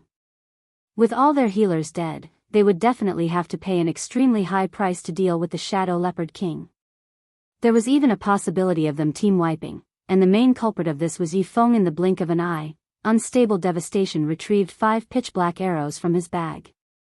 He aimed and shot all of them at Shi Feng in succession. Fatal shot. The 5 arrows almost instantly pierced Shi Feng's vital points. They blocked Shi Feng's path. You guys enjoy yourselves. I'll leave first. After killing all of the healers, Shi Feng revealed a faint smile at the arrows flying towards him. He dared not stay any longer. If he fell under the restricting skills of other classes, he would end tragically. It would be better for him to depart now and observe the tigers battle each other. Hence, Shi Feng activated Windwalk, leaving behind an afterimage as he disappeared towards the forest. In the end, the 5 arrows only sliced through the afterimage Ye Feng left behind. Although the players from Martial Union tried to chase after Ye Feng, his speed was just too fast for them. After he entered the forest, they could no longer find any trace of him. Abominable. Watching Ye Feng escape, Unstable Devastation's expression turned indignant, his fists tightening. Boss Unstable, are we still giving chase? An assassin carefully asked. Unstable Devastation shook his head, dismal, no. With all their healers dead, if they were to simultaneously search for Ye Feng while they battled the Shadow Leopard King, there would only be one ending for them, a complete team wipe. That would even allow Ye Feng to reap the benefits. Just the battle prowess Ye Feng displayed was enough to give Unstable Devastation a headache. If he sent only a single party to chase Ye Feng, it would be no different than serving them up on a silver platter. Without a full team, they would have no way of dealing with Ye Feng. Moreover, if Ye Feng used that extraordinary speed of his to engage in a getaway battle, a single team would not be enough to deal with him. If they rushed into the forest to chase after Ye Feng, he would simply pick them off, one by one, while they would be completely helpless. Everyone, retreat. Don't bother with the Shadow Leopard King anymore, and prepare for an ambush by Ye Feng. Notify the other teams, and tell them to gather here immediately. If he thinks he can take advantage of me, he should think again. Unstable Devastation said in a calm tone. He suppressed his anger, calming his excited heart. The Shadow Leopard King still had 20% of its HP remaining, and they would need to throw away a lot of lives to kill it. Although it was unfortunate to give up on the Shadow Leopard King, Unstable Devastation did not believe that Ye Feng would not return to take advantage of the injured. Not only could he get rid of them this way, but he could also obtain the loot from the Shadow Leopard King, killing 2 birds with 1 stone. Who wouldn't go for such a good deal? Thinking up to this point, Unstable Devastation decided to give up on the Shadow Leopard King instead of letting Ye Feng gain an advantage. He would rather give up. That way, neither side would gain anything right now. The Shadow Leopard King still had 20% of its HP remaining. Even if Ye Feng wanted to kill it, it would be impossible. If he tried, they might benefit from it. Not only would they get to kill Ye Feng, but Ye Feng would also have reduced the Shadow Leopard King's HP even further. If Ye Feng did not intend to deal with the Shadow Leopard King, that, too, would be fine as long as their other forces arrive. The Shadow Leopard King would still belong to Martial Union. At that time, Ye Feng could only watch from the side with Unstable Devastation's command. The members of Martial Union could only helplessly retreat, giving up a good chance to kill the Shadow Leopard King. However, before the players from Martial Union could properly retreat, the Shadow Leopard King suddenly let out a fierce roar. It summoned forth 2 elite Shadow Leopards once more to chase after Thema's Martial Union's players retreated and the Shadow Leopards pursued them. They discovered a peculiar matter. The Shadow Leopard King did not seem to intend to give up the chase whatsoever. It had killed many other players and even decimated most of a shield warrior's HP. Boss Unstable, the Shadow Leopard King is faster than us, and it is still chasing after us. If this continues, it will wipe us out sooner or later. What do we do now? An elementalist beside Unstable Devastation asked worriedly. I can see that. I don't need you to remind me. Unstable Devastation said in a huff. Unstable Devastation suffered a massive headache over the incessant pursuit by the Shadow Leopard King. If he had known earlier, he would have chosen to kill the Shadow Leopard King instead. He truly did not think that this Shadow Leopard King would bear a grudge, refusing to give up. They could not escape even if they wanted to now. Moreover, more members were dying in the chase than in the fight. Notify the other teams to hurry. We'll delay the Shadow Leopard King while we move toward the meeting point, and look out for ambushes. Helpless about the situation, Unstable Devastation could only think of this plan. Meanwhile, hidden within the forest, Ye Feng witnessed this scene with perfect clarity. Although Unstable Devastation's decision was an intelligent one, he could not outdo Ye Feng. Ye Feng had long since known that the Shadow Leopard King would ceaselessly chase after Martial Union. Otherwise, he would not have chosen to depart. He was merely awaiting the perfect chance to take action. After God's domain evolved, the range of monsters' activity had also greatly increased. For chieftain-ranked monsters such as the Shadow Leopard King, its range of activity might even encompass a large half of the entire Gale Valley. Unless everyone from Martial Union left the Gale Valley, or they entered the core area of the Gale Valley, the Shadow Leopard King would not let them get away. As time slowly passed, the number of players the Shadow Leopard King killed grew higher and higher. However, it only had 10% HP remaining now. Meanwhile, Martial Union's previous 50-man team had only 16 players remaining. One could not help but admit that the losses they suffered were incomparably bitter. Are they still not here? Unstable Devastation paid attention to the surrounding movements as he attacked the Shadow Leopard King, his heart filled with wariness for Ye Feng's ambush. Now that the Shadow Leopard King had less than 10% HP remaining, it was definitely an opportune time for Ye Feng to launch an ambush. Hence, Unstable Devastation's expression turned exceptionally grave. Boss Unstable, they said that they are only 10 minutes away. 10 minutes? Why don't you tell them to go die instead? Unstable Devastation cursed. This was a crucial moment. The Shadow Leopard King in front of them was about to die, and Ye Feng would appear at any given moment. If they waited for another 10 minutes, the Shadow Leopard King would already be dead. He truly regretted not bringing more players with him.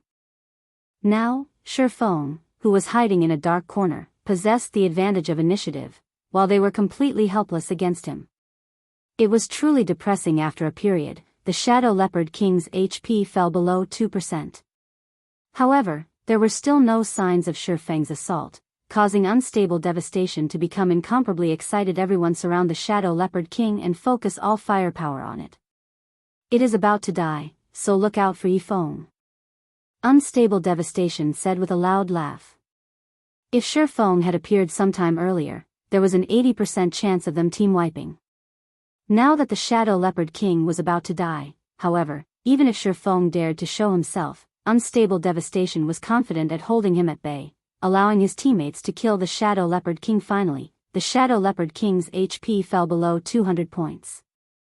As long as Martial Union sent 2 more rounds of attacks at it, they would kill the Shadow Leopard King. Ha ha ha. The Shadow Leopard King is mine. Unstable Devastation used Power Shot. He had long since accumulated his power to the maximum amount, and a single arrow could deal over -100 damage to the Shadow Leopard King Shu. The arrow whistled through the air, flying towards the Shadow Leopard King's weak point. At this moment, Ye Feng suddenly appeared, without a sound, behind the Shadow Leopard King. He sent a chop slashing down on the monster, causing -332 damage, killing the Shadow Leopard King. Meanwhile, Unstable Devastation's arrow merely shot the Shadow Leopard King's corpse in God's domain. If players of a different party or team dealt with the same monster, the player who delivered the final strike would obtain 60% of the monster's EXP. Due to the Shadow Leopard King being a level 8 chieftain, the EXP it gave was extremely bountiful.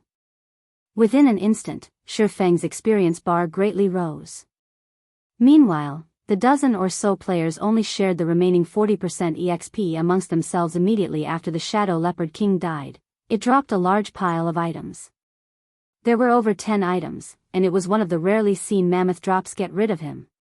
Unstable Devastation bellowed, his eyes bulging. Immediately, more than a dozen players surrounded Ye Feng, giving him no chances to escape. Each and every one of them used their restricting skills on Ye Feng. Ye Feng paid no attention to them as he activated Defensive Blade. He then frantically picked up the drop streaks of magic struck Ye Feng's body, one after another, but they were all blocked by Defensive Blade. In the blink of an eye, Ye Feng had picked up 9 pieces of the loot. Among them was even an item that gave off a dazzling black glow.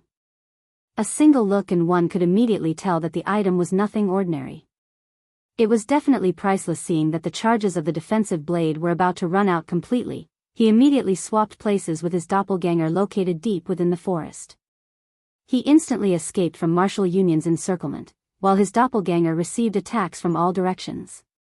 Until the moment the doppelganger died, it managed to kill another 5 members of Martial Union, including a level 9 Elementalist branch leader. When Unstable Devastation discovered that the Ye Feng they killed was only a doppelganger, he truly exploded. Ye Feng, just you wait.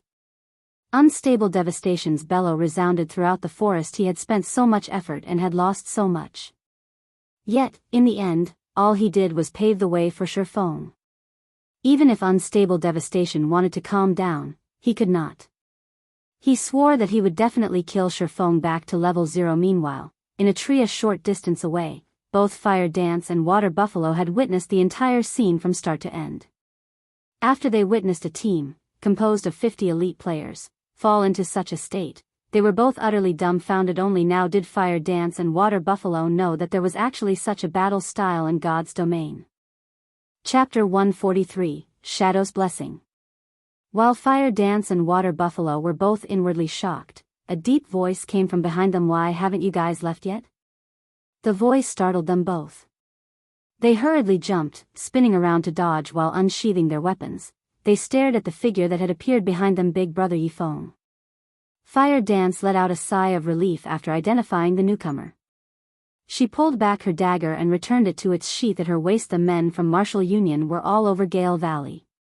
If a battle were to occur, they would immediately call to their companions, and there would be no end to the enemies that Fire Dance needed to kill. "We came to help. Martial Union has killed so many of our companions. We must take revenge." Fire Dance's eyes turned cold as she spoke about Martial Union. "I wish to form a large team to enter large-scale dungeons in the future. I wonder if you all would be interested in joining?" Ye Feng felt that Fire Dance had great talent. Moreover, Fire Dance and the others were all independent players that did not belong to any guilds. If he could rope them in and form his own team, it would be a great benefit to his Zero-Wing workshop. This Fire Dance was slightly hesitant after hearing Ye Feng's proposal. Water Buffalo also turned taciturn. "Do you guys already have your own large team?" Ye Feng inwardly lamented after entering White River City. There would be many large-scale dungeons. They were the main source of equipment, materials, and many other resources. If an independent player wished to obtain good equipment, they needed to raid these large-scale dungeons. Moreover, if a guild wished to level up, conquering large-scale dungeons was a must. Hence, if one wanted to develop at all in God's domain, conquering large-scale dungeons was one of the necessary conditions. However, it was extremely difficult for independent players to form a large team capable of raiding a large-scale dungeon. The most common large-scale dungeons were all 50-man dungeons, while there were even some 100-man dungeons available. Gathering so many players was a near impossible task. Not to mention whether the entire team possessed sufficient strength, just the degree of trust and the distribution of equipment would be a huge hurdle. In this, however, the elite teams of guilds and large-scale workshops had it much easier. "No, we don't have our own large team. Our team currently only consists of players who prioritizes amusement and don't really care much about other matters. Could you give me some time?" Fire Dance explained. In reality, she, too, wished to develop in God's domain properly. In spite of that, the majority of the players in her current team were not too keen on raiding dungeons. They only wished to play casually. If they joined a large team, they would definitely experience certain constraints and would not be willing to join. All right. In any case, there is still time. Let's add each other as friends then. When you've made your decision, you can contact me at any time. Ye Feng knew that such matters could not be decided upon immediately. If one wished to obtain something, they would have to lose something in return.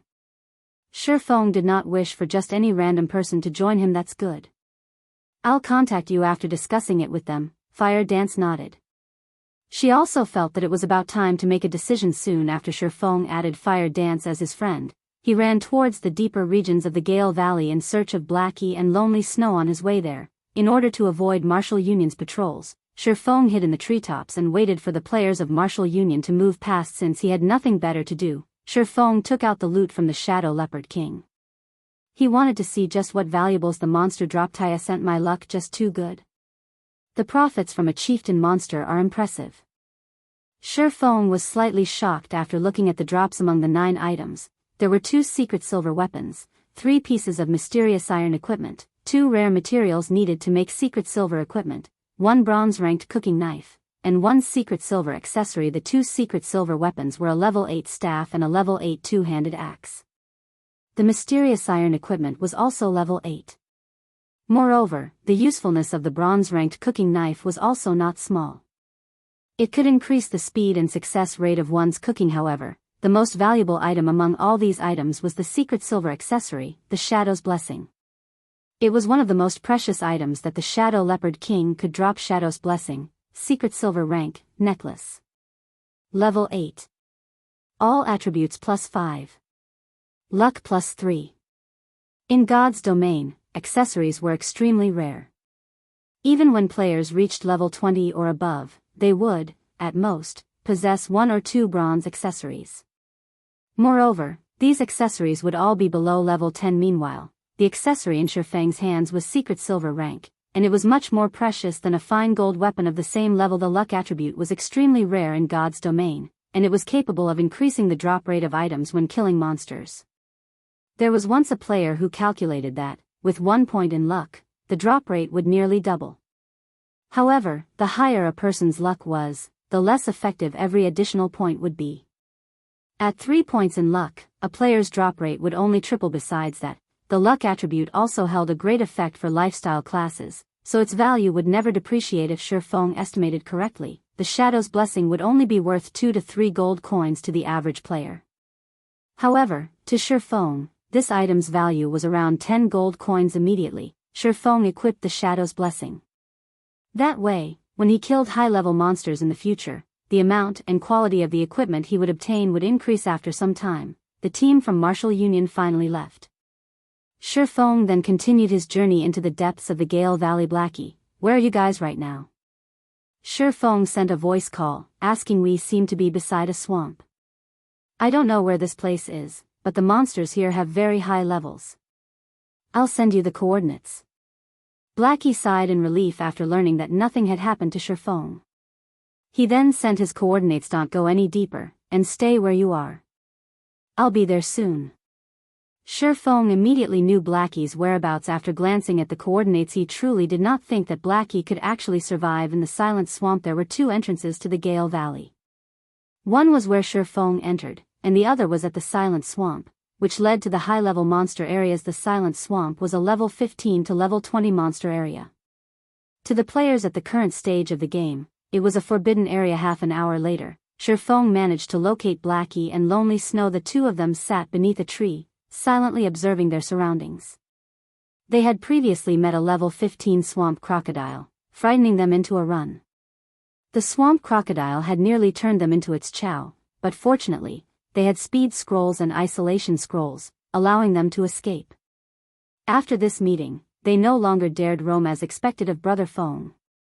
You avoided Martial Union's search and arrived here safely. Blackie immediately felt that there was hope for them when he saw Ye Feng walking over. Let's leave this place immediately. This place is simply too dangerous. Lonely Snow nodded in agreement. They were only level 8, and the gap between them and the level 15 swamp crocodiles was just too massive. It was extremely dangerous for them to stay here. No, let's stay here to level up. Ye Feng shook his head, saying, I've previously killed quite a lot of Martial Union's members, so they should be frantically looking for me right about now. It would be too difficult to get you guys out of here without discovery. Hearing Ye Feng, Blackie and Lonely Snow finally discovered the bright red marker displayed above Ye Feng's head. This mark was deeply crimson, and it was a wonder just how many players Ye Feng had killed in order to turn it into such a state. However, it was only right when one thought about it. Martial Union's men currently filled the Gale Valley, and it would be impossible for Ye Feng to arrive without being seen. Ye Feng would have encountered some players from Martial Union on his way. With Brother Feng's skills, he would have no problems facing 3 to 4 players at a time. He has definitely killed a lot of players on his way here. Thinking up to this point, Blackie and Lonely Snow were extremely moved. Although Ye Feng spoke in a casual manner, they knew that his journey must have been filled with extreme dangers. All right, I'll party you 2 up. You guys should change into this equipment first. Saying so, Ye Feng passed the staff and 2-handed axe, dropped by the Shadow Leopard King, over to Blackie and Lonely Snow. When the 2 of them received the weapons, they were shocked. Level 8 secret silver weapons were the most top-tier weapons currently available.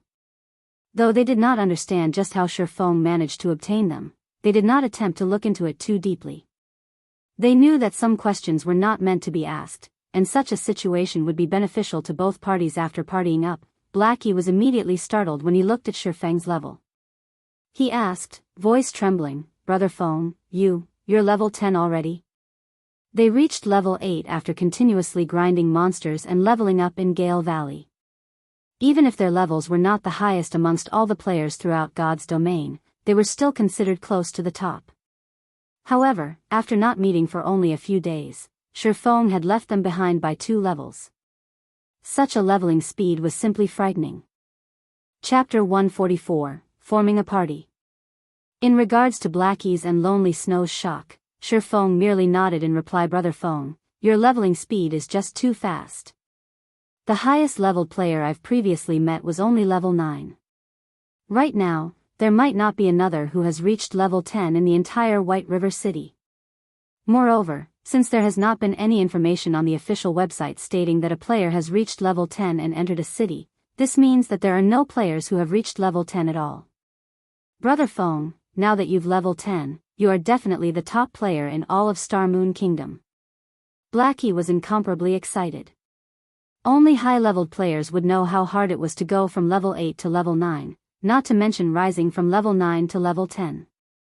The difference in EXP required was at least several times higher. Right now, Ye Feng was far ahead of everyone else. If the players from Martial Union found out about this, their intestines would turn green with regret. Every gamer knew that once you got ahead, you stayed ahead. The small gap during the initial period of the game would only grow wider later on. As long as Ye Feng slowly expanded his advantages, little by little, he would sooner or later cause the players from Martial Union to tremble in fear. Meanwhile, Lonely Snow, who stood by his side, was dumbstruck, not knowing what he should say. Previously, he had been worried that it would not bode well for them to continue entangling themselves with Martial Union. However, after he saw that Ye Feng had already reached level 10 and possessed a pile of secret silver equipment, confidence filled his heart. If this continued, he could, sooner or later, step on Martial Union, becoming a future tyrant of White River City. Alright, quickly swap out your equipment. We'll look for a place to level up. Ye Feng looked at the excited expressions on Blackie and Lonely Snow and smiled helplessly. Due to constant tasks earlier, he was never able to lead his own party personally. Now, he still had quite some time before he had to go to Blackwing City to conduct the trade with Aqua Rose, and in the meantime, he could carry Blackie and the others. In the future, he would have to form a guild. However, a framework was required to establish a guild. Otherwise, the guild would simply fall apart. The members of his current party would become the framework of his future guild, so Ye Feng decided to upgrade the overall strength of his party from now on. If the members of his party could reach level 10 a step earlier and enter White River City, it would be a tremendous help to him in the future. Blackie and Lonely Snow looked at each other, smiles on their faces as they changed into their new equipment. Previously, the two of them wore level 5 to level 6 bronze equipment, mixed in with a few pieces of mysterious iron equipment. Now, however, the majority of their equipment consisted of level 8 mysterious iron equipment, matched with a few pieces of level 8 secret silver equipment. Their strengths greatly increased with this. If they met Martial Union now, they would not end up in such a sorry state. Brother Feng, if we are going to level up here, what will happen to Cola and the others? They say that they're under constant surveillance and going out into the fields to level up is extremely dangerous. Blackie worriedly asked. Relax. I've already told them to do something more meaningful in town. We'll call them over after Martial Union leaves the Gale Valley. At that time, you two might even have a fright when you meet them, Ye Feng said with a smile. Seeing Ye Feng's mysterious smile, curiosity swarmed both Blackie and Lonely Snow about the task Ye Feng had given Cola and the others. Just what sort of quest could it be to shock them? Alright, let's level up then. Ye Feng wordlessly smiled at the two's puzzled expressions. In actuality, having Martial Union focus on Cola and the others was not a bad thing at all. Before, while they had been busy leveling up, Ye Feng stopped them from completing the quest. Now that they couldn't out and level up, they could give the quest a try. If Cola and the others could truly complete it, he would be able to carry out his plan with much less effort and more confidence. Although the Silent Swamp was a level 15 to level 20 monster area, the outer edge of the swamp was only a level 15 monster area, while the inner regions were level 16 to level 18 monster areas. Level 20 monsters would only appear in the core region of the swamp. With the Abyssal Blade, Ye Feng could reduce the level suppression by 5 levels, making the outer region a perfect fit. Let's go there and take a look. Looking at the system's map, Ye Feng pointed to the bubbling black pool of water in the distance. Although Blackie and Lonely Snow did not voice out about it, they were overcome with worry. After all, level 15 monsters owned this place. Even if they received an upgrade to their equipment and could challenge level 10 common monsters without much of a problem, level 15 monsters would still annihilate them. Just as Ye Feng and the others set foot beside the black-colored pool, a mass of bubbles broke out across the surface. A pair of black, shiny eyes surfaced from the pool, staring at Ye Feng's party from a distance. Brother Feng, I don't think this place is safe. Look, a large pair of eyes are watching us from over there. Blackie looked at the fist-sized eyeballs, anxiety gripping his heart. He definitely did not think that the monster hidden in the water was common. While Blackie spoke, the monster in the pool surfaced, its gigantic figure slowly revealing itself to the party. Steel-skinned hippo, elite rank. Level 15. HP 6000/6000. Brother Feng, let's leave. That's a level 15 elite. If it chases us, we'll suffer the consequences. Blackie panicked as he watched the steel-skinned hippo closing in on them. Naturally, Ye Feng knew that Blackie and Lonely Snow could not contend with a level 15 monster, not to mention an elite. However, Ye Feng had his own strategies for dealing with monsters with special weaknesses, and the steel-skinned hippo belonged to this category. After the evolution of God's domain, everything in the game became more realistic. The weaknesses of these hippo-type monsters also increased as a result. As long as players could find a way to deal with said weaknesses, these monsters would be very easy to deal with. Shortly after the steel-skinned hippo revealed itself, another group of swamp hippos surfaced in the black-colored pool. There were over 20 of these swamp hippos. Swamp hippo, common rank. Level 15. HP 2000/2000. Watching these hippos leave the pool so overbearingly, rushing towards them, Ye Feng took out an isolation scroll from his bag. He then softly said, "You guys use an isolation scroll as well." Hearing Ye Feng's order, Blackie and Lonely Snow immediately took out their own isolation scrolls. The isolation scroll was only effective against monsters up to level 15. When used, the scroll greatly reduced the user's presence, turning them half-transparent for half an hour. After the two of them used the isolation scrolls, they discovered that the hippos had suddenly stopped their movements, looking around in confusion. It was as if they had become invisible to these hippos. Hippos have very bad vision, and they cannot see clearly beyond a certain distance. After using the isolation scrolls, our bodies are close to transparent, so they cannot see us, Ye Feng explained. Blackie, use your dark arrows to attack the steel-skinned hippo, but pay attention to maintain a distance of at least 25 yards. It won't see you that way. Blackie came to a realization after listening to Ye Feng's explanation. He immediately tried Ye Feng's instructions. A dark arrow flew from Blackie, striking the steel-skinned hippo that was dozing off. Damage of -24 points appeared above the elite hippo. Although the damage was minuscule, it was enough to send the steel-skinned hippo into a flying rage. The elite immediately spun towards the source of the dark arrow. However, it failed to discover even a single person in that direction. It took several steps forward but still failed to discover anybody. Just when it was about to return to the pool of water, another dark arrow struck its body. The steel-skinned hippo was truly enraged now. Letting out an intense snort, it abruptly charged towards the direction the dark arrow originated from. However, after rushing forward over 10 yards, it still could not find the enemy who attacked it. The steel-skinned hippo started to turn in circles in confusion. Blackie watched the stupid-looking steel-skinned hippo in the distance, inwardly laughing at it. He continuously sent dark arrows at his target, and with each consecutive arrow, he slowly lured it away from the group of swamp hippos. At this moment, only level 15 swamp hippos occupied the pool. Ye Feng silently closed in on them. After closing a distance of 20 yards, the swamp hippos finally discovered Ye Feng. Immediately, they all parted from the pool. More than 20 swamp hippos thundered after Ye Feng in a grandiose manner. Such a group could easily flatten a level 15 party. Chapter 145, Might of the Devil Flame, 1. The swamp hippos were each the size of a small car. When over 20 of them charged forward, it was like being run over by 20 cars going full speed. The earth trembled under the combined weight of the swamp hippos. Their imposing aura surged forth, instilling shock and awe into all observers in the distance. Lonely Snow, who observed this scene, wore a nervous expression.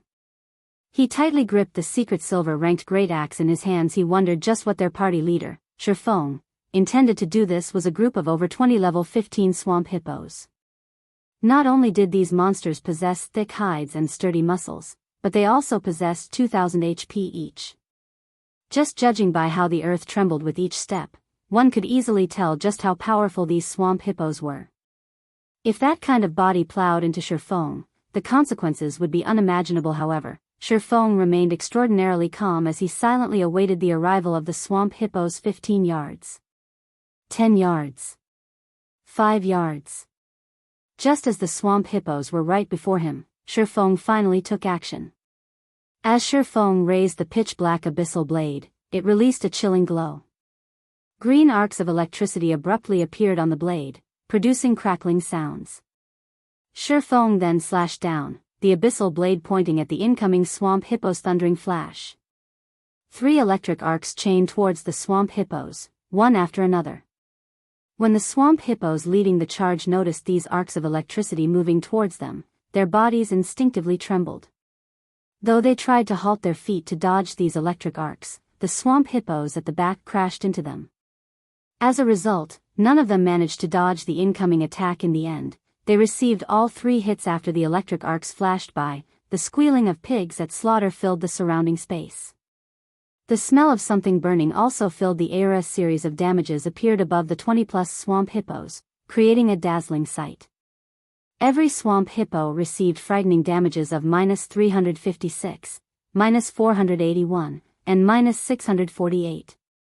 Some even received critical hits, suffering damages of over -1000 points, their HPs immediately falling to 0. The remaining dozen or so swamp hippos were burnt black. Their HP bars also dropped to dangerous levels, turning a bloody red color. Moreover, a debuff icon appeared beside their HP bars, damage amplification. All damage received increased by 20% for 20 seconds immediately. Fear surfaced on the faces of all the surviving swamp hippos. They all wished to scatter and escape. Ye Feng gave them no chance whatsoever. With a sudden leap, Ye Feng jumped into the airspace above these swamp hippos. He raised the silver lake, the sword giving off a faint blue glow as it carried with it the power of thunder and fire. Ye Feng loosed a thunder flame explosion in the midst of the swamp hippos, thunder and fire exploding outwards, devouring every single swamp hippo with the damage amplification effect. This attack of Ye Feng's caused over -900 damage on the swamp hippo, instantly killing every single one of them. The gigantic figures of the 20+ swamp hippos fell to the ground with a loud boom, shaking and trembling the earth. The scene was similar. Over 20 small cars descending from the air, heavily smashing into the ground. When the bodies of the swamp hippos collided with the ground, the resulting impact generated gusts of wind that spread to the surroundings, causing the leaves and branches of the nearby trees to snap and float in mid-air. Lonely Snow, watching this scene from a distance, was completely dumbfounded. Be it the visual or physical sensation, both impacted him greatly. Ye Feng caused over -1000 damage to the level 15 swamp hippos, ending their lives in just 2 moves. Just how high of an attack power was required to achieve such a feat? If Ye Feng fought against average players, wouldn't he kill one with every strike? Lonely Snow even started to suspect that he and Ye Feng were not playing the same god's domain. The difference in strength between them was no longer just several stages. It was practically the difference between the sky and the earth. Lonely, you pick up the loot. I'll go help Blackie, Ye Feng instructed before turning to chase after the steel-skinned hippo. Lonely Snow nodded in reply, though an absent-minded expression remained on his face. He thought that he had hallucinated before, but after giving his eyes a rub, the pile of swamp hippo corpses still remained. Plenty of items and coins blanketed the ground surrounding them. He now knew that this was not a dream, but reality. When Lonely Snow looked at the system notifications and his experience bar, he was once more given a shock system. Level 15 swamp hippo killed. Level difference of 7. EXP obtained increased by 700%. Obtained 1650 EXP system. Level 15 swamp hippo killed. Level difference of 7. EXP obtained increased by 700%. Obtained 1650 EXP system. Level 15 swamp hippo killed. Level difference of 7. EXP obtained increased by 700%. Obtained 1650 EXP. After a series of notifications displayed, Lonely Snow's experience bar greatly increased, reaching 69% of level 8. The amount of EXP he obtained was truly frightening previously. Even when faced with level 8 monsters, they needed to kill each one while being extremely cautious and prudent. Moreover, every kill only yielded each member of the party several tens of EXP. After spending over an hour repeating the same process, they would see their experience bars increase by a sizable portion. On the other hand, Ye Feng casually killed off a large group of level 15 swamp hippos with only a few moves. Even after splitting the EXP obtained amongst the three of them, Lonely Snow's experience bar still increased by a sizable chunk. Only now did Lonely Snow understand how Ye Feng managed to level up so quickly in this regard. Lonely Snow became even more respectful towards Ye Feng. There was even a hint of fanaticism in his eyes. If he followed someone as strong as Ye Feng, his future would be limitless. Even if he could not become Ye Feng's equal, as long as he continued struggling forward, he could still become a true expert one day. On the other side, Blackie was still toying around with the steel-skinned hippo, continuously decreasing the elite hippo's HP. However, not only did the steel-skinned hippo had a very high recovery rate, but its HP was also very high. It would recover a lot of HP every 5 seconds. Moreover, Blackie's attacks could only inflict a tiny amount of damage. If he wanted to grind away the steel-skinned hippo's life completely, he would need at least 20 minutes. And yet, instead of tiring, Blackie grew even more excited. Dark arrows flew from his hand, one after another, each arrow bringing Blackie even more joy. The reason Blackie reacted this way was that challenging monsters of a higher level in God's domain was extremely difficult. Meanwhile, he was currently bypassing 7 levels to challenge a level 15 elite monster. If he spoke of this feat in the future, he would enjoy supreme glory. It was this sense of achievement that became the largest motivation for Blackie. Blackie, use Evil Whip, Ye Feng said in the party chat after hurrying over. Okay, seeing Ye Feng arrive, Blackie knew that it was time to deal with the steel-skinned hippo. As Blackie's chanting came to an end, 9 black barbed vines sprung up and bound the steel-skinned hippo's 4 limbs, restricting its speed. However, the steel-skinned hippo's strength was just too high. In the blink of an eye, one of the vines snapped, while the remaining 8 were only a small matter at this moment. Ye Feng used Wind Blade, rapidly arriving behind the steel-skinned hippo. Instantly, 3 sword strikes landed on the steel-skinned hippo's body, the collision producing glittering sparks. Seeing that the attacks from his swords had only dealt -22 damage each to the steel-skinned hippo, Ye Feng was slightly speechless. It was as expected of the steel-skinned hippo. Its physical defense was truly frightening. It also possessed its innate steel skin, reducing all physical damage it received by 70%. If even Ye Feng could only cause slightly over 20 damage to the steel-skinned hippo, a normal physical damage dealer would most likely cause 2 or 3 damage. This rate of damage certainly could not contend with the steel-skinned hippo's regeneration speed. Ye Feng's attacks had yet to end. He immediately followed up with a thundering flash, the 3 electric arcs causing -125, -160, and -211 damage. The steel-skinned hippo was instantly enraged. It spun around, charging at Ye Feng. However, with the thorny vines restricting it, the steel-skinned hippo's turning speed was slowed. This situation gave Ye Feng the chance to evade its charge easily. Ye Feng continued with a series of attacks on the steel-skinned hippo, using one skill after another. However, the damages his attacks managed to cause were generally very low. AO. Enraged, the steel-skinned hippo abruptly jumped. It intended to use War Stomp. War Stomp was Hippo's killing move. When used, the skill would cause all enemies within a 15-yard radius to enter a fainted state for 5 seconds. Reacting quickly, Ye Feng immediately cast Abyssal Bind on the steel-skinned hippo. The hippo's movements immediately halted, and its War Stomp cancelled. Originally, Ye Feng did not think that there would be any issues. However, a chilling sensation pervaded his entire body, preventing him from moving a muscle. All of his skills were unusable. This is the Tier 1 magic, Death's Lock. Ye Feng was astonished. With his many years of experience, he immediately knew what sort of attack struck him. This was definitely not a move of the steel-skinned hippo. Not bad. This is something that I specifically prepared just for you. You can be at ease and be on your way. A black figure suddenly appeared behind Ye Feng. This figure was precisely the absolute heaven, the expert assassin Ye Feng had met before. In the same moment Absolute Heaven revealed himself, the silver dagger in his hands sunk into Ye Feng's back. Absolute Heaven's ambush instantly caused -357 damage. Chapter 146, Might of the Devil Flame, 2. A single ambush instantly devoured 1/4 of Ye Feng's HP. Blackie, who stood at a distance, was dumbfounded by this scene. He did not understand why an assassin suddenly appeared here and attacked Ye Feng. Although he wished to help Ye Feng, time was needed to cast his spells. Moreover, all his restricting skills were already in use on the steel-skinned hippo. He could only helplessly watch as the scene unfolded. The only thing Blackie could do now was to chant and attack with his dark arrows such high damage.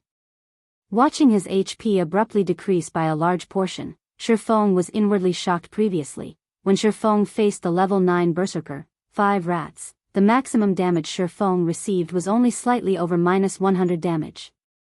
Yet, one of Absolute Heaven's ambushes caused over -300 damage. Compared to 5 rats, Absolute Heaven's attack power was much stronger. Assassins had very fast attack speeds, so generally, their attack damage could not compete with that of a berserker's. However, they could complement their low attack damage with the number of attacks they could dish out. To say nothing of Absolute Heaven's attack damage, which far exceeded that of the berserker 5 rats, if an assassin could deal the same amount of damage as a berserker with each attack, their total output would be at least double or triple that of a berserker's. In the case of Absolute Heaven, his total output would be 3 to 4 times that of 5 rats. Although Ye Feng was shocked, Absolute Heaven was similarly shocked when he had used his ambush on an MT who possessed a complete bronze set equipment and was the same level. The attack stole at least 2/3 of the MT's HP. Now, however, he only managed to remove 1/4 of Ye Feng's HP compared to those well-equipped MTs. Ye Feng's defense and HP far exceeded them. Absolute Heaven's hands twisted, a streak of silver swiping across Ye Feng's neck. Simultaneously, his other dagger stabbed into Ye Feng's back once more. Garrote. Backstab. Although Absolute Heaven was shocked, an assassin's explosive power did not lie in just the first strike, but a burst of continuous skills from the moment Ye Feng appeared in the Gale Valley to the moment Ye Feng began kill-stealing the Shadow Leopard King. He had constantly trailed after Ye Feng. He had silently waited for the best moment to attack Ye Feng. He knew that Ye Feng was extremely powerful, so he needed to wait for the moment when Ye Feng was the most vulnerable. Only when Ye Feng did not possess any skills would he have a chance at getting rid of him. However, he never found the perfect time to strike. However, his patience had finally paid off. While battling the steel-skinned hippo, Ye Feng finally revealed a weak point.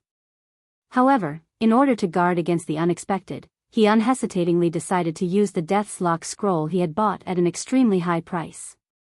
He bought this scroll precisely for this sort of situation. Death's Lock disables all skills of the target, temporarily preventing the target from using any skills.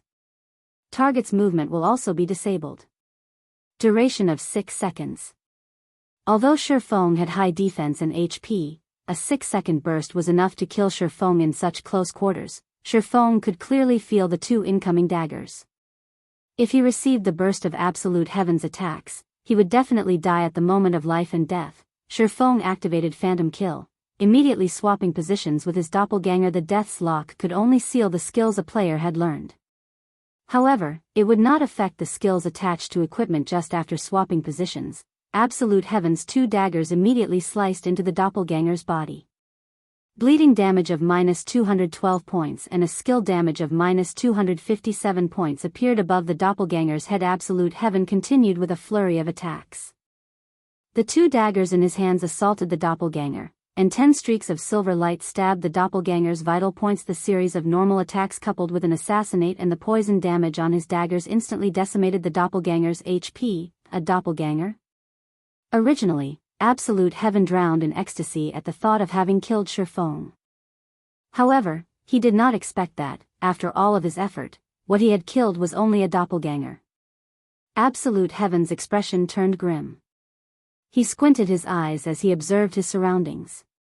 Very quickly, he discovered Ye Feng a distance away, behind him. He immediately spun, charging towards Ye Feng. The Death's Lock had a duration of 6 seconds. Right now, There were 4 seconds remaining, so how could he so easily allow Ye Feng to break free from the death's lock that he had spent a fortune on? Just as absolute heaven arrived before Ye Feng, a dark arrow came flying at him. Garbage. I don't have time to deal with you right now. Absolute heaven ignored Blackie's dark arrow, his dagger aimed straight for Ye Feng. Regarding Ye Feng's teammates, absolute heaven did not place any importance on them at all. As long as he dealt with Ye Feng, killing Blackie would be a simple task. Boom. The dark arrow exploded on absolute heaven's body. Damage of -221 points appeared above absolute heaven's head, removing 1/4 of his HP. Why is this garbage's damage so high? Absolute heaven's brows slightly wrinkled, inwardly shocked. Absolute heaven had not the slightest knowledge that the staff in Blackie's hands was actually a level 8 secret silver ranked staff. Moreover, Blackie wore a few pieces of level 7 and level 8 mysterious iron equipment. He also used the mysterious iron accessory, the interpreter's pendant, that Ye Feng had given him. Blackie's magical damage had long since reached the apex. If it were not for absolute heaven's equipment being of excellent quality, he might have lost more than half of his HP from just one of Blackie's dark arrows. However, Blackie's high magical damage could not stop absolute heaven. Absolute heaven still accurately slid his daggers into Ye Feng's vital points. The moment absolute heaven's dagger was about to stab Ye Feng used silent steps, instantly appearing behind Blackie. Crap. Seeing Ye Feng vanish before him, rage and dismay filled the assassin. Ye Feng was clearly unable to use any of his learned skills, yet he still possessed so many skills to avoid the ambush. There were over 25 yards between absolute heaven and Blackie. If absolute heaven ran towards Blackie, he would waste a lot of time. The seal on Ye Feng would definitely dissipate, and it would become incomparably harder for him to kill Ye Feng. Brother Feng, you're too awesome. You still managed to escape under such conditions. Blackie said with a smile. Watching the previous exchange, shock overwhelmed Blackie. The assassin's speed was impressive. If Ye Feng had reacted a bit slower, he would definitely have lost his life. Blackie couldn't help but break out in cold sweat as he had watched the scene unfold. However, now that the distance between them was sizable, that assassin would be at his wits' end. Stop fooling around and be more careful. That assassin is not someone simple, Ye Feng warned as Blackie still seemed to be in a joking mood. Got it, leave it to me. The cooldown on my skills have already finished, Blackie confidently said. However, just as Blackie turned to look at absolute heaven, he discovered that absolute heaven was missing. He could only see an enraged steel-skinned hippo, bellowing as it searched for its enemy. Brother Feng, that person's gone missing. Did he just choose to run away since he failed his ambush? Blackie said with a laugh. Just as Blackie turned to look at Ye Feng, his expression immediately turned grim. The assassin from before stood right behind Ye Feng, causing me so much trouble. You guys should be proud of yourselves, absolute heaven sneered, his hand holding some flash powder. He tossed the powder at Blackie. Blackie instantly shrieked as both his eyes lost their vision, causing Blackie to lose his battle prowess. After restricting Blackie, absolute heaven's dagger immediately stabbed Ye Feng. Ye Feng did not think that absolute heaven could actually learn a high-tier skill like shadow steps. Assassins' shadow steps allowed them to instantly appear behind an enemy and increased the damage of their next attack by 15%. However, Ye Feng still could not move. Moreover, he did not have any skills left to avoid absolute heaven's attack. He could only grit his teeth as he activated the Silvermoon set equipment's second set effect, the Tier 2 Life Shield.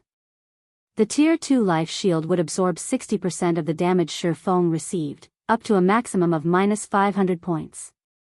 It could delay absolute heaven for some time. When absolute heaven saw the Life Shield appear on Ye Feng, he was momentarily speechless. He did not understand just how Ye Feng came to possess so many life-saving skills, using them one after another. However, a single life shield was still not enough to extinguish his determination to kill Ye Feng. Immediately, absolute heaven brandished his daggers, sending a flurry of attacks at Ye Feng like a fierce gale. He used normal attacks, coupled with assassinate, backstab, and many other damaging skills. Bang. Ye Feng's life shield quickly shattered and disappeared. Ye Feng had less than 500 HP remaining. Die. Absolute heaven excitedly shouted. Immediately, he placed all 5 skill points that he had held onto into his finishing skill, Eviscerate. With all his might, he prepared to use his most powerful damaging skill. Soon after, Absolute Heaven's dagger swiveled, accurately sailing towards Shi Feng's back, finishing skill, Eviscerate. A plume of blue flame suddenly appeared above Shi Feng's palm. Chapter 147, Might of the Devil Flame, 3. Absolute Heaven suddenly convulsed in shock when he saw the clear blue flame floating above Shi Feng's palm. Although this flame looked minuscule, the heat it gave off was extraordinarily hot. Within an instant, he could already feel his mouth drying up. However, since the arrow was knocked, he had no choice but to let it loose. Within an instant, the ice-blue devil flame covered Shi Feng's entire body, turning him into a man on fire. The ice-cold dagger suddenly stabbed into Shi Feng's back. You can move already? Absolute Heaven was greatly shocked. To a top-tier expert like himself, he had a very precise grasp on time. At worst, there was only an error of 0.1 seconds. Absolute Heaven clearly felt that the 6-second duration for the death's lock had yet to pass.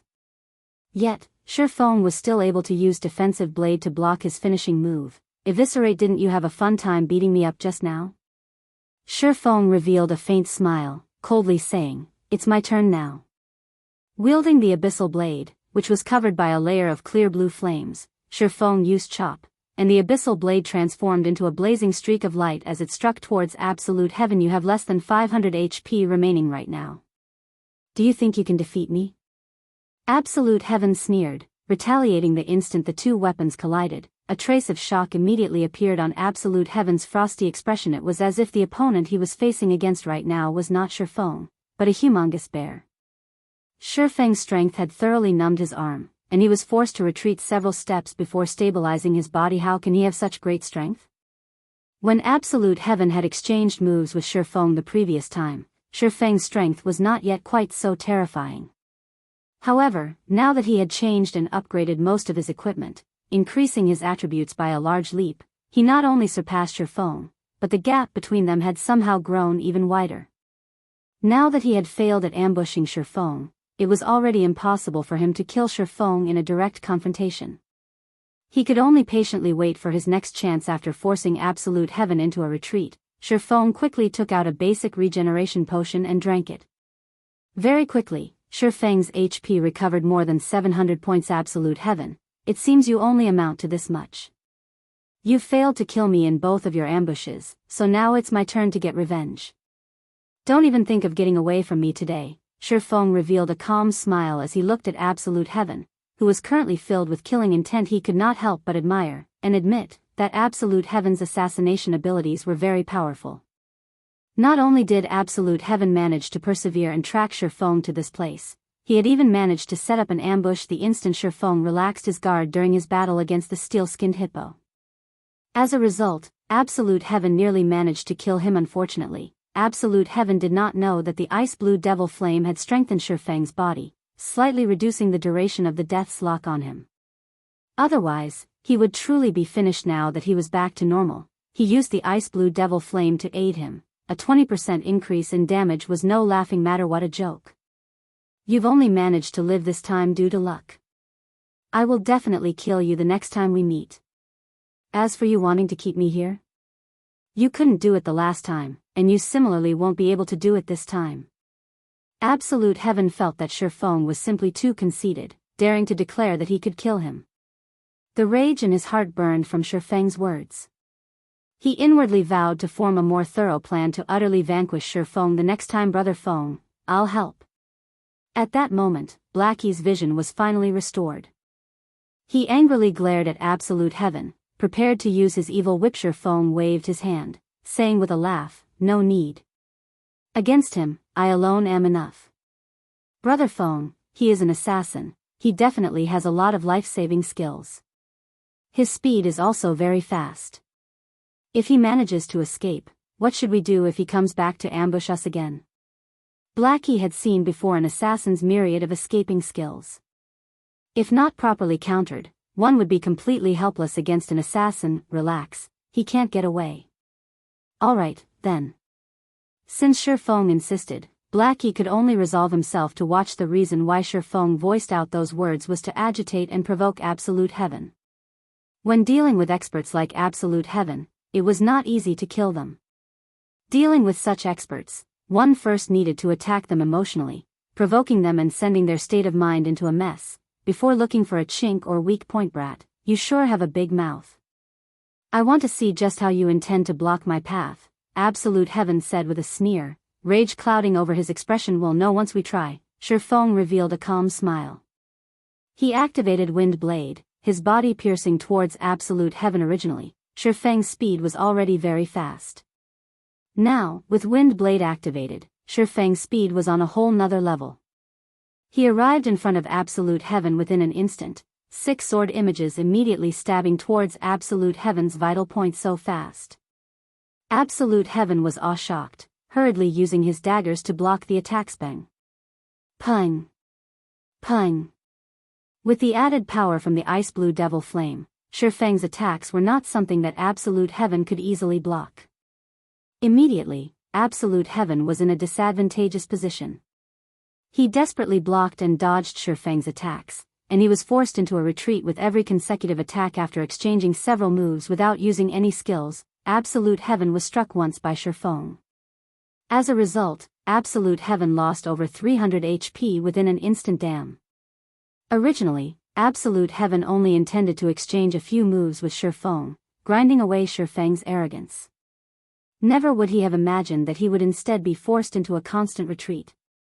Yet, his pride as an expert was unwilling to admit that he had actually lost against Ye Feng in a normal exchange. Seeing as the flaming sword was about to hit him, Absolute Heaven gritted his teeth, using the skill block to defend against this attack. If he was to receive another attack from that flaming sword, then he would very well lose his life. Not good. Time to leave. The gap between our attributes and attack power is just too wide. After coming to grips with Ye Feng, he clearly understood the gap between the two of them. It was especially true for that clear blue flame. Every time his equipment came into contact with it, their durability would continuously fall. Though his secret silver rank dagger was better off, only losing a little durability with each clash, the armor he obtained with much difficulty was only of mysterious iron rank. Just a single stab from Ye Feng's sword had reduced over a quarter of the armor's total durability. If this situation were to continue, then his equipment would all soon turn to waste. Without the attributes provided by his equipment, he would definitely die under Ye Feng's swords. Hence, he immediately turned and ran. You can't escape. Ye Feng gave Absolute Heaven no chances at all, activating Windwalk immediately. As fast as a ghost, Ye Feng caught up with Absolute Heaven in the blink of an eye. He then let loose his most powerful strength, creating 16 sword images in the blink of an eye. The sword images fully surrounded Absolute Heaven, the flames released by them looking as if they intended to devour Absolute Heaven. Absolute Heaven was greatly shocked. There was no way at all for him to stop so many sword images. He then hurriedly activated Wind Steps, using the 1-second invincibility to block all the incoming attacks. With his speed greatly increased, he immediately entered stealth mode. I said, "You cannot get away." Ye Feng immediately leaped up, the silver lake in his hand, releasing the power of fire and thunder towards Absolute Heaven's path of advancement. Absolute Heaven knew that this move of Ye Feng's was immensely powerful. He immediately used Vanish, the 1 second of invincibility allowing him to avoid the damage and fainted effect of the thunder flame explosion. After successfully blocking the thunder flame explosion, Absolute Heaven no longer possessed any life-saving skills in his arsenal. Just like last time, he was prepared to leap up into the trees, shaking off Ye Feng's pursuit.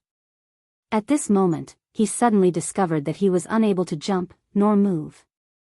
Unknown as to when it happened, both his legs had been frozen solid, and even his figure was revealed. Ivy already said that you cannot escape.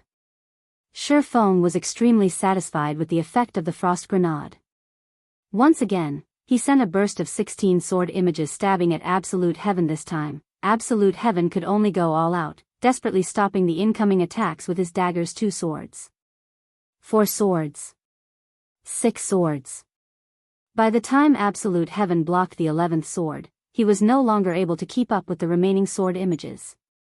He could only helplessly watch as the sword images stabbed into him, damages of over -300 points, and even -400 points, appearing above his head, one after another. Moreover, the durability of the equipment on his body fell madly. By the time Absolute Heaven's HP reached 0, the equipment on his body was all turned to scrape. Absolute Heaven suffered an incomparable heartache, gnashing his teeth. All these equipment were gathered by him, one by one, after spending a large amount of time. Yet, they were all destroyed now. The only thing he could rejoice about was that the 2 secret silver-ranked daggers, which were as precious as his own life, were not destroyed soon after. Absolute Heaven's dead body fell to the ground, an expression of unwillingness displayed on his face. Ivy already said that you won't get away. Your weapon, I'll gratefully accept. Ye Feng looked towards the silver-colored dagger that Absolute Heaven dropped with a smile, picking it up.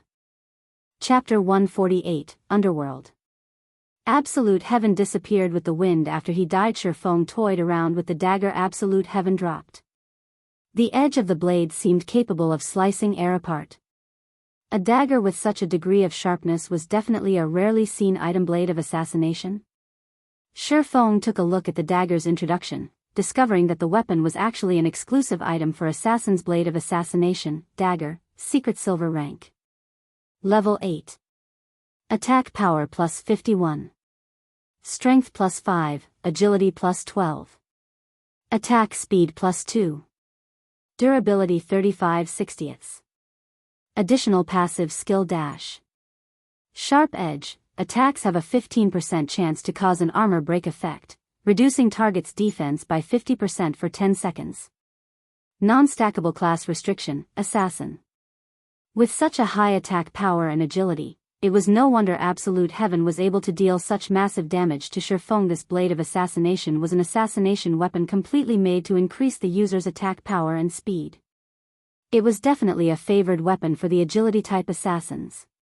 Based on Ye Feng's estimations, the blade of assassination was worth at least 1 gold coin. With this death, Absolute Heaven will probably need a very long time before he can recover. Ye Feng looked at the blade of assassination, a smile plastered on his face. Previously, Ye Feng still felt apprehensive towards Absolute Heaven constantly following him around and abruptly ambushing him.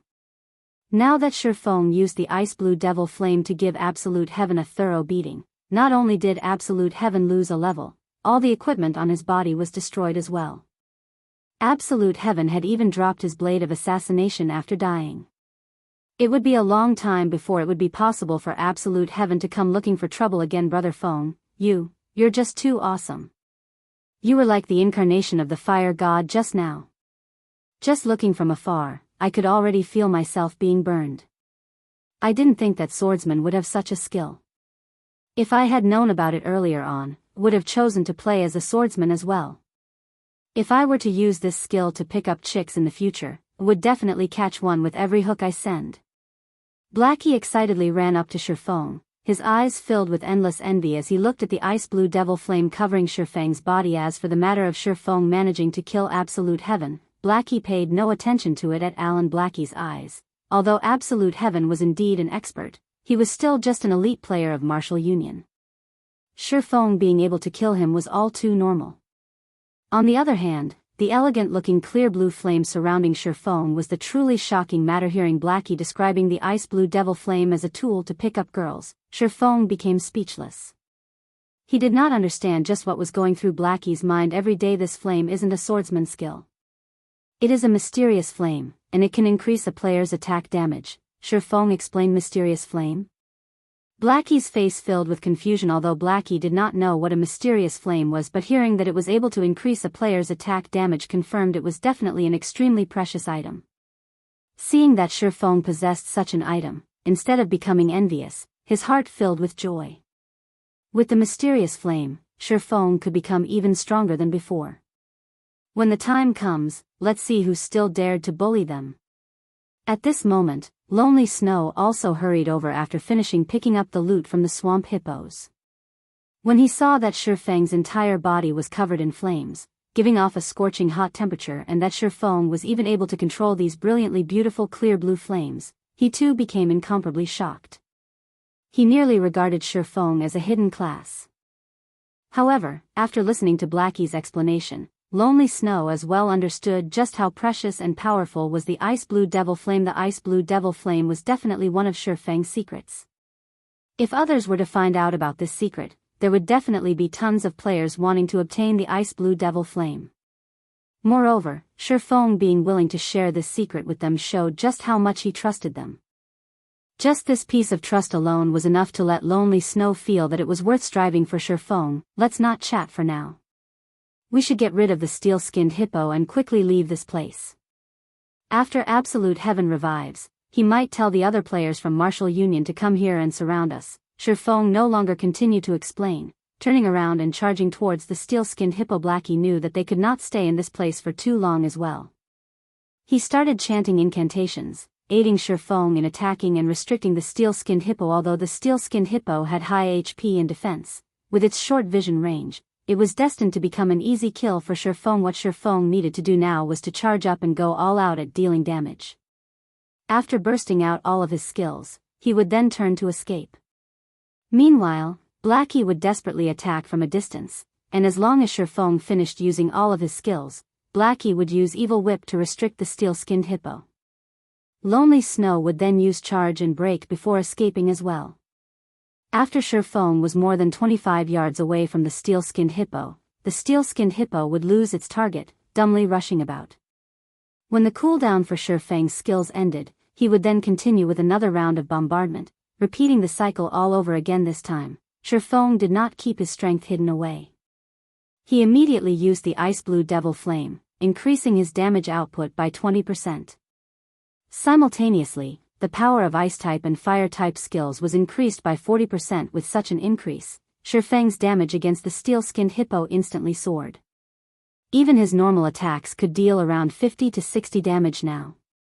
As for Thunder Flame Explosion, the skill could cause over 400 damage to the steel-skinned hippo. Even if the steel-skinned hippo had high HP, it still frantically decreased under the fierce onslaught. Several minutes later, the steel-skinned hippo let out a blood-curdling shriek as its body fell to the ground with a boom.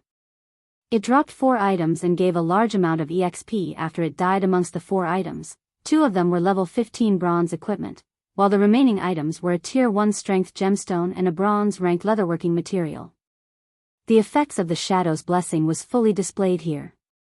Otherwise, aside from giving out a lot of EXP, a level 15 elite would at most give out a piece of equipment and some materials only. Let's go somewhere else to kill swamp hippos. After killing the steel-skinned hippo, Sure Feng brought Blackie and Lonely Snow to another grinding spot. The Silent Swamp was extremely large in size. Its size was at least 2 to 3 times that of the Gale Valley. Meanwhile, the habitat of the swamp hippos took up 1/10 of the entire Silent Swamp. Moreover, they were scattered throughout the entire Silent Swamp. With the 1 to 200 members of Martial Union, it would be hard-pressed for them to locate Sure Feng's party successfully. Moreover, Sure Feng was very familiar with the Silent Swamp. He had once lived at this place for over 20 days in his previous life, so he knew which locations had the highest number of swamp hippos and also the locations with the fastest respawn rates. Sure Feng also knew the spawn locations for the elite monsters in Silent Swamp. However, with the strength of their party of 3 right now, the only elite monster they could deal with was the steel-skinned hippo, as the other elite monsters did not possess any clear weaknesses. If they were to go against these elite monsters, they would have to risk their lives doing so. Leveling up at this place is just too awesome. Originally, I thought that the leveling speed at Gale Valley was already extremely fast, but after coming to this place for less than 2 hours, I've already managed to reach level 9. If we are to continue in this trend, within 3 hours, I would definitely reach level 10 and be able to enter White River City. At this speed, the elites of those major guilds have probably just reached level 9. Blackie excitedly said, if Cola and the others didn't die and were with us right now, we 6 would be able to enter White River City today, becoming the first party to enter White River City. Lonely Snow nodded, agreeing with Blackie's statement. He too could not help but admit to the invigorating feeling of having Sure Feng power leveling them. This leveling speed was at least 10 times faster than the other players. Even if Martial Union surrounded them and killed them once right now, with Sure Feng carrying them, they would quickly recuperate their losses. They did not need to fear having a confrontation with a large guild like Martial Union at All Red Leaf Town. Slum's Absolute Heaven was currently drinking away his sorrows in the enchanted bar. When the others saw Absolute Heaven, they all obediently distanced themselves to a corner, not daring to go near him at all. The reason was due to the waves of killing intent radiating off of Absolute Heaven. There was nobody who was willing to come into contact with that aura. Damn. I made a huge loss this time. Sooner or later, I will definitely have my revenge. Though Absolute Heaven did not feel heartache over the loss of his levels, it was a different story for the equipment he lost. It was especially true for the Blade of Assassination. As long as he put some time into it, he could easily catch up in terms of EXP. However, it was a different story for equipment. It was especially true for top-tier equipment. Those top-tier equipment were only obtainable through killing monsters or doing high-level quests. They were not something that could be obtained within a short amount of time. The opportunity was also needed to obtain them. Just what is that clear blue flame? After equipping his weapon, he could actually destroy my mysterious iron equipment with such ease, and even greatly reducing the durability of my secret silver weapons. Recalling the ice blue devil flame that surrounded Ye Feng's body, Absolute Heaven could not help but shudder in fear. To every player, the destruction of their equipment was much more terrifying than facing death itself. Just considering the future, every time he fought Ye Feng, he would once again risk the possibility of all of his hard-earned, top-tier equipment being destroyed. It was truly a nightmare. Brother Absolute Heaven, long time no see. I see that you still love drinking like always, a short-bearded man wearing a black cape said as he sat opposite to Absolute Heaven. South Wolf, why do you have the time to come looking for me? When Absolute Heaven looked at the person speaking to him, his previous indifferent attitude was completely gone. Of course, it is to congratulate you. The man named South Wolf said with a laugh, didn't you always want to join Underworld? Right now, the higher-ups have already recognized your potential, and you already have the rights to become an outer member of Underworld. In the future, you too will be one of Underworld's members. I think you should know what this means, right? What? I passed the test? Absolute Heaven nearly jumped up from excitement. The frustration and depression Absolute Heaven felt from being killed by Ye Feng before were immediately swept clean. He no longer minded even the loss of the Blade of Assassination, as there was nothing more joyous than being able to join Underworld. In order to join Underworld, Absolute Heaven had spent 3 full years undergoing over a dozen assessments and tests. Now, he finally obtained Underworld's recognition, officially becoming one of Underworld's outer members. Underworld was a very mysterious organization. Its strength in the real world was extremely terrifying. The resources, influence, and information it possessed was not something any outsider could imagine. Just based on some of the identities of the outer members of Underworld that Absolute Heaven knew of was enough to astonish him greatly. However, for reasons unknown, Underworld started investing into virtual reality games some 10 years ago. In order to join Underworld, the real-world assassin, Absolute Heaven, had also started playing virtual reality games. Right now, Underworld was paying unprecedented attention towards God's domain. Hence why Absolute Heaven decided to fully devote himself into God's domain. Now that he finally managed to become an outer member of Underworld, how could he not be excited? Absolute Heaven, weren't you level 9 the last time I saw you? Why are you level 8 now? You couldn't have been killed by a player, right? The man named South Wolf joked as he downed his drink. He was extremely clear about Absolute Heaven's strength. Absolute Heaven was definitely a top-tier assassin. Moreover, the equipment on him was all of excellent quality, and he even had secret silver weapons. He also learned plenty of rare advanced skills. There were only a scant few players in Red Leaf Town who were capable of directly confronting Absolute Heaven.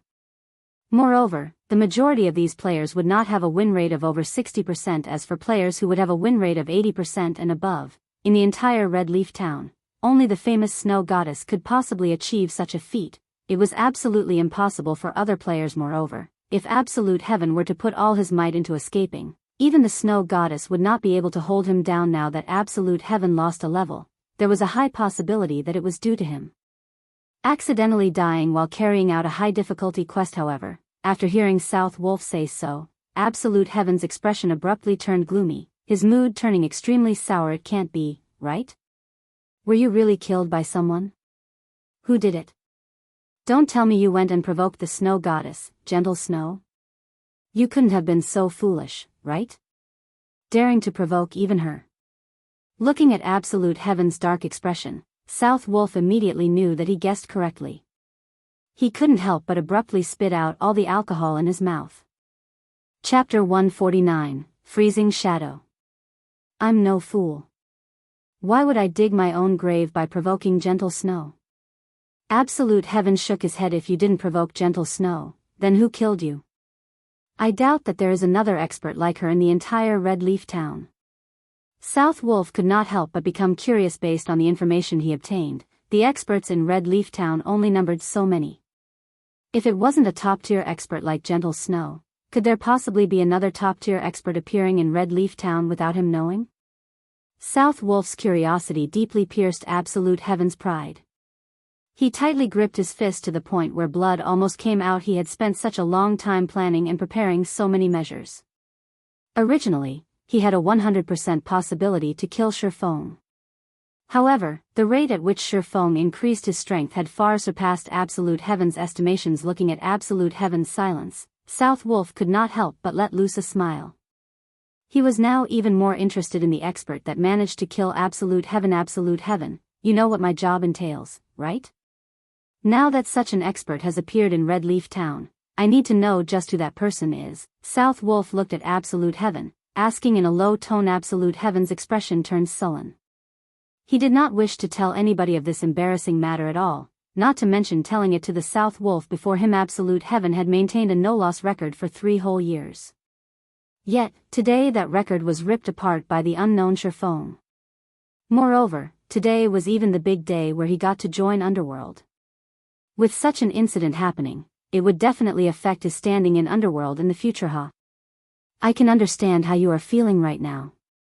You've managed to join Underworld after much difficulty, yet, you were immediately met with such an incident. It would definitely have a huge impact on your mood. However, this is my job. If you do not cooperate, as an outer member, you might even be expelled from the organization. You should think clearly about your decision, South Wolf said strictly. You, Absolute Heaven was extremely aggravated. However, he could not retaliate against South Wolf's words at all. He could only forcefully suppress the burning rage in his heart, saying in a low tone, the person's a swordsman called Ye Feng. Swordsman Ye Feng? Isn't that the Ye Feng that cleared the hell mode of the Dark Moon graveyard together with Gentle Snow? South Wolf entered into deep thought. I've seen his battle recording before, and I've also analyzed his strength. He is indeed an expert, but it is only up to a normal standard. He has no qualifications to join Underworld at all. Now that he has actually managed to kill you, however, it would seem that he has previously hidden quite a lot of his strength. What hidden strength? It's just dumb luck. I don't know where he got it from, but that flame of his was extremely powerful. It was able to destroy my equipment during battle, and that flame greatly reduced even the durability of my secret silver weapons. If it wasn't for that flame, he would have no chance at killing me at all, Absolute Heaven said in disdain. Flame? It could even destroy equipment, and not even secret silver weapons could block it? South Wolf became even more curious. I recall that swordsmen do not possess such a skill. It should be some sort of special equipment skill. However, if not even a secret silver weapon could block it, the skill is definitely not anything simple. This special equipment quality must be extremely high. It must be a dark gold ranked special equipment or item. However, even dark gold items would not have such a strong effect. There is a substantial possibility that it is an epic ranked item. Epic rank. Absolute Heaven was greatly astonished. It can't be, right? Right now, I haven't even heard the news of someone obtaining a dark gold ranked item. Yet he, as an independent player, could obtain an epic ranked item? What's there to be surprised about?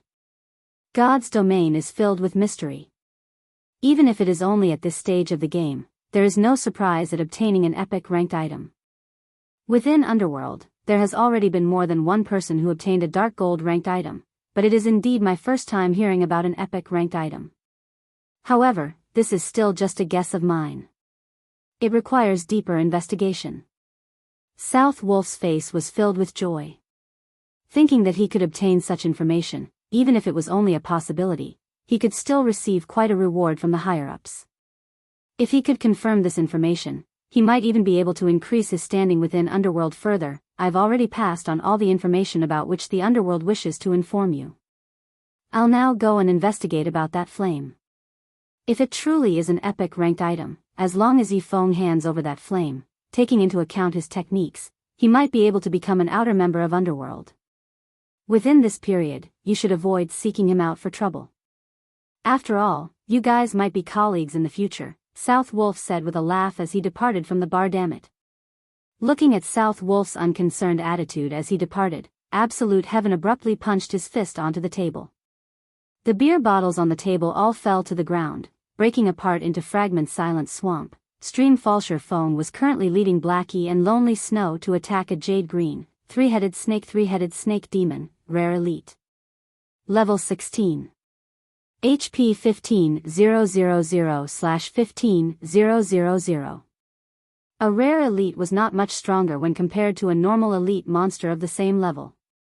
It was extremely rare for players to meet one, hence why it was called a rare elite. However, even these rare elites had specified respawn points. Only, they had many locations they could spawn from, so it was not easy to locate them at all. The loot of rare elites was much better than that of normal elites. Hence why many players loved rare elites. There were only a total of 5 rare elites in the Silent Swamp. Amongst them, the weakest one was the three-headed snake demon.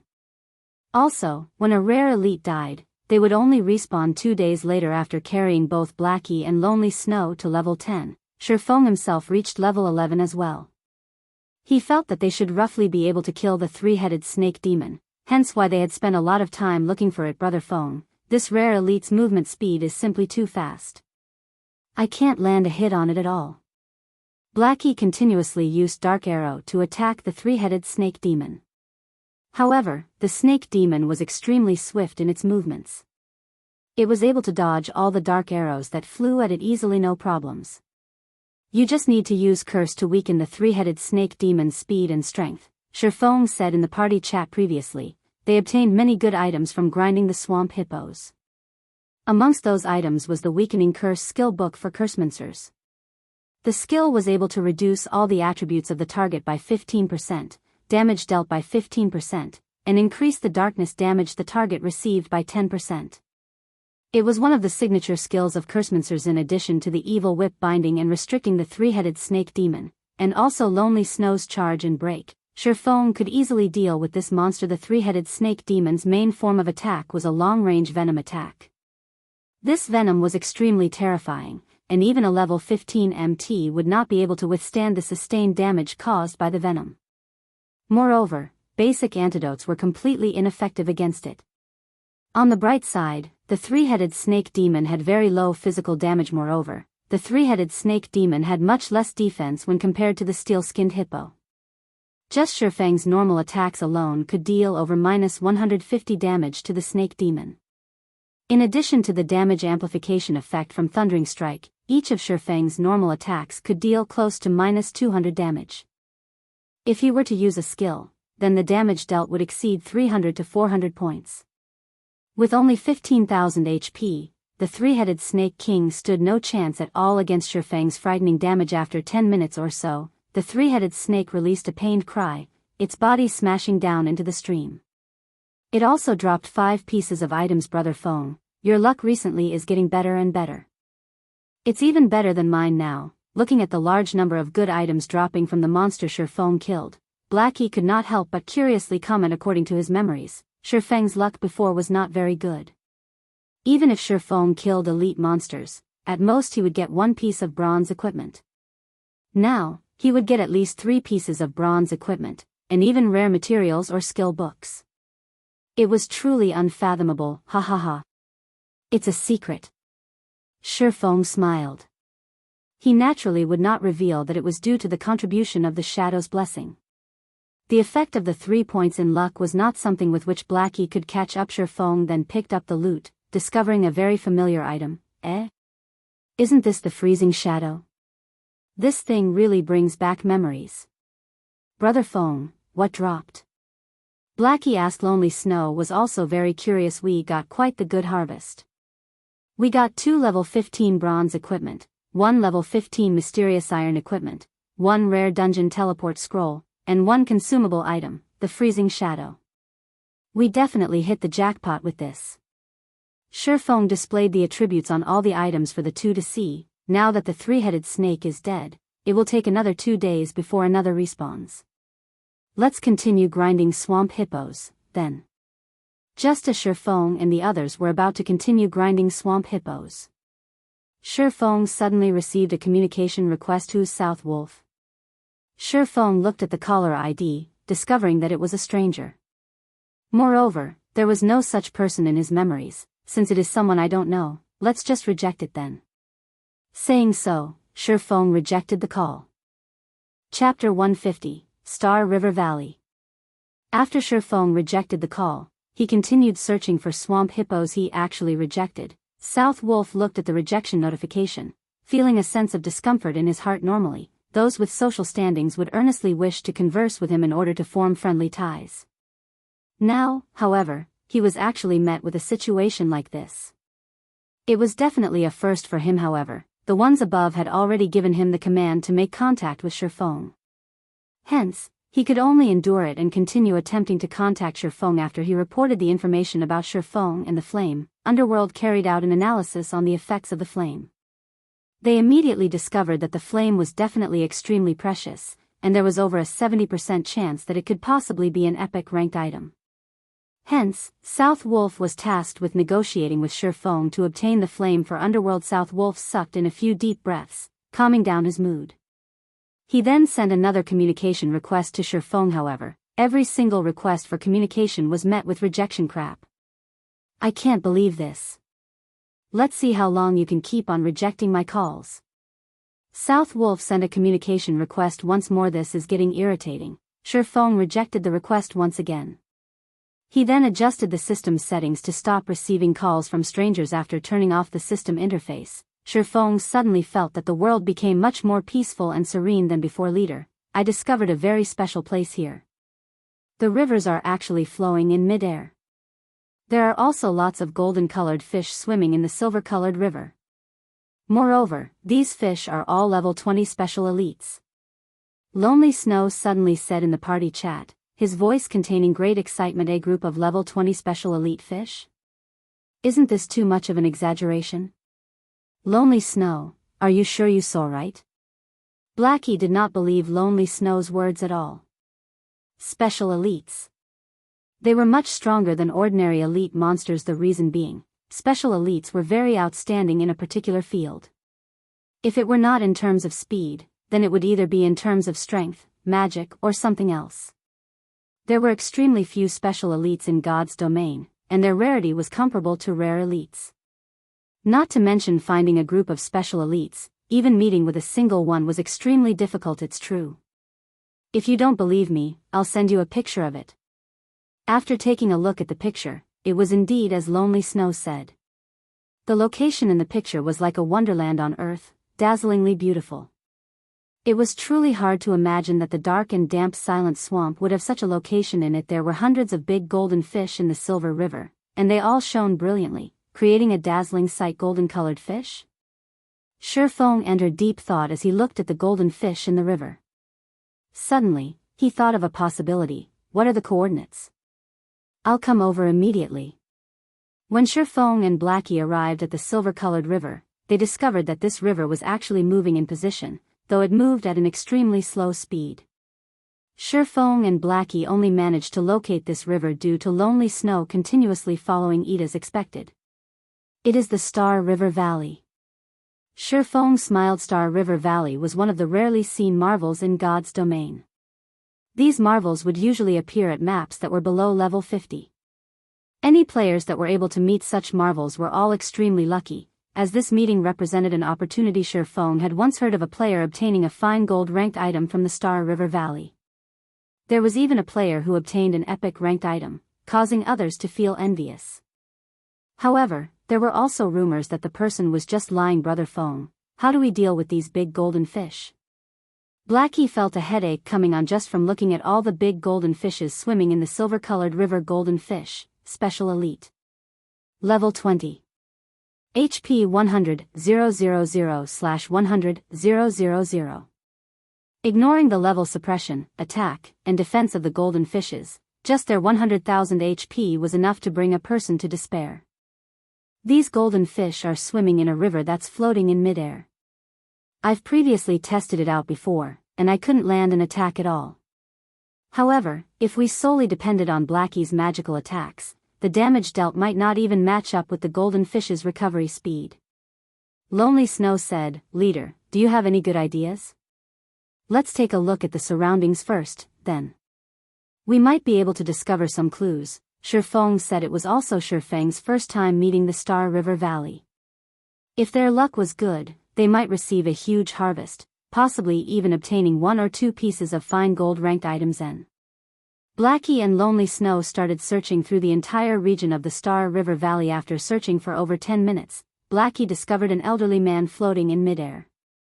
The elder was holding onto a fishing rod. "Fishing Brother Feng, I found an NPC over here," Blackie excitedly said. "I'll be there immediately," Ye Feng said. Also becoming excited, the NPC elder was called Faust, and he was a level 100 NPC that was capable of easily suppressing Ye Feng and the others. "Respected elder, can we help you with anything?"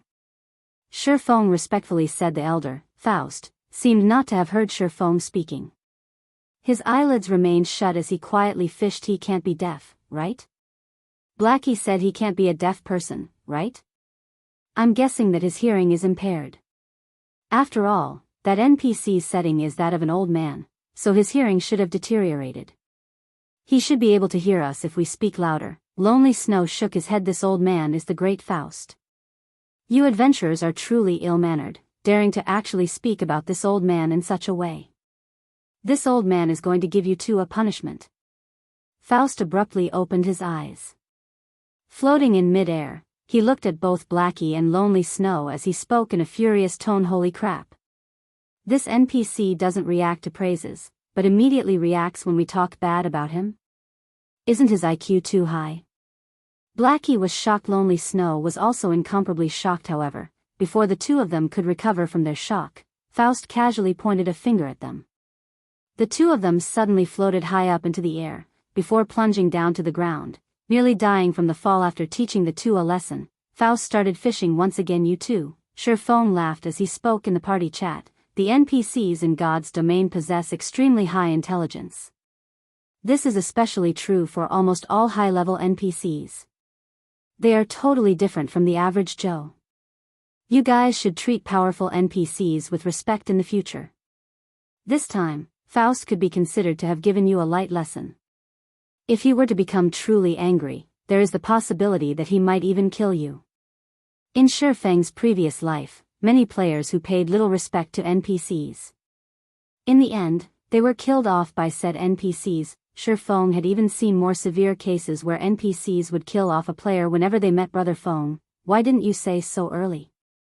Blackie complained. "I wanted to say it, but you guys spoke before I had a chance to say anything." Ye Feng shrugged, shoving away the blame. D. Just as Ye Feng was about to reveal his strategy, the system's message notification constantly rang out. One after another, the message notifications created a symphony of beeps. Ye Feng became speechless. Just where did so many messages come from? Why is it South Wolf again? Ye Feng did not think that this person called South Wolf would be so persistent. The person had actually sent several hundred messages over. He was truly insane. "Do you dare accept a voice call? Do you know who I am? Are you reading this? I know you're reading this. There is a big opportunity awaiting you right now. You best contact me immediately." Looking at these messages, speaking from a certain perspective, this person called South Wolf was indeed a very awesome person. Ye Feng was extremely curious about why this person was trying to look for him. He also could not continue involving himself with this person, so he readjusted the system's settings to allow calls from strangers again. Chapter 151, Come If You Can. Very quickly, South Wolf's communication request arrived. "Who are you? If you have something to say, then say it quickly." "I'm very busy," Ye Feng said in an annoyed tone after picking up the call. "You. Do you know who I?" Ye Feng's words nearly caused South Wolf to lose it. However, in the end, he still endured it. After all, this was a task handed down to him from above, so he needed to carry out the job properly.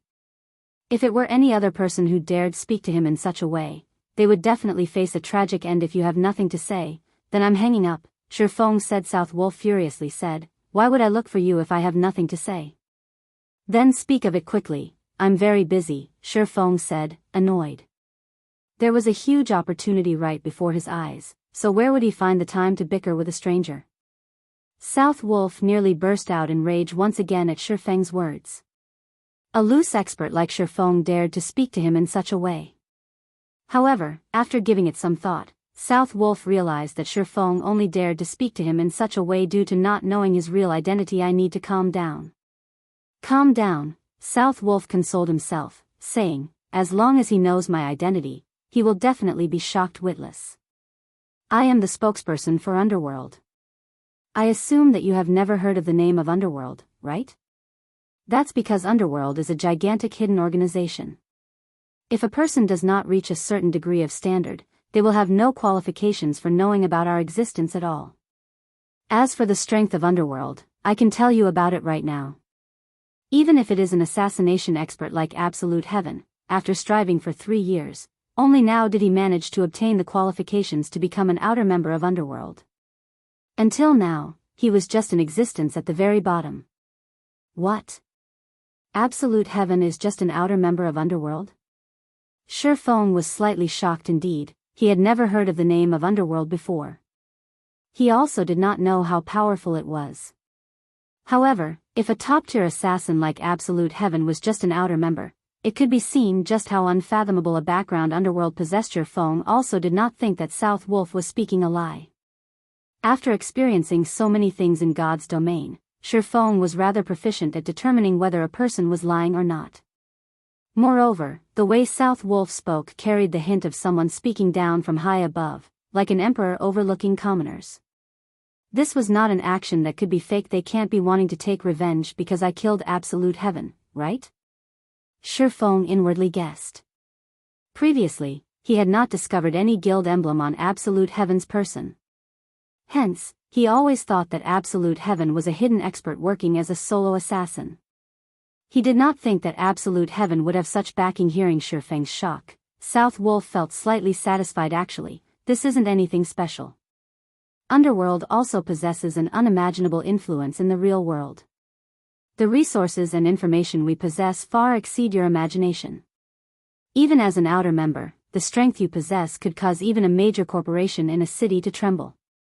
Even the snow goddess, Gentle Snow, that you're very familiar with, has to treat an intermediate member of Underworld with respect, not to mention the upper management of Underworld. South Wolf laughed, proudly saying, by telling you all this information, I am not trying to brag about Underworld, but instead, I am telling you just how powerful of a background Underworld possesses. If you don't believe me, you can go ask Gentle Snow. Without sufficient strength, one would not even have the qualifications to know about the existence of Underworld. I'm contacting you to tell you that you have already received the attention of Underworld. You now possess the qualifications to join Underworld. Is it because I killed Absolute Heaven? Shi Feng calmly asked. Then, you can put it that way. If you did not have the strength to kill Absolute Heaven, then you really would not be able to catch the attention of Underworld.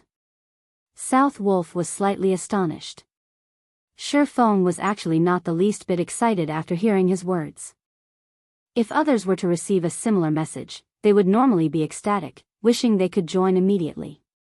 After all, by joining Underworld, one could have many chances to become acquainted with a group of large characters. Carrying out tasks in the future would also become much more convenient. The information Underworld possessed far exceeded what one could imagine, and it would have an unimaginable benefit towards one's future development. So you're saying, as long as I agree, I can become an outer member of Underworld immediately? Shi Feng had long since weathered through plenty of storms. He was no longer that immature youth in his early 20s. Hence, he reacted extremely calmly. In Shi Feng's previous life, as the guild leader of Shadow, he had never heard of the existence of Underworld. However, Shi Feng did not find it strange either. After all, Shadow was only a second-rate guild.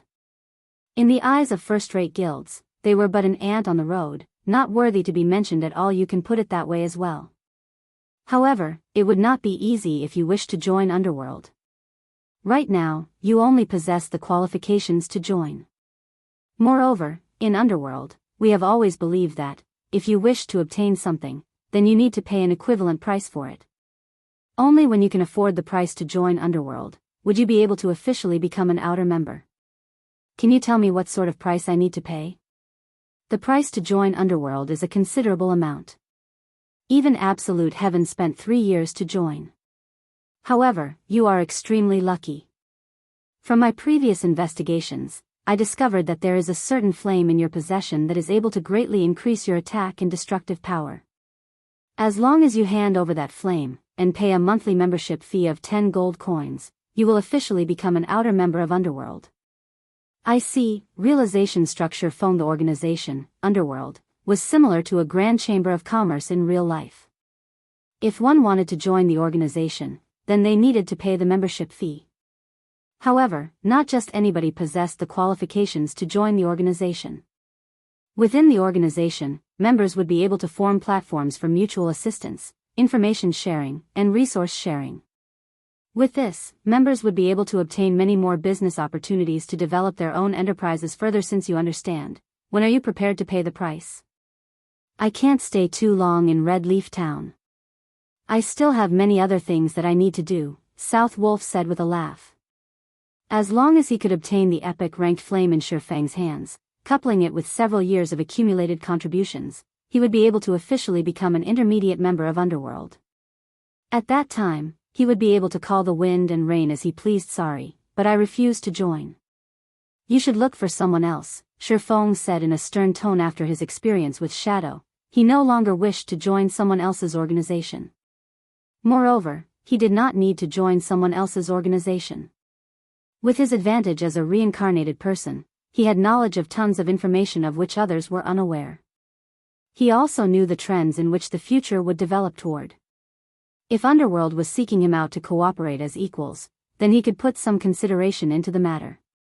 However, for him to become a member of Underworld, it would only be a different form of slaving off for someone else. Fortunately, he did not possess such a hobby right now. He could already start establishing a large workshop.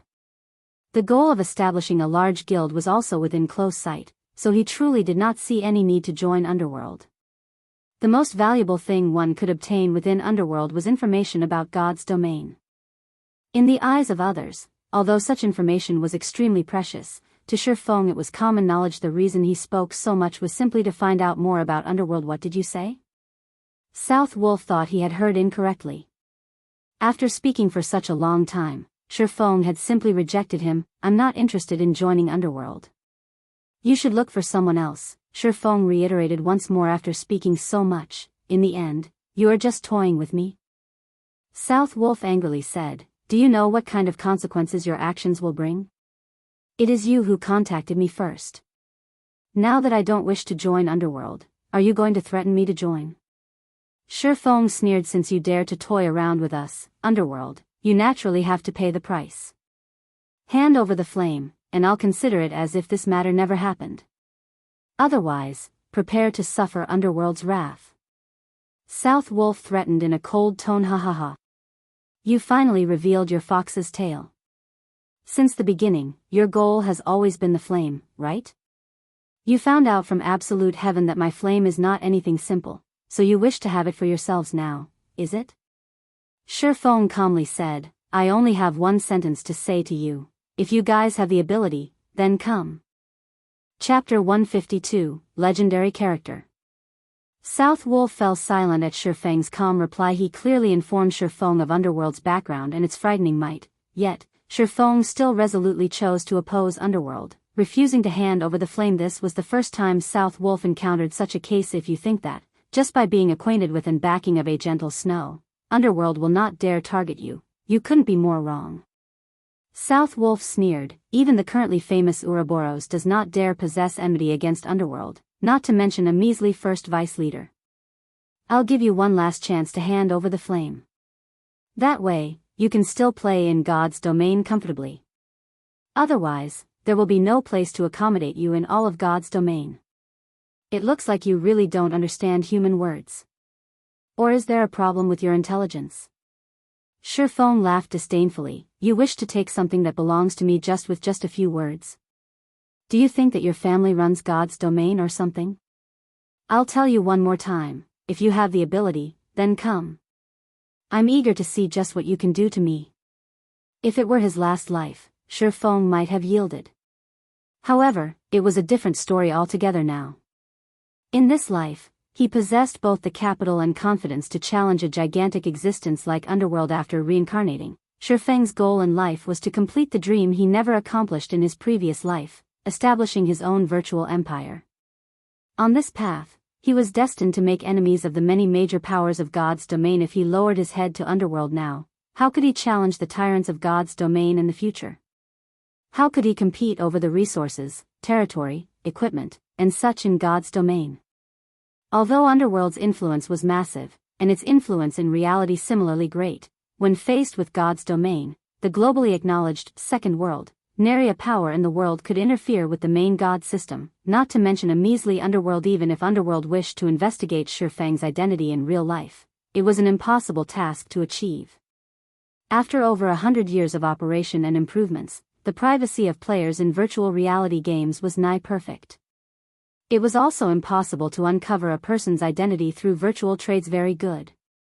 Since it seems that you have truly steeled your heart to oppose Underworld, you better make your preparations to enter hell. South Wolf was so angry, he smiled. He truly did not think that there would be a person who did not fear death. Ye Feng was but a single independent player, and he only dared speak those conceited words because he did not know the terror of Underworld at all. In South Wolf's view, Ye Feng was just an arrogant and presumptuous fool who did not know fear. Underworld's main influence covered 2 empires and several kingdoms, Star Moon Kingdom included. As long as he reported this matter to the higher-ups, within a few days, an independent player like Ye Feng would no longer remain mingling in God's domain. At that time, Ye Feng would have no choice but to offer up that epic ranked flame hell, is it? I've enjoyed its atmosphere plenty of times before, and entering yours won't make any difference. Ye Feng shrugged, smiling insolently as he spoke. Ye Feng now possessed the ice-blue devil flame. With his current battle prowess, he did not fear any player in the least. If they wished to gang up on him, he would use guerrilla warfare to deal with them. His leveling speed was extremely rapid, so he could afford to face off against them. He did not believe that there was any guild or power that could afford to waste that much manpower and resources to continuously battle him in Red Leaf Town. After speaking his piece, Ye Feng disconnected the call. Brother Feng, what happened? Blackie could feel Ye Feng's rage from the conversation he just had. Nothing much, it was just someone trying to rob me. Ye Feng shook his head, casually describing Underworld as a bandit. We're better off thinking of a way to get information off of that elderly NPC. Okay, Blackie nodded, agreeing. Although Ye Feng spoke lightly, Blackie knew that the matter was not as simple as Ye Feng described. Blackie inwardly hated himself for not being any help to Ye Feng. If he could become more powerful, he might be of help to Ye Feng in the future. In actuality, Blackie was not alone in this train of thought. Lonely Snow also detected the abnormality in Ye Feng's tone, and he similarly hated himself for being so weak and helpless. I must work harder to improve my technique and strength. At the very least, I can't remain as dead weight to Brother Feng. Suddenly, the two of them held an eager desire to increase their own strength. Meanwhile, after Ye Feng hung up on him, South Wolf immediately contacted the upper echelons of Underworld. South Wolf, how is the matter regarding the epic ranked item coming along? Young Master Feng, I've already tried my best, but that Brett Ye Feng still refused. He also looked down on Underworld, telling us to come at him if we have the ability. Ha ha ha. He's truly an interesting fellow. It is no wonder Snow is paying attention to him. I haven't met such an arrogant person for a very long time now. Since he has rejected my good intentions, let him disappear from God's domain. I'll give you the authority to mobilize all of Underworld in White River City, so quickly fetch me that item. Yes, this subordinate will definitely succeed. After the call ended, South Wolf released a sigh of relief. Listening to that person's tone, they were definitely angry. Otherwise, that person would not have given him the authority to mobilize the full strength of Underworld in White River City just to deal with a single Ye Feng. Ye Feng, let's see how long you continue acting freely. Very soon, I'll show what kind of place hell really is. Just thinking of Ye Feng was enough to cause South Wolf's belly to fill with rage. However, when he thought about how he could operate all the power of Underworld in the White River City region, he could not help his excitement. Although Underworld had a very low member count, each and every one of them were elite experts. Some were even the upper echelons of major guilds. If he gathered all of the members within the White River City region, the total power might even surpass that of a third-rate guild in White River City. Being able to mobilize such a power, just thinking of it gave him an invigorating feeling. Moreover, a majority of Underworld's members were players who walked the path of darkness. What they loved most was murder, and they were the best at dealing with independent players like Ye Feng. Meanwhile, as South Wolf thought of ways to deal with Ye Feng, the person, himself, was in the process of having a conversation with the NPC named Faust, albeit a one-sided one according to Ye Feng's understanding. Faust was a strange old man. Although Faust was a strange old man, he was also a legendary character. He was once known as the Elemental Dominator. During his youth, Faust had once killed a mighty dragon and had even sealed the Great Demon King. A Great Demon King was the human equivalent of a Tier 5 class. Moreover, Faust was once a teacher to the Emperor of the Black Dragon Empire. Rumor had it that Faust had once fought against a god and survived the encounter. However, when he reached the age of 100, he suddenly started wandering all over God's domain. Right now, Faust was already an old monster that exceeded the age of 300. As to how powerful Faust was right now, Ye Feng was unable to properly discern that. In short, Faust's strength was immeasurably deep, hence, it was extremely difficult to start a conversation with Faust.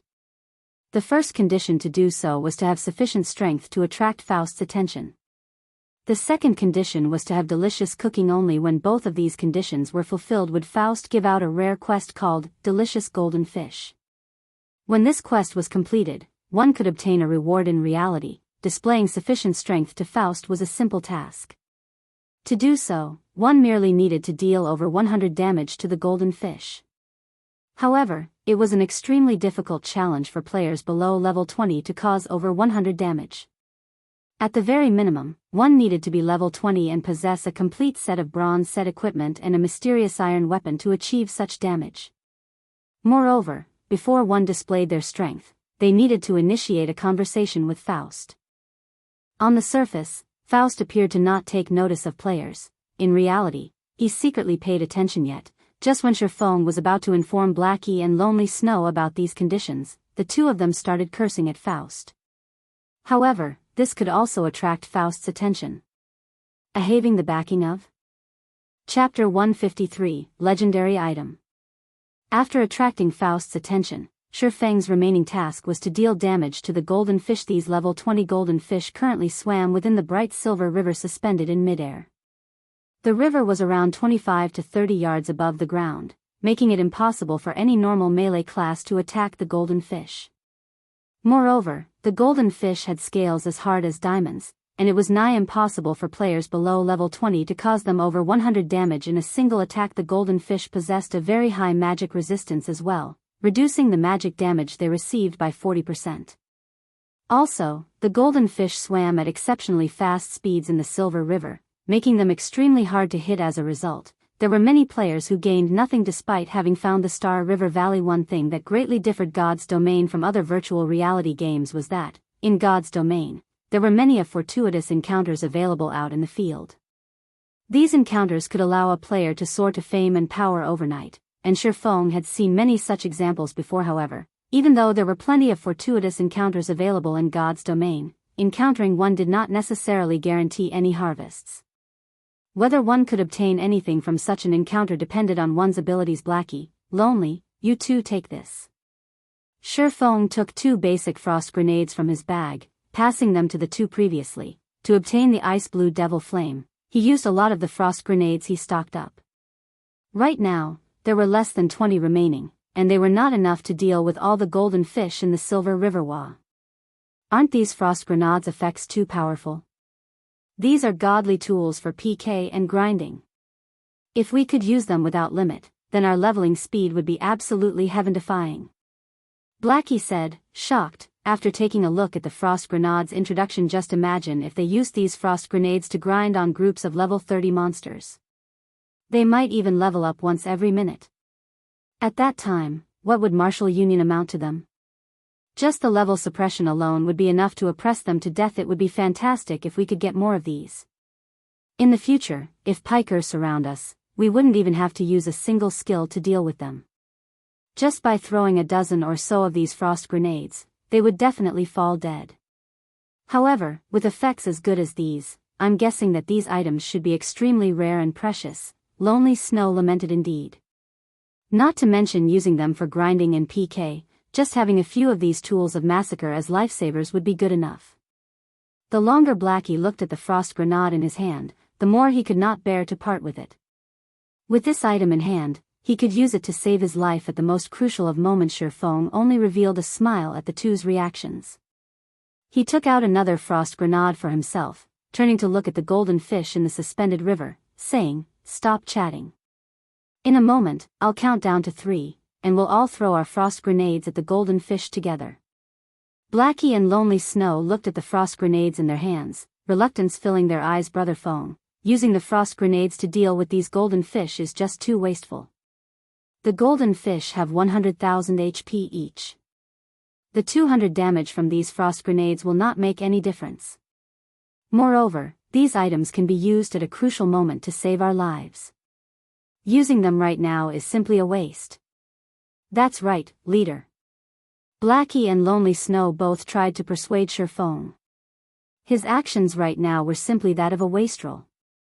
Ye Feng was dumbfounded and speechless at the two's persuasion previously. He had used these frost grenades to grind to level 9, just use them with ease. I still have plenty of them in my possession. Later, I'll give every member of the party 30 of these frost grenades, Ye Feng said with a laugh. Blackie and Lonely Snow were immediately shocked, even thinking that they had heard wrong.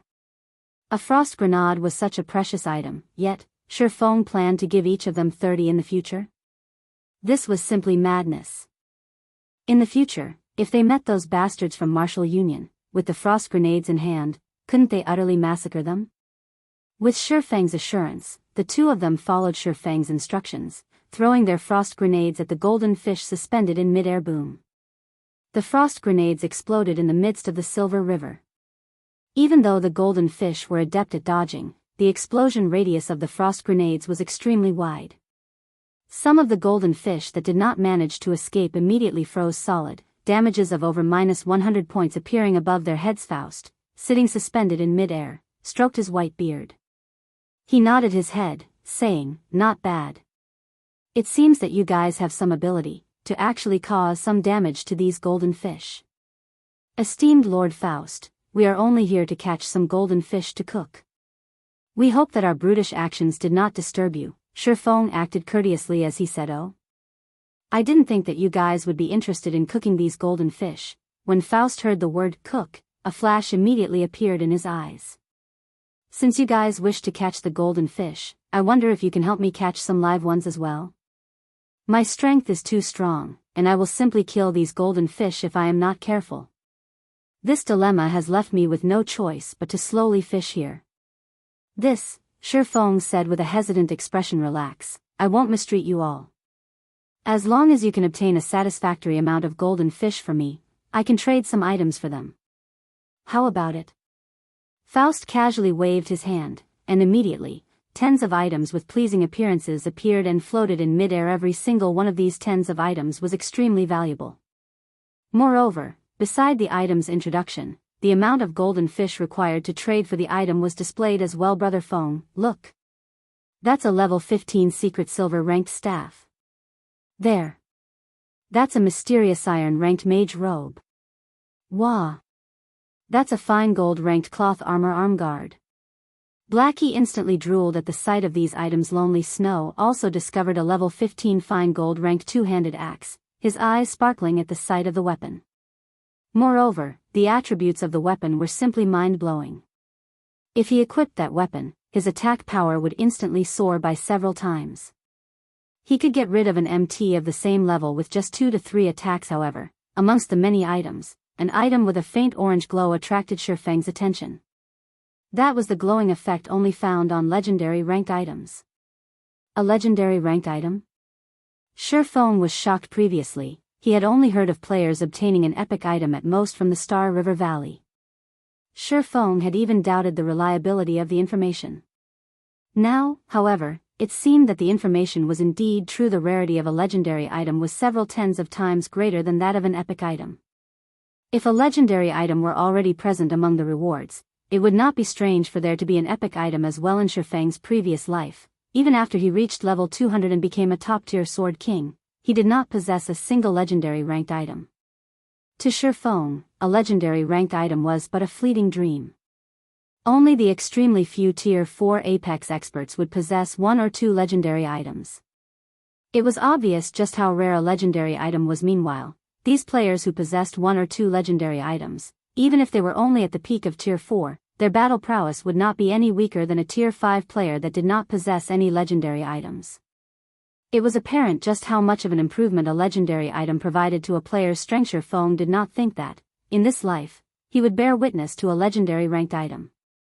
This situation was no different than a dream. It was not just Ye Feng who discovered the legendary ranked item. Even Blackie and Lonely Snow noticed it, as the orange glow that the item gave off was simply too eye-catching. Brother Feng, I'm not dreaming, right? That's a legendary ranked item, right?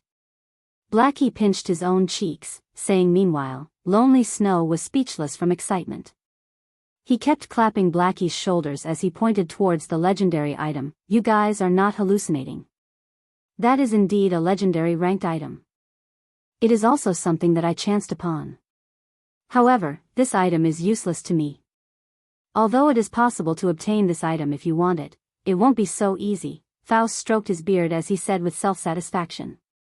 He felt extremely satisfied by the shocked expressions of Ye Feng and the others at this time. Ye Feng had calmed down. Although a legendary item was right before his eyes, obtaining it was an entirely different matter. As for snatching the item away from Faust, that would be no different than suicide. They could only follow the rules to obtain it. Ye Feng then clicked to look at the legendary item's introduction. Heavenly Dragon's Sacred Breath, Fragmented Legendary Rank. Chapter 154, A Quest That Is Impossible to Complete. Fragmented Legendary Rank? Ye Feng was slightly surprised, but he still felt that it was reasonable. In Ye Feng's previous life, the statistics showed that, after operating for over 10 years, there were no more than 3,000 legendary ranked items discovered in God's domain right now. However, God's domain had only recently started operation. So, how would it be possible for a legendary item to appear here so easily? Just a fragment alone was already a miracle in and of itself. Blackie and Lonely Snow were dumbfounded after seeing that the item was only fragmented legendary rank. They got all excited over something that was completely different from what they imagined. As a result, their fiery, passionate hearts instantly cooled. Isn't this just a scam? Didn't you say that it was a legendary item? Why is it only a fragment? Blackie complained to Faust. It was no wonder the strange old man was so generous as to take out a legendary ranked item. In reality, it was only a fragment. It was not even close to a legendary item at all. You little brats, aren't you being too greedy here? Do you think that legendary ranked items are like cabbages? Do you think you can just find one in any random place? Faust, flabbergasted, scolded. Moreover, do you think that you brats can successfully obtain it? You're better off looking for something else. I'm not trying to belittle you all, but with your current abilities, it is an absolutely impossible goal. Don't waste your energy on such thoughts. I will cast a spell to strengthen you all, give you the ability to float in mid-air, and deal increased damage to the golden fish. As long as you severely injure the golden fish, for a short time, the golden fish will enter a crippled state and won't be able to move. At that time, use these magical nets to catch them. Following which, Faust took out 3 golden-colored, magical nets, handing them over to Ye Feng's group. He then chanted some incantations, providing Ye Feng's group with over a dozen buffs, greatly increasing the 3's attributes. Their attributes multiplied by almost 3 to 4 folds, and at the same time, they could ignore up to 15 levels. Who says we won't obtain? With such powerful attributes, the Heavenly Dragon's breath will definitely be ours. Looking at his increased attributes, Blackie's confidence instantly grew by over 100-fold. Lonely Snow nodded in agreement as well. He could not help but wish he could begin his assault on the golden fish immediately. Regarding Ye Feng's strength, the two of them held an almost blind faith in it. Ye Feng had simply shown them too many miracles. His battle techniques were even matchless. Ha ha ha. Young folk being so confident is a good thing indeed. However, you should first look at the exchange quantities. Faust stroked his white beard as he laughed. He did not mind Blackie's words at all. The three of them immediately checked the exchange quantities. Level 15 bronze ranked item and level 20 bronze ranked item required 1 to 2 golden fish. Level 15 mysterious iron ranked item and level 20 mysterious iron ranked item required 3 to 5 golden fish. Level 15 secret silver ranked item and level 20 secret silver ranked item required 10 to 15 golden fish. Level 15 fine gold ranked item and level 20 fine gold ranked item required 30 to 50 golden fish. Level 15 dark gold ranked item and level 20 dark gold ranked item required 100 to 200 golden fish. Fragmented legendary ranked item required 1000 golden fish. There were a lot of golden fish in the entire Silver River. At a single glance, one could tell that there were several thousand golden fish in the river. Blackie and Lonely Snow could not help but smile. Here, I thought you required some astronomical amount. Isn't it just 1,000 golden fish? We'll quickly gather them up for you. Blackie laughed. Ye Feng also felt that it would not be difficult for them to obtain 1,000 golden fish. Only, it would require a lot of time to do so. However, to obtain a fragmented legendary rank item, even spending several days would be worth it. Just as Ye Feng and the other two were about to take action. Before you all start, I need to give you a small reminder. The Star River Valley will not remain in the Silent Swamp for too long. At most, it will disappear from the Silent Swamp in 4 to 5 hours. I, too, will disappear with it. If you do not hand the golden fish to me before that happens, you won't receive any rewards. Faust revealed a slight smile as he spoke. System, rare quest, delicious golden fish, accepted. Within the allocated amount of time, catch as many golden fish as you can and hand them over to Faust. The more you catch, the better the rewards will be. Although there was a time limit, Blackie and Lonely Snow still brimmed with confidence. Even if they could not obtain other equipment, it would be enough if they obtained the Heavenly Dragon's Breath. 4 to 5 hours, is it? Ye Feng looked at Faust's smiling figure, inwardly feeling that the matter was not as simple as it appeared. Otherwise, why would Faust be so generous as to show off a fragmented legendary rank item for exchange? However, time was of the essence. The three of them immediately started catching the golden fish. At this moment, Ye Feng's communication notification rang up again. The call's requester was Gentle Snow. Miss Snow, I truly have to thank you for your support last time. Otherwise, those internet trolls would have painted me as a scammer, Ye Feng jokingly said. In his heart, Gentle Snow was definitely someone worth his friendship, and all her care and aid towards him had clearly proven this matter. At least you still have a good heart, Gentle Snow laughed sweetly. More importantly, I'm contacting you this time just to ask you about a single matter. What happened? Ye Feng inwardly felt that Gentle Snow behaved somewhat strangely today. Did you come into contact with people from Underworld? Gentle Snow suddenly asked. That's right, they contacted me. Ye Feng nodded his head, saying. Hearing Ye Feng's acknowledgement, Gentle Snow could not help but ask in curiosity, just what happened between you? Nothing much. They just wanted something from me, and I refused to give it to them, Ye Feng calmly said. How could this be? Although I don't know what actually happened, don't try to trick me. If it is only a small matter like this, that person from Underworld would not specifically send me a message, telling me not to get involved. What exactly happened between you two? If you tell me the truth right now, I might be able to offer some help. Underworld strength is definitely not something an unrated guild like Martial Union could compare to. Just its strength in White River City alone is probably more than 10 times that of Martial Union. There are also plenty of top-tier experts amongst their ranks that walk the path of darkness. If they go all out to deal with you, it might not even be safe for you to stay within the confines of the town. Gentle Snow's tone turned grave as she spoke. A hint of fear towards Underworld's power also colored her tone. She simply could not understand how an independent player like Ye Feng could anger Underworld to such a degree. It was truly unbelievable. It's true. Why would I lie to you?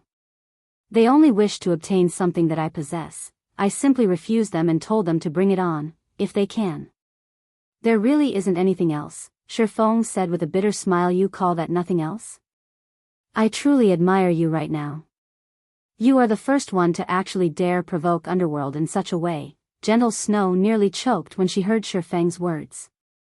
Fortunately, your matter isn't too severe. I'll try to explain to the management of Underworld and see if this matter can be settled. Hopefully this event will become bygones. Shi Feng did not particularly mind the matter of Underworld trying to deal with him. In any case, adding one more to his list of enemies wouldn't make much of a difference. However, seeing Gentle Snow earnestly trying to help him, he couldn't just not give her face and reject her kind intentions. Thank you. No need for that. We're friends after all, and it is only natural for friends to help each other. Just don't forget to sell me any high-level equipment that you don't need in the future. Gentle Snow revealed a faint smile before hanging up soon after. Shi Feng joined Blackie and Lonely Snow's fishing party. However, before Shi Feng had even reached the golden fish and attacked them, he quickly discovered a problem. After his attributes increased, Blackie was comparable to a powerful level 20 cursemancer equipped with a complete secret silver set equipment and a fine gold weapon. However, even then, Blackie's attacks dealt less than 400 damage to the golden fish. Moreover, the movement speed of the golden fish was extremely quick in the Silver River. Even if Blackie's techniques improved by quite a lot, out of 10 dark arrows he sent out, only 5 managed to find their targets. As a result, Blackie's damage output was greatly reduced. The golden fish's 100,000 HP was like a huge mountain. Meanwhile, on Lonely Snow's side, he felt even more helpless. The golden fish only dodged and did not attack. Not mentioning whether a melee class could land a hit, to begin with, just trying to chase after the golden fish was a big problem. In addition, the golden fish's physical defense was simply too high. Lonely Snow's normal attacks only dealt around 200 damage, and his overall damage output could not even compare to Blackie's. To strike a golden fish down to critical health, the two of them, with their strengths combined, needed to spend over 4 minutes concentrating their attacks. The total quest duration was only around 4 to 5 hours. At this rate, they could only catch around 70 golden fish within 5 hours. They would not even hit 1/10 of the required 1,000 golden fish. Chapter 155, Devour once more. After spending a long amount of time, Blackie and Lonely Snow finally managed to catch a golden fish. At this moment, they both realized that they had greatly underestimated the difficulty of the challenge. Not to mention a fragmented legendary ranked item, even a dark gold ranked item was a fanciful delusion. This old man has already said that your strengths are just too weak. Stop thinking about the heavenly dragon's breath and be more realistic. Otherwise, you all might not get anything in the end. Faust, who floated in the air, smiled. In reality, Faust only teased Shi Feng's group for fun by taking out the fragmented legendary rank item in God's domain. Even a fragmented legendary rank item was an incomparably precious item. Its value was over 10 times that of an epic ranked item. If one were lucky, one might even restore the legendary fragment into a true legendary ranked item. So, who would be willing to give it away?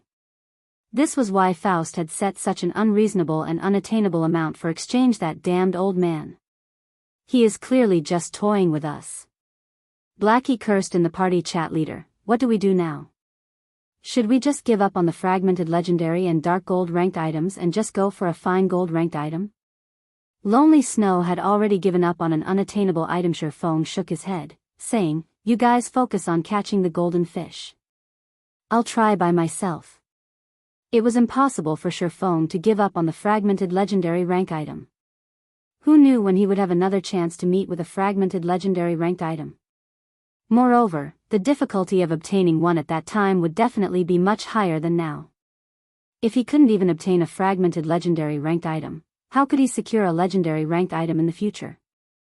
Soon after, with his attributes now greatly increased, Shi Feng rushed towards a golden fish that currently swam in the Silver River. Chop. A black light slashed at the golden fish's soft-sided abdomen. He struck the golden fish before it could even react, a damage of over -1,400 points appearing above its head. Immediately after, Shi Feng sent a normal slash at the golden fish, causing over -800 damage, following which, Shi Feng brandished the silver lake in his hand. 3 electric arcs wove across 8 golden fish. Instantly, damages of -1,056, -1,384, and -1,758 appeared above their heads in the blink of an eye. The golden fish lost over 6,000 HP. The frightening damage surprised Faust. Not bad, Faust praised as he stroked his white beard. However, he still did not hold a thread of belief that Shi Feng could procure the heavenly dragon's breath. On the other hand, there was a large possibility for him to secure a dark gold ranked item. Brother Feng, Leader. Looking at the damage Ye Feng had caused, Blackie and Lonely Snow forgot to continue attacking the golden fish as their eyes filled with fanaticism and excitement. With such frightening damage, there might really be a hope of completing the quest. Don't just stare at me, continue your attacks. Ye Feng said in the party chat, his hands not halting their actions as he spoke. Ye Feng's intense attacks quickly caused the golden fish's HP to fall at flying speeds. In the end, Ye Feng had only spent about 100 seconds to capture a golden fish, using around 2/5 of Blackie and Lonely Snow's to me as expected. It's still not enough. Ye Feng wrinkled his brows at this rate. Even if Ye Feng continuously attacked and captured the golden fish without stop, he would, at most, capture 170 to 190 golden fish. There would still be an immense gap from the targeted 1,000 golden fish. Ha.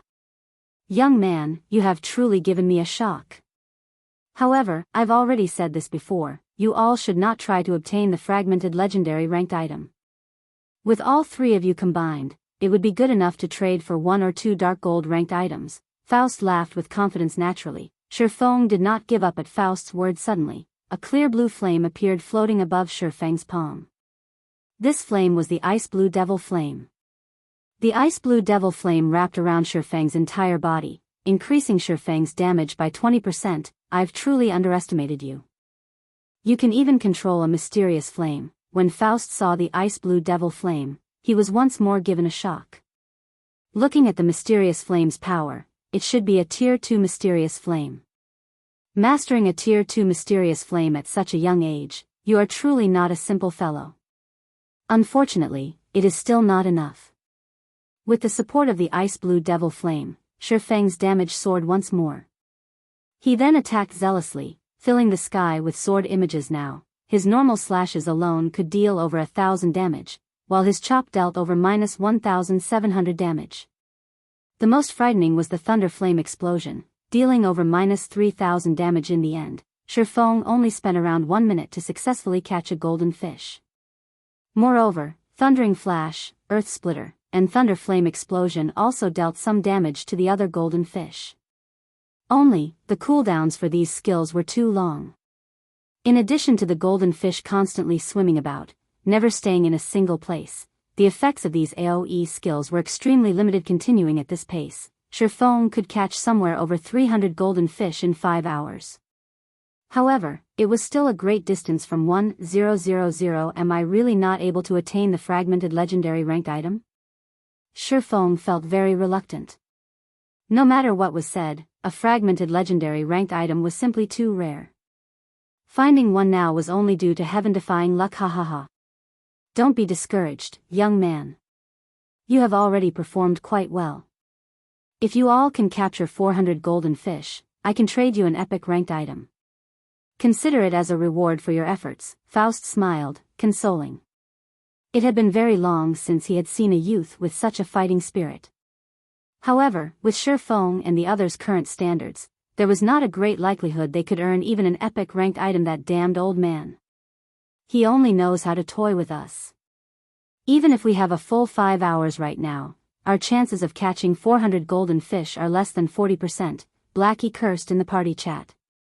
Having learned his lesson, he no longer cursed out directly. My attack power is still too low, my attack speed is also too slow. I need an increase to my damage and speed.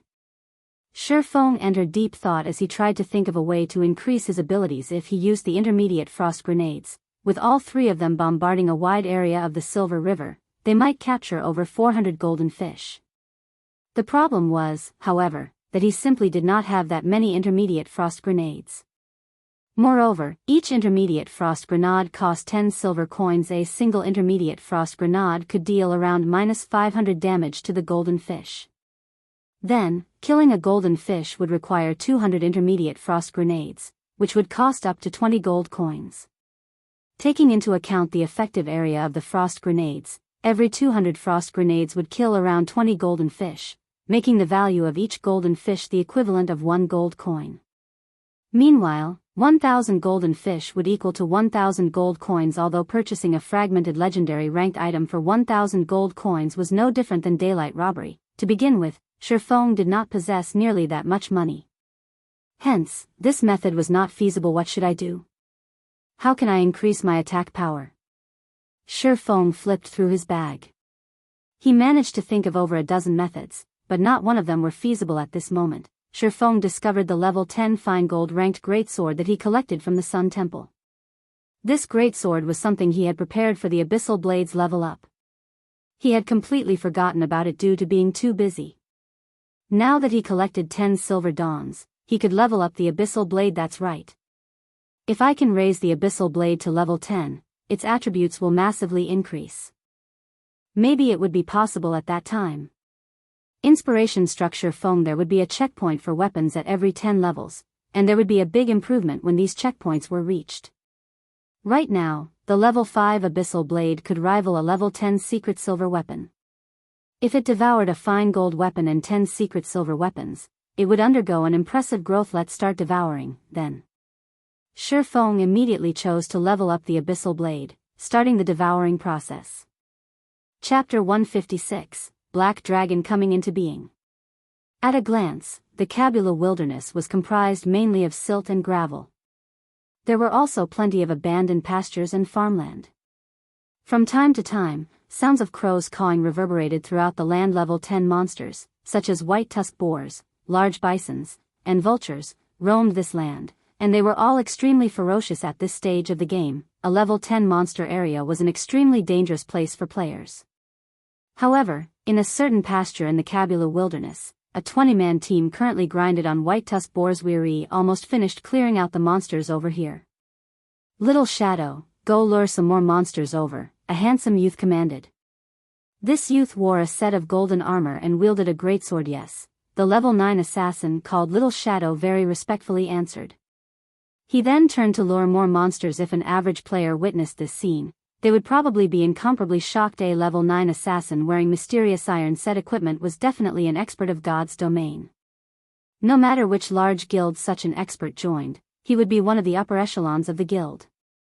However, such an expert was unexpectedly willing to take on the role of an errand boy, and there was not even a hint of resentment or rage in his eyes when treated as such. On the contrary, there was even a hint of pride in them. What? Snow? The golden-armored youth was slightly surprised when he received a communication request from this person. He picked up the call and spoke in a soft tone. Snow, it's been a while since you've contacted me. How have you been recently? I really don't know why you insist on staying in a guild like Ouroboros.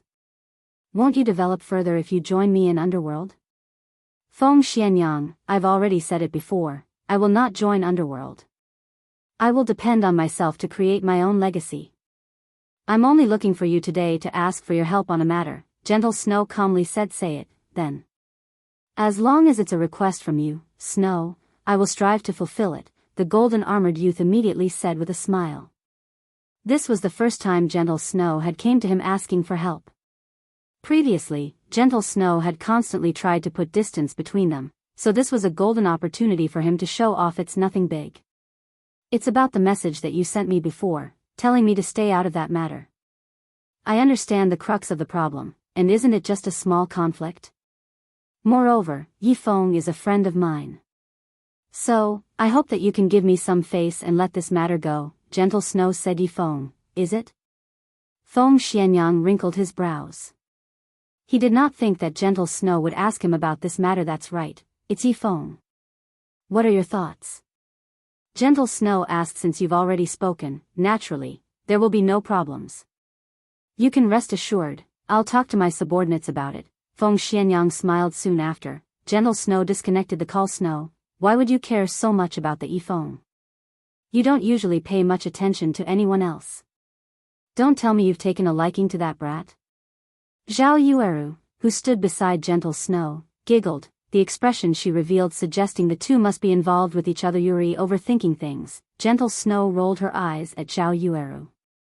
She then said in a soft tone, moreover, don't forget who it was that gave us the potion-making recipe. Not only did it allow you to become an intermediate potion-making apprentice, but you are also earning a lot of money with it. Aren't you happily counting your silver coins all day right now? Fine, I admit that he was indeed a great help, so we ought to help him in return this time. Hearing Gentle Snow saying so, Zhao Yueru was like a kitten that had its sore spot poked, acting pitifully. Moreover, Ye Feng's help isn't limited to just that one time. It was only thanks to him that we managed to clear the hell mode of the Dark Moon Graveyard, allowing my position in Ouroboros to rise rapidly. Many elders in the guild have also changed their initial attitudes towards me, choosing to stand on my side instead. This result has saved me from many troubles, and I haven't even gotten the chance to thank Ye Feng for this yet. Helping him with a small matter like this is nothing. Gentle Snow then continued, if Underworld still doesn't give up and still wishes to deal with Ye Feng, I can only use that move. However, since Feng Xianyang has already agreed, there should be no problems. On the other side, after Feng Xianyang ended the call, his face paled with anger. Feng Xianyang could not understand just what sort of relationship Gentle Snow had with the Ye Feng for her to actually speak up for him. Feng Xianyang had been trying to woo Gentle Snow for so long, yet, she had paid him no attention from the start. Right now, Underworld was just teaching Ye Feng a lesson, yet Gentle Snow immediately came calling. The degree of care that she gave Ye Feng was abnormally high. It had even reached a degree that caused Feng Xianyang jealousy. Feng Xianyang had both money and power. He was also incomparably handsome. He was hundreds of times better than the Ye Feng in every way. Yet, Gentle Snow chose to pay attention to Ye Feng instead. There must be a problem here. However, Feng Xianyang was extremely clear about Gentle Snow's daily lifestyle. There was no chance that a minor character like Ye Feng could meet her in real life. The only possibility was in God's domain. There must be something that he had here that led to Gentle Snow treating him so well. If Ye Feng remained in God's domain, the two of them might have a deeper development. The more Feng Xianyang thought about it, the more plausible it seemed. Feng Xianyang's eyes gleamed with a cold glint. He had no intentions of watching his years of effort go to waste. I absolutely cannot let the Ye Feng remain in God's domain.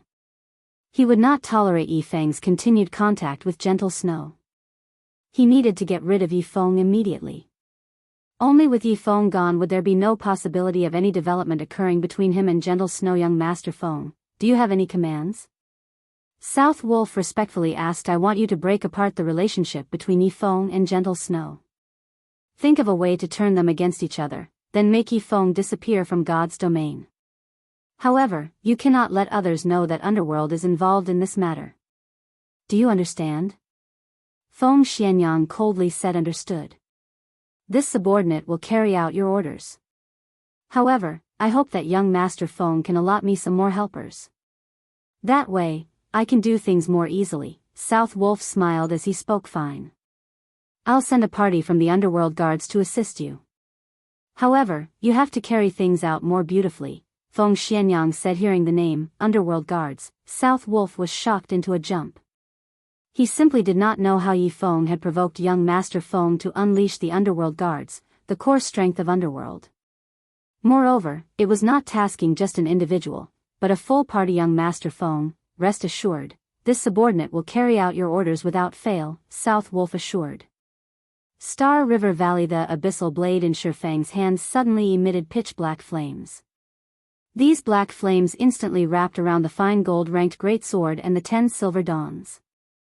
The flames radiated a scorchingly hot temperature as they melted these weapons. The temperature of the black flames was on an entirely different level compared to the ice-blue devil flame. In the blink of an eye, even the fine gold-ranked greatsword melted into a lump of metal, the abyssal blade continuously absorbing the essence of the weapon. After the devouring process completed, the abyssal blade flared with a gigantic black flame. The black flame was like a living being, transforming into a black dragon. The size of the dragon was like a great mountain with the height of around 200 to 300 meters, and pitch-black scales that were even harder than steel covered its entire body. Soon after, the black dragon released a heaven-shaking roar, instantly scattering the dark clouds in the sky. The roar of the dragon shocked the entire Star River Valley, and even the golden fish in the Silver River were shocked still, not moving at all. Magic weapon. Faust, who floated in mid-air, instantly knew what was happening when he saw the black dragon's appearance from the abyssal blade. His constantly calm expression before even showed signs of shock. Right now, how is this possible? A young fellow like you actually controls a magic weapon and haven't felt its curse yet. Chapter 157, Battle Prowess dramatically rises. The appearance of the black dragon instantly sent Blackie and Lonely Snow into shock. Just standing on the ground and feeling the roar that rang through the skies was enough to cause one to tremble with fear. As for the flames surrounding the black dragon, the temperature it radiated increased the temperature throughout Star River Valley by more than 10 degrees. The black dragon had thoroughly frightened them stiff. The black dragon glanced at its surroundings, its sight stopping on Faust momentarily before shifting to Ye Feng. It isn't trying to kill me, right? This was the first time Ye Feng had personally witnessed a dragon in God's domain. Dragons were the symbol of power and destruction. It was obvious just how terrifying dragons were. Not to mention, the dragon before him right now was a king amongst dragons, the Black Dragon King. Young man, relax. It died long ago, and this is merely a phantom of its past. It cannot hurt anybody at all.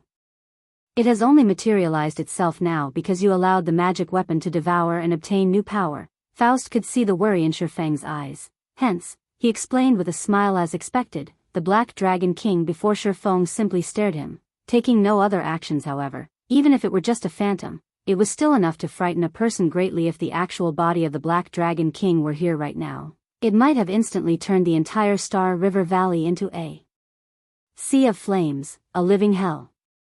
Ye Feng and the others would not have remained standing there, safe and sound. After a moment, the shadow of the Black Dragon King dissipated, turning into black flames as it returned into the Abyssal Blade. Immediately, the Abyssal Blade began its transformation. Unknown silver-colored runes suddenly appeared on the pitch-black blade in Ye Feng's hand. The Abyssal Blade itself gave off a faint illusion of being surrounded by black flames. There was also a dragon coiling around the hilt of the sword now. A single glance was enough to tell that the Abyssal Blade was no ordinary item. Is this the new power of the Abyssal Blade?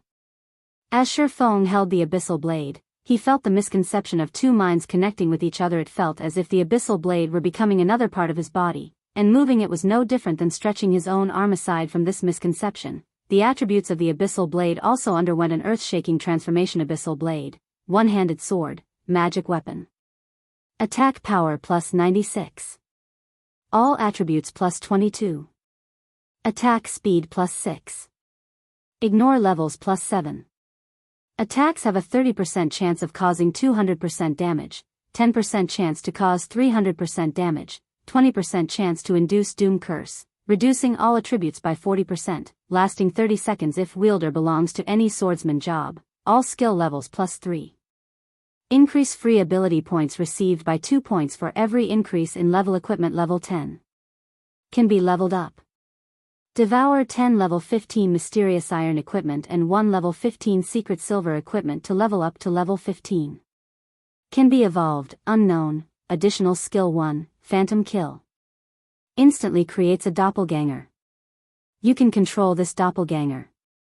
Doppelganger will have 50% of original body's attributes and all skills. At the same time, doppelganger and the original body can be swapped. Duration of 40 seconds. Cooldown, 5 minutes. Additional skill 2, Abyssal Bind. Binds enemies and prevents movement, reducing defense by 100%. Duration of 3 seconds. Cooldown, 1 minute. Additional skill 3, 9 Dragon Slash. Instantly create 9 phantoms of the Abyssal Blade for the wielder's use. Each phantom sword is capable of dealing up to 30% damage. Duration of 28 seconds. Cooldown, 5 minutes. Additional skill 4, Dark Violent Dance. 40% of the total damage dealt spreads in a cone-shaped area towards targets within a distance of 12 yards for 30 seconds. Cooldown, 1 minute. The Abyssal Blade was personally created by Master Smith Ollises using the Black Dragon King's fangs as material. It is one of 36 famed swords, and it is ranked 31st. However, this sword has been cursed by the Black Dragon King. Aside from providing the wielder with immense strength, there will be a backlash every period of time. However, after being remodeled by Jack using a star crystal, the strength of the backlash has been greatly reduced. If the wielder is unable to suppress the backlash, the wielder will receive the curse of the Black Dragon King, permanently reducing all attributes by 50%. Unable to be dropped, unable to be traded. It looks like, if the Abyssal Blade devours better quality weapons, the resulting improvements are also greater. Ye Feng was extremely satisfied by the Abyssal Blade's improvements right now. The Abyssal Blade's attack power has reached the standard of a level 10 Dark Gold rank 2-handed weapon, not to mention its frightening attributes. Just the chances of causing a double damage critical hit increasing to 30% was a frightening improvement, not to mention the chances of inflicting the doom curse increasing to 20%. As long as the target was cursed, all their attributes would be reduced by 40%. It was a fatal power. Let's test out the new power. Ye Feng tightened his grip on the abyssal blade as he looked towards the thousands of golden fish swimming in the silver river. The heavenly dragon's breath will definitely be mine. Young man, you are still better off giving up.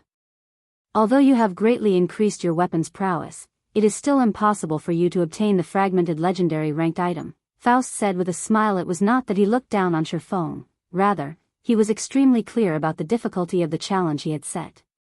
If Ye Feng reached level 20 right now and possessed a complete set of level 20 fine gold set equipment, in addition to a level 20 magic weapon, he would then have a chance of completing this quest.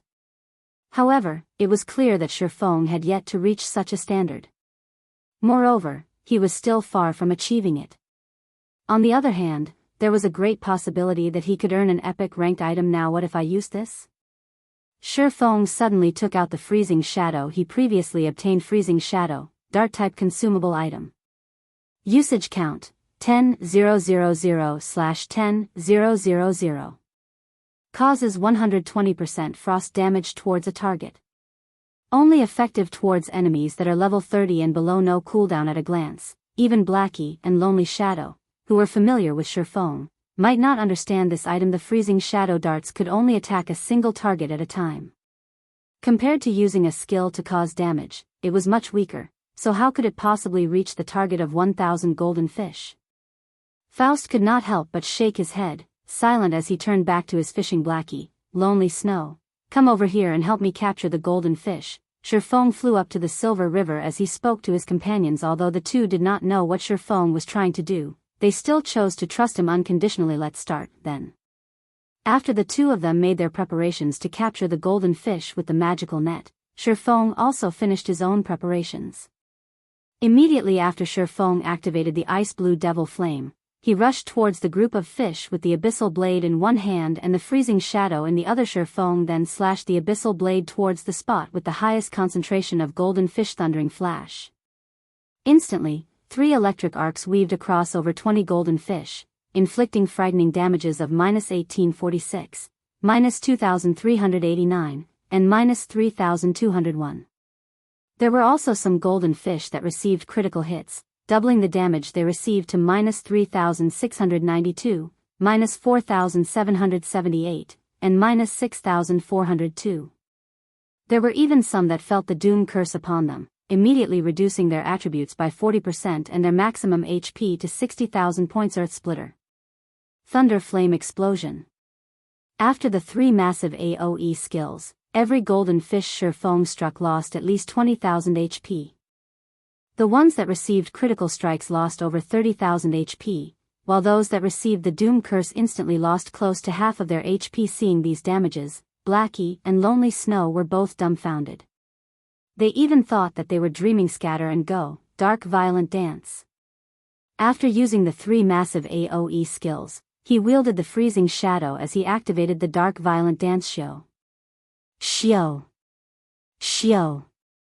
Instantly, more than 10 freezing shadow darts pierced the golden fish inflicted with the doom curse. Every dart caused over -1,700 damage.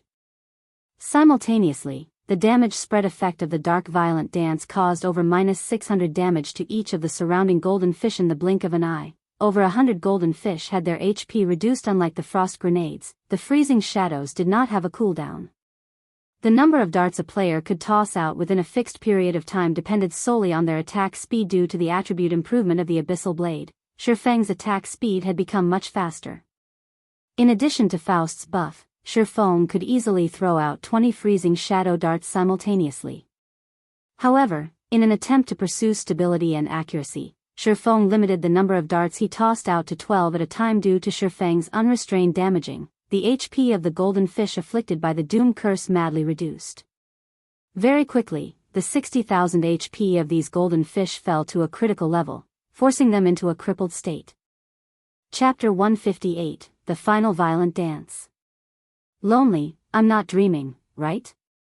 Blackie slapped Lonely Snow's shoulders, his finger pointing towards the group of crippled golden fish. Lonely Snow's gaze turned sluggish as he shook his head in a daze. Compared to the rapid decrease of the golden fish's HP, Lonely Snow was more shocked by Ye Feng's techniques. He only managed to see the countless shadows left behind by Ye Feng's hands. Before Lonely Snow could even get a clear view of Ye Feng's hands, more than 10 freezing shadow darts already flew out. Such speed could practically rival an assault rifle. Aside from Ye Feng's frightening speed, his accuracy also caused others to submit. Every dart he shot out had accurately landed on the golden fish afflicted with the doom curse. Moreover, they even landed on the softer side abdomens of the golden fish. If Lonely Snow were in Ye Feng's shoes, it would be fortunate if he could toss out one freezing shadow dart at a time and land the hit, not to mention tossing out more than 10 darts at a time and land every single one on the side abdomens of the golden fish. I'll be satisfied when I can achieve such a level of technique. Lonely Snow was completely trapped in the fantasy of Ye Feng's dart-throwing technique. Stop daydreaming and quickly capture the crippled golden fish. Ye Feng hurriedly commanded. At this time, Blackie and Lonely Snow were finally aroused from their thoughts. They immediately used the magical nets to capture the crippled golden fish. 1 fish. 2 fish. 3 fish. Ye Feng only spent a short 30 seconds to force 3 golden fish into a crippled state. Ye Feng's violent speed had shocked even Faust himself, and he could not help but feel a slight ache in his heart. However, when the effects of the damage amplification, doom curse, and dark violent dance dissipated, the capturing speed of the golden fish immediately slowed. Ye Feng could only wait until the cooldown for Thundering Flash, Earth Splitter, Thunder Flame Explosion, and Dark Violent Dance to finish before renewing his assault. Overall, Ye Feng's group captured an average of 5 golden fish per minute. Within 1 hour, they could capture around 300 golden fish, and within 4 hours, they could collect the required 1,000 golden fish and complete the quest. Time passed, little by little. Unknowingly, over 4 hours passed by already. We're rich. Lonely, how many fish did you catch? I got 618. You? Ha ha ha. I have more than you. I have 645. We'll have 1,263 if we add them together. We've already reached the targeted 1,000 to trade for the fragmented legendary ranked item. Leader, hang in there. We should still have some time remaining. We might even gather another 100 or so golden fish to trade for a dark gold ranked item. Blackie and Lonely Snow captured the golden fish in exhilaration.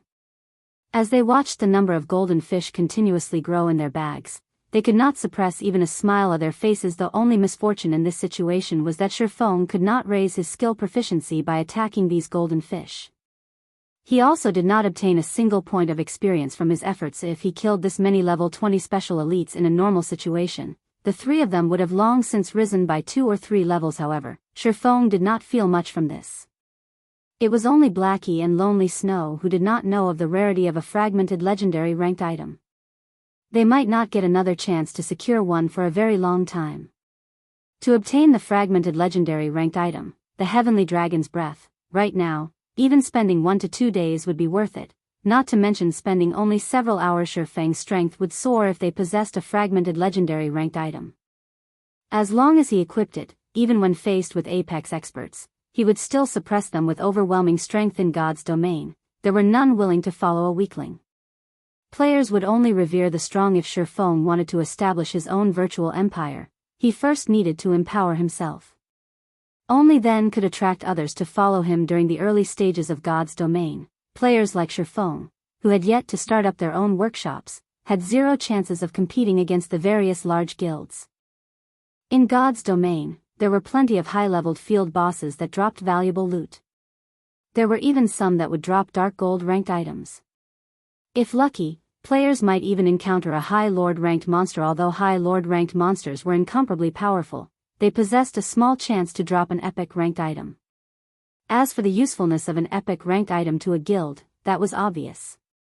Not only could it increase a player's personal strength, allowing them to kill even more powerful monsters, they would also attract plenty of famous players to join the guild, further increasing the guild's overall prowess in regards to dealing with high-level monsters or High Lord ranked monsters. Large guilds could simply use numbers to overwhelm them.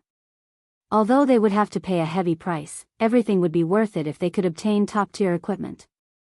Meanwhile, small guilds and workshops did not have such capabilities, and such a situation would allow the large guilds to have a much easier time procuring top-tier equipment.